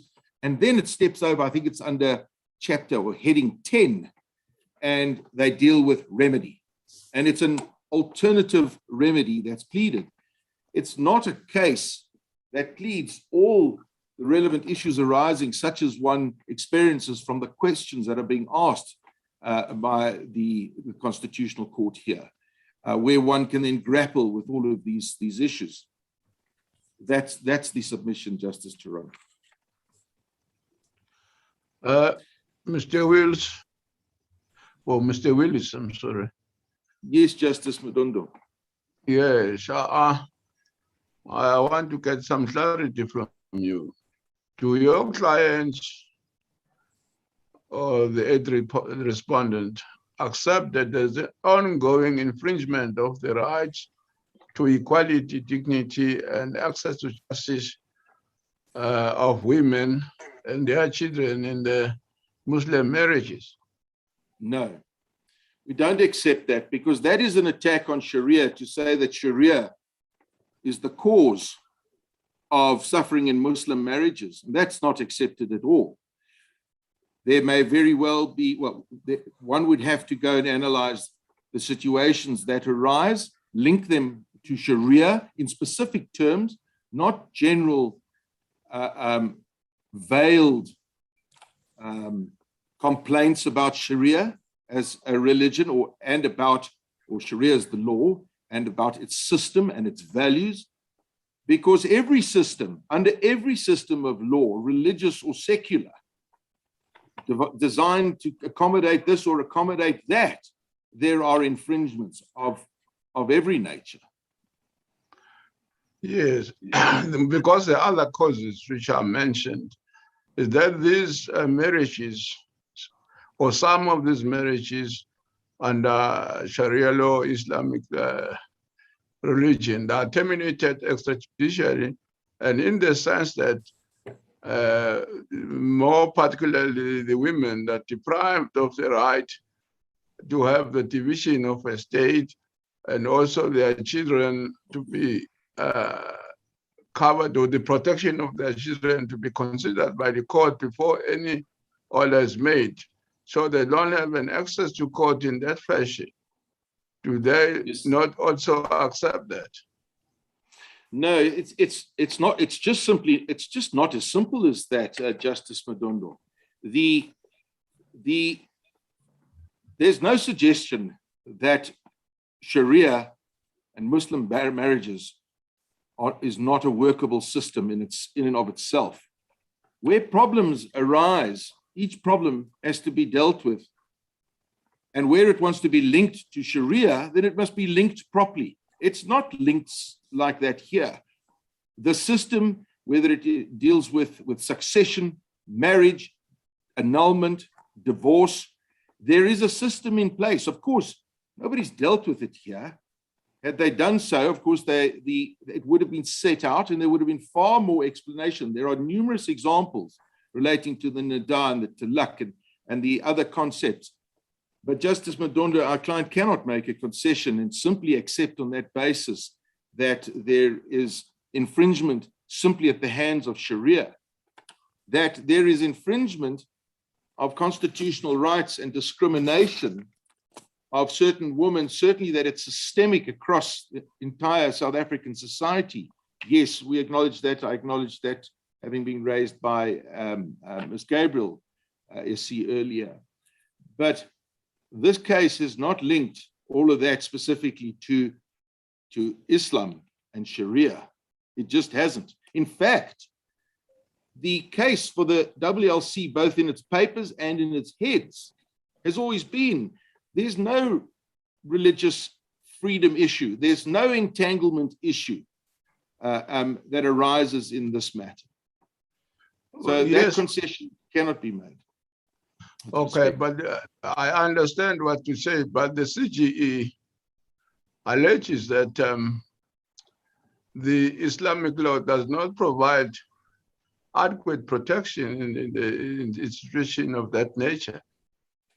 Well, that is not, there's no full frontal challenge to Sharia law on anybody's papers here and the adequacy of its system, its value system, its laws, why it works or why it doesn't work.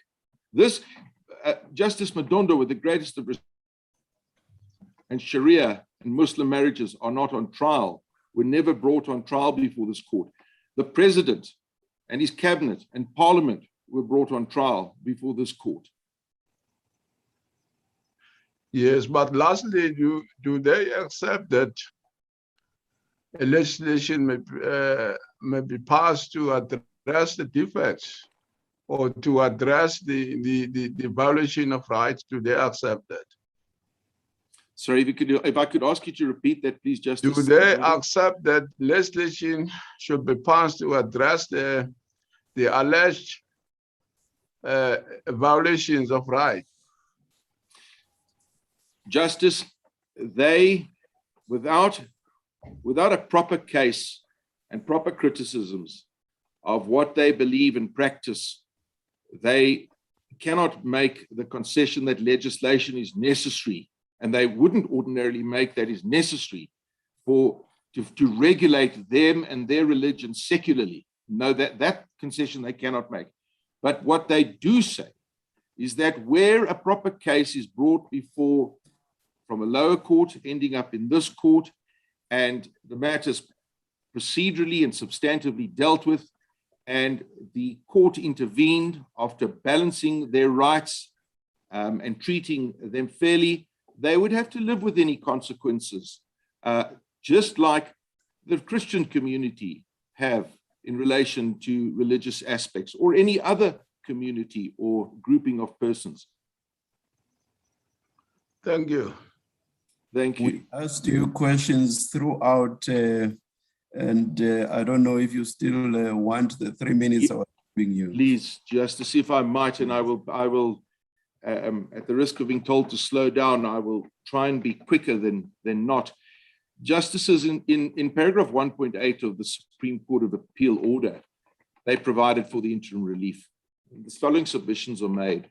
By imposing secular statutes, in this case, the Marriage and Divorce Act on Sharia marriages, this is where the court effectively mixed oil with water. You'll have read in our heads about transmogrification. We say they transmogrified Islamic marriages, secular, in other words, secularized and de-recognized as opposed to recognizing Muslim marriage. So if one looks at the provisions of the Divorce Act and the Intestate Successions Act, then we say there are these inconsistencies with Sharia marriages in many respects. And if I could provide the following 4 examples. In the Divorce Act, there's a reciprocal duty of support between spouses. In Islam, the woman has no duty to support her husband. Under Section 7.2, the court may, having regard to the means of the parties, order the wife, soon to be ex-wife, to maintain her husband until death or remarriage. And that is completely inconsistent with Sharia. And you cannot impose a regime on Sharia marriages that is contrary to Sharia law, certainly not holus bolus, as in this instance. The interim relief purports to recognize Muslim marriages, says they're out of community of property, but it changes the consequences to the very antithesis of a Muslim marriage. Now, that's not recognition of a Muslim marriage. That is de-recognition of a Muslim marriage. And that is to do no more than what all the other decisions relied on in this case, throughout this case, did. In other words, where previous courts, by virtue of their worldviews, were criticized for their failure to recognize a Muslim marriage because of the definition of marriage according to their worldview and value. Well, the Muslims here say that that's precisely what this court would do. You would de-recognize the Muslim marriage. It's, in other words, secularize the Muslim marriage. And then there is no Muslim marriage left. A very simple example is even a divorce and the talaq. In Sharia, if the talaq is not properly administered, there is no divorce. There is no divorce. And within the sacred, which must be separated from the secular, there are devout consequences which people will live by. Moving on, Islam does not require a court to pronounce divorce, as I've just said. Once it is verbally, then confinement begins. The 3 minutes is up, Mr. Willis. So with that, with those examples, if this court grants the interim relief, well, there's a de-recognizing of Muslim marriages. And then, as I submitted to Justice Pillay, there must be an opt-out. Really, in closing, the position of our clients is this, that if there's a problem with Islamic law, then you must say so and criticize it and deal with it. Act like in the Sherabanu Indian court matter. But it cannot be conducted on the basis of a veiled case, an ambush of sorts, because then the argument is that the Muslim marriage is being treated like the old regime treated Muslim marriage because of its potential polygamy. Justices, those are my submissions. My time is indeed up. Thank you, Justice Madlanga, for the extra time and for the opportunity to make that submission. Thank you. Thank you, Mr. Willis. Thank you. Ms. Power? Yes. Justice Madlanga, thank you. May I maybe start to say, sorry, Justice Madlanga. Maybe a good place to start to say is that there was no veiled or even a ninja-based attack on Islamic law before this court. And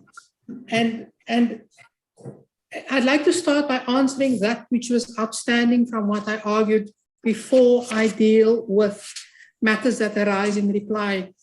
I owe Justice Pillay a reference, and that reference is actually to be found in our further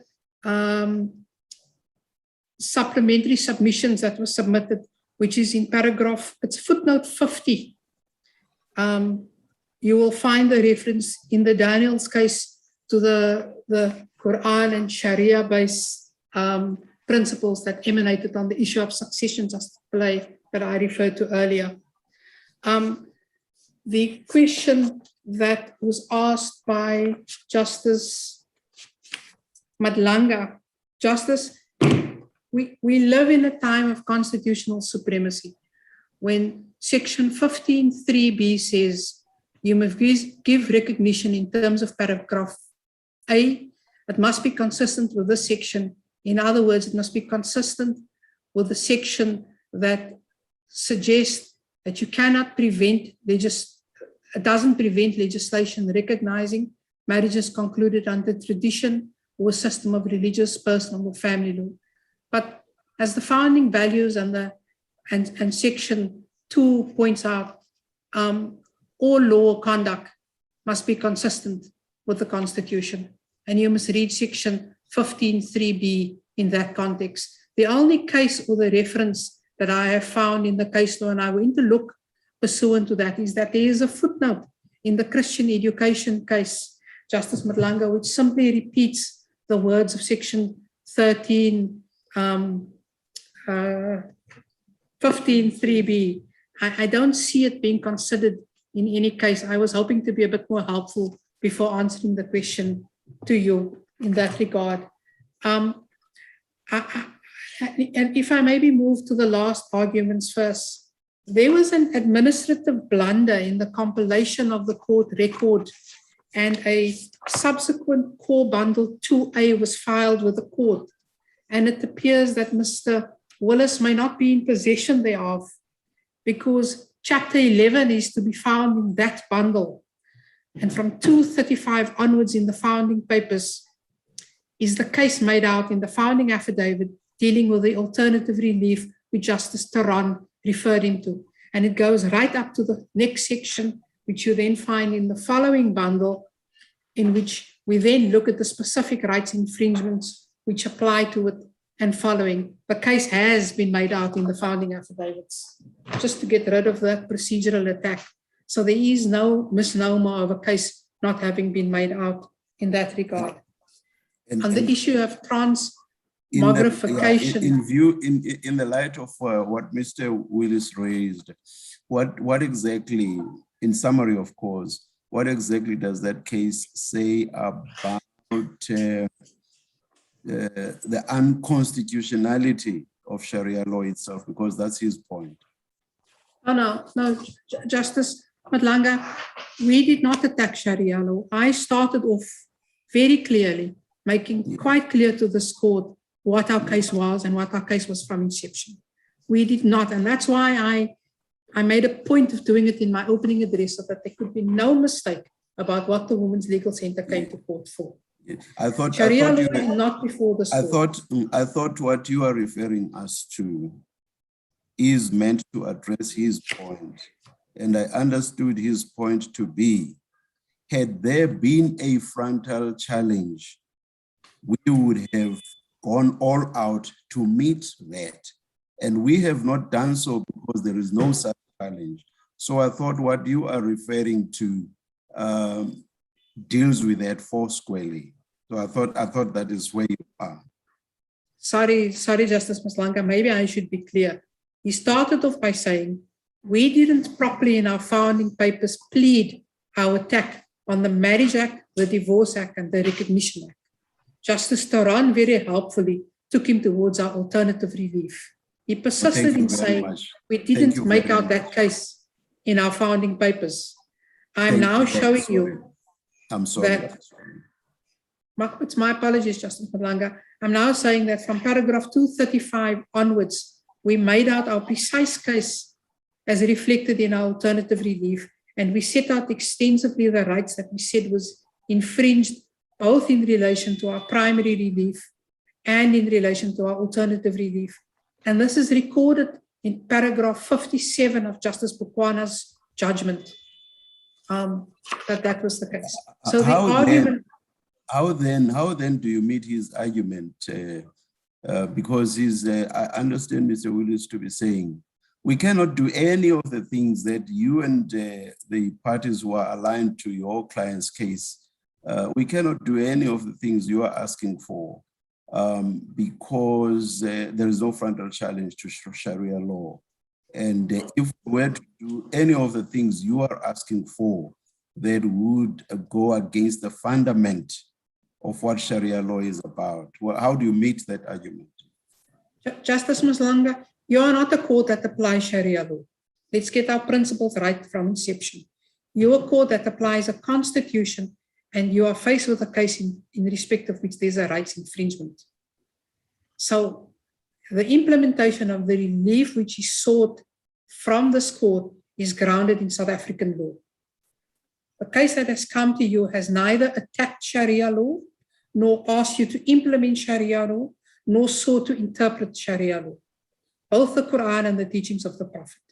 We made it very clear that we approach this case with the utmost respect to the Quran and the teachings of the Prophet. I said that up front so that there was no mistaking in any submissions that this court is not being asked to tamper with Sharia law. I get that. But what he says is, if we were to, let's say, for example, make the declaration of invalidity and say we are also minded to grant the interim relief, Mr. Willis is saying that will go against what Sharia law is about. And he is saying it would be improper to do that because there is no frontal challenge to Sharia law. I don't know what you just said meets that argument. Justice Maslanga, and maybe I must correct this. I didn't understand my submission pursuant to Justice Taran's question to be a concession that the interim relief was contrary to Muslim personal law. And I apologize if I had left the court with that impression. I answered the question by saying it may well be that it could be said that it could be contrary to Muslim personal law, but we don't even reach that point when you consider interim law, interim relief. So I made no concession that it was so. I left hanging in the air because I didn't think it was something that this court needed to consider in the consideration of interim relief. And so I mustn't be understood to have conceded that the interim relief infringes Muslim personal law. You've clarified your position with regard to what we understood to be a concession. Now, let's move on from that and go to his argument. So he's saying that when you grant interim relief, you are going to be doing so contrary to Islamic law. This court, that's not the test the court looks at. It's not the test that the court looked at in Daniels. It's not the test that the court looked at in Hassan. It's not the test that the court looked at in Ahmed. That's not a requirement for this court to look at. As and until when the legislature has incorporated, if it chooses to do so, aspects of Islamic marriages into legislation, then this court deals with those aspects. And so I do not concede that it's an infringement of Sharia law, nor do I make the proposition that it does. And linked to that, my learned friend, and she's my dear friend, Ms. Gabriels, also said that I had made the submission that we must interfere as little as possible with Sharia law. My position was, you don't get to Sharia law. You don't give any consideration to Sharia law, because that's not the case before this court. You apply the laws of the land. That's what you as a court is supposed to do. In doing that. And when we look at interim relief, the test is just and equitable relief. Your 10 minutes is up, Ms. Bauer. Justice Madlanga, I have the 15 minutes which Advocate Gabriel gave to me in the second editions of the bar. No, her donation was only 3 minutes. So she was left with 3 minutes of her time. But how much time do you need? No, Justice, there's a few submissions in the reply I must respond to in order to put it into context of the application. I don't think I need more than 10 minutes, Justice Madlanga. Even less, right? Okay. Because I think I'll give you 10 minutes, right? I'll deal with that. So firstly, dealing with Ms. Gabriel's submissions, I expressed some reservations when pressed by Justice Majid as to the basis upon which the concessions were made in the SCA. When pressed by Justice Taran, the answers were not in accord with what was in the High Court decision. Ms. Gabriel would not make the concession that the protections under the Marriage Act and the Divorce Act required national legislation. I don't know how you extend the protections of the Marriage Act and the Divorce Act to Muslim women if you don't do it via national legislation. So those are my, in that regard. Secondly, the CJE suggested that we needed a supervisory interdict in order for the Parliament to enforce that, to do that. They are certainly correct, Your Lordships, Justices, that effectively we have gone through many, many years of which nothing has been forthcoming. In fact, in paragraph 114 of the heads of argument, and I'm going to take a minute to read it, they say the SCA's order has a further inequitable result. Had the state simply given its concession on the first round of litigation in this court in 2009, or at the commencement of the High Court proceedings in 2015, many vulnerable women would now have adequate legal remedies. Instead, the state's opposition to all remedies, including interim relief, delayed the inevitable. In these circumstances, it would not be just and equitable to punish vulnerable people for an intractable position which the state has adopted. Now, the state's position says, we have tried to legislate. Thus, that was a quote, unquote. The last time I checked, a legislative process commenced with some sort of a tabling of a bill before Parliament. There has been no tabling of a bill before Parliament. Parliament has never been seized with this matter. We have had vacillations during a South African Law Commission process. We have had a position of where Mr. Radman, in his affidavit to the 2009 application, and we see that at 147.5 of paragraph, our affidavit, where he conceded that there had been consensus reached before the South African Law Commission. When the Muslim Marriage Bill was passed, there was a sufficient consensus that had been reached. That was backtracked later. And if you take a judge where they say, we couldn't do anything because there'd been overwhelming dissent. Well, where are we sitting now? They're restarting a process in which they've had no open public consultation process. They say to us that we hope there's going to be some fruition, but the Minister of Home Affairs says, I actually have no control over this process. It's all with the Law Commission. And I can't even say whether it's going to warrant a bill. Ms. Gabriel's made submissions based on what was before the Law Commission. I sat here and I listened to it. It's reminiscent to what was in the Muslim Marriage Bill that's now gathering dust in its shelf. And in 587 of the record at paragraph 38, the then Deputy Minister of Home Affairs said, I accept that I'm not in a position to provide this court with any certainty as to whether after a process of extensive consultation, a new Marriage Act will in fact find favor with the various communities. While I accept that it may not be possible to obtain consensus in respect of legislation of this nature, I emphasize that the state's clear preference is for there to be large support for such legislation. Now, we ditched one bill because we didn't have sufficient consensus. We're embarking on the process with another bill, and we're saying, well, actually, even if we don't get sufficient consensus, we may be satisfied with large support. That is a complete contradiction in its own terms. I want to draw this court attention to two cases. In AB versus Minister of Social Development in 2017, this court, in paragraphs 37 and 38, and the citation is 2017-3 SA 570 CC, recorded the following.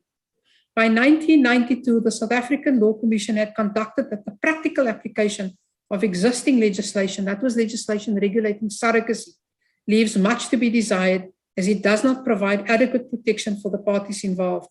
In paragraph 38, the court said, in the same year, the South African Law Commission sought to fill this lacuna. It drafted the surrogacy bill and proposed that Parliament adopt it as an act. The bill was never passed. The court in 2017 acknowledged that. In 2002, the Law Commission suggested an amended version of the surrogacy bill be made a chapter of the new Children's Act. The legislature then set up an ad hoc select committee to make a recommendation regarding the South African Law Commission's proposal. It compiled its own report. Based on this, the legislature enacted Chapter 19 of the Children's Act, which presently regulates surrogacy laws. That took 15 years. In Old Mutual Life Assurance versus Swimmer in 2004, the SCA, at paragraph 16, with reference to the South African Law Commission report on the division of pension benefits on divorce, which was Project 41, indicated that despite 2 further investigations by the South African Law Commission, each culminating in a report and a draft bill, none of the recommendations made by the Commission in this regard has yet to be taken further by the legislature. The submission is further bolstered if one has regard to the Commission's historical record in regard to its investigations into the Marriage Act, a Marriage Act in which age for minors of children still haven't been sorted out, Muslim marriages, discriminatory legislation, and Hindu marriages. There can be no doubt that no progress of any meaningful kind has been made on these issues, despite these issues having been part of the Commission's progress program for more than a decade. So even when the Commission makes concrete proposals, it gets blocked along the way, and it has never ended up in Parliament in the last 27 years. And I make this point because the submissions which Ms. Gabriel made to you to accept the Law Commission process is very similar to the submissions made to the court in 2009. We've got this Muslim marriage bill, it's imminent. We're going to do it. That's what was said to Justice Rogers in the Pharaoh matter. We postponed for 10 months because they told us, actually, it's on the parliamentary roll. When we checked, it wasn't. So repeatedly cases, and our papers detail all of this. There have been approbating and reprobating about bills and Law Commission reports. In a nutshell, there is an infringement of rights in respect of which the state has done nothing. The legislature has not even engaged in this process. And this court cannot, Ms. Pillay, Judge Pillay? I'm sorry to interrupt you. You mentioned a litany of unfinished legislative pieces, and it reminds me of the Jordan case from this court where the rights of sex workers is still in the balance. But I'm wondering, it seems to me that Ms. Gabriel and you have in mind that there must be some kind of legislative reform. And what's missing from all of this is a plan for legislative reform.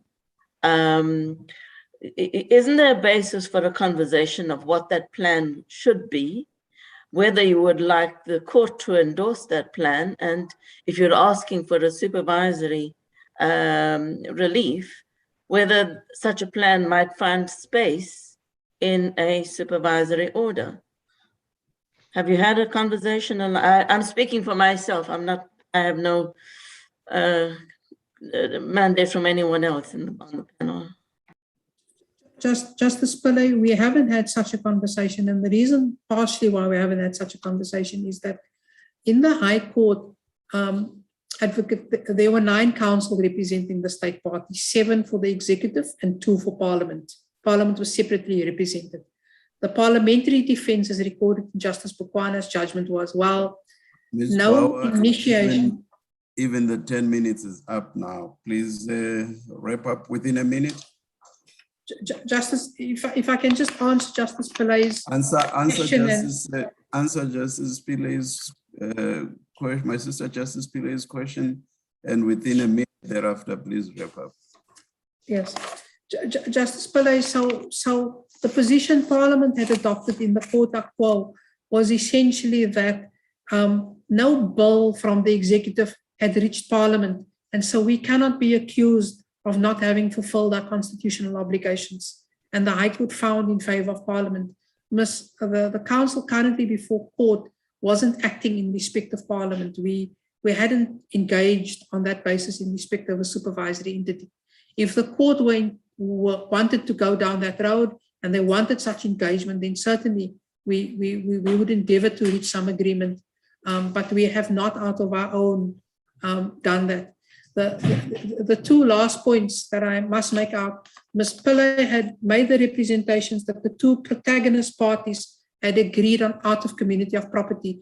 Your lordships will be aware that we each put orders before the SCA. Our order is to be found at 1087 of the record, and it's been highlighted, it's not clear. We'll make sure that we send the registrar a copy of a clear version, but our proposition of it not being out of community of property was not accepted by the High Court, by the SCA, my apologies, and that effectively we had suggested a slightly different position in that regard. Justice Madlanga, I'm one question short of not having answered Justice Theron in her question to say to me, can you reconsider the connected to persons? May I beg your indulgence to be able to answer Justice Theron's question, which I had realized now as I switched screens, I had omitted to do. 2 minutes, please.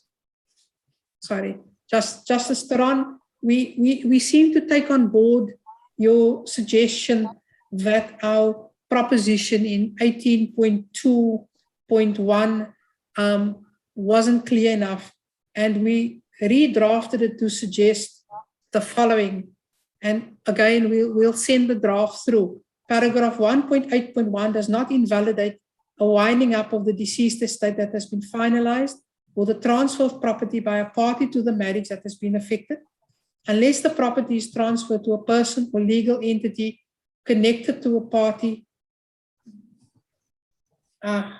Wait, my apologies, Justice. I'm looking at the wrong one, sorry. Let me start again.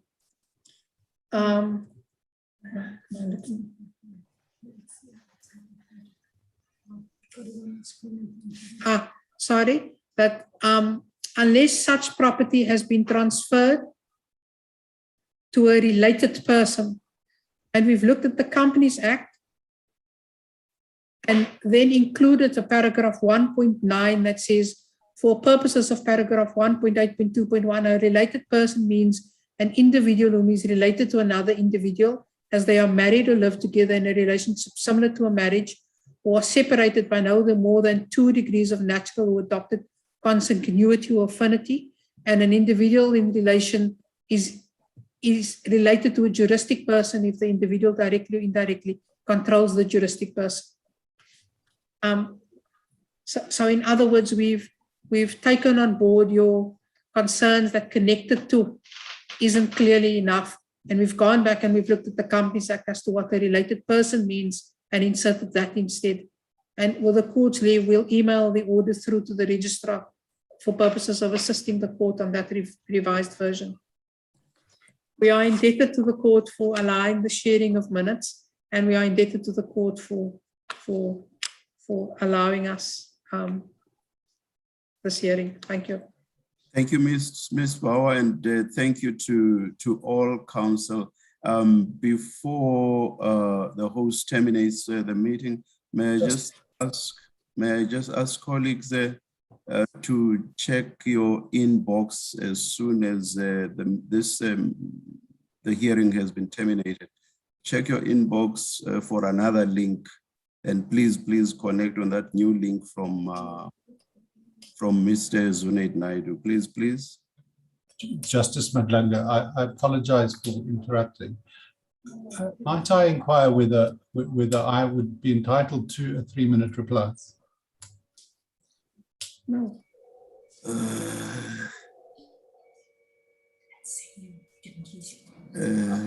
My junior reminds me that I didn't use the 3 minutes that I was given earlier, but it is a question of a reply.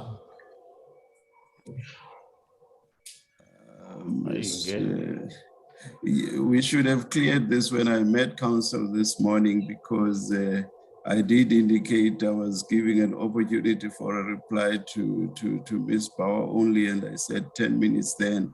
We should clear things like those when the presider meets counsel in the morning, so that we don't engage in this sort of debates. Justice, I had understood that was implied, but I may be wrong. I literally only have a minute or two.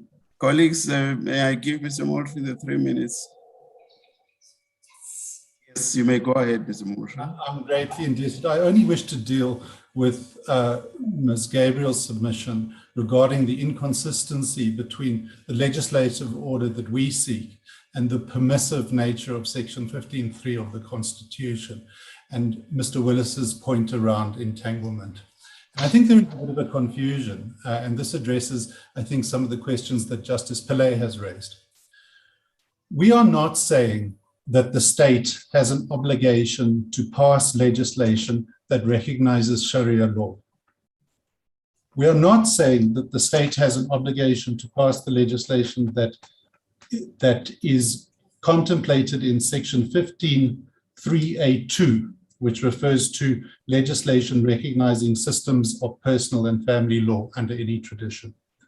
What we are saying is that the state has an obligation to pass legislation that recognizes the social reality of Muslim marriages. That is different legislation. That is the legislation considered in Section 15.3A1, which is the section does not prevent legislation recognizing marriages concluded under any tradition. So the legislation that the legislature is constitutionally obliged to pass in this case is not legislation that recognizes Sharia law or adopts Sharia law or brings Sharia law into our law or in any way overrides Sharia law. All it does is it recognizes the social reality of the marriage, and it makes that marriage subject to secular law.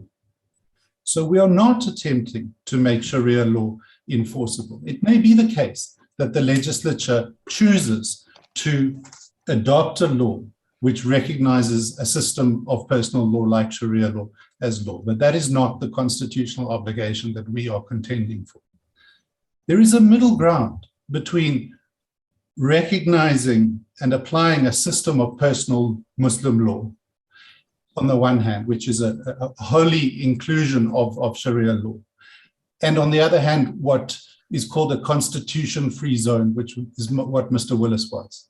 That's what his attorney referred to in the High Court as saying that Muslims are entitled to. They're entitled to exercise their religion in a constitution-free zone. These were not my words, they were the words of Mr. Omar. There's a middle ground. We simply recognize the social reality of the marriage, we identify them, and we make them subject to civil law. And the last point is that this question about opt-in, opt-out that Mr. Willis raises in response to Justice Pillay, it's illusory, and it just maintains the status quo. It creates a de facto constitution-free zone, because if people have to choose in advance whether they opt in or opt out, which is what they can do at the moment, of course, Muslim people, since the amendment of the common law, can now opt in to the secular law. The problem comes is that it excludes the very people that need the protection of the secular law at the very moment when they need it, i.e. when things go wrong.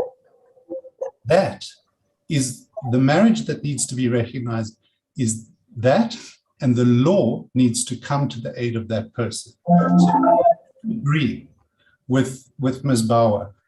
This case does not require this court to trench in any way on Sharia law.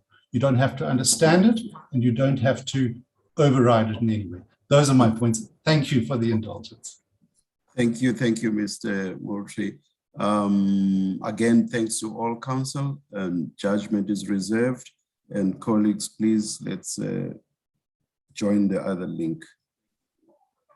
All right, today's proceedings have concluded. The host will now terminate the meeting.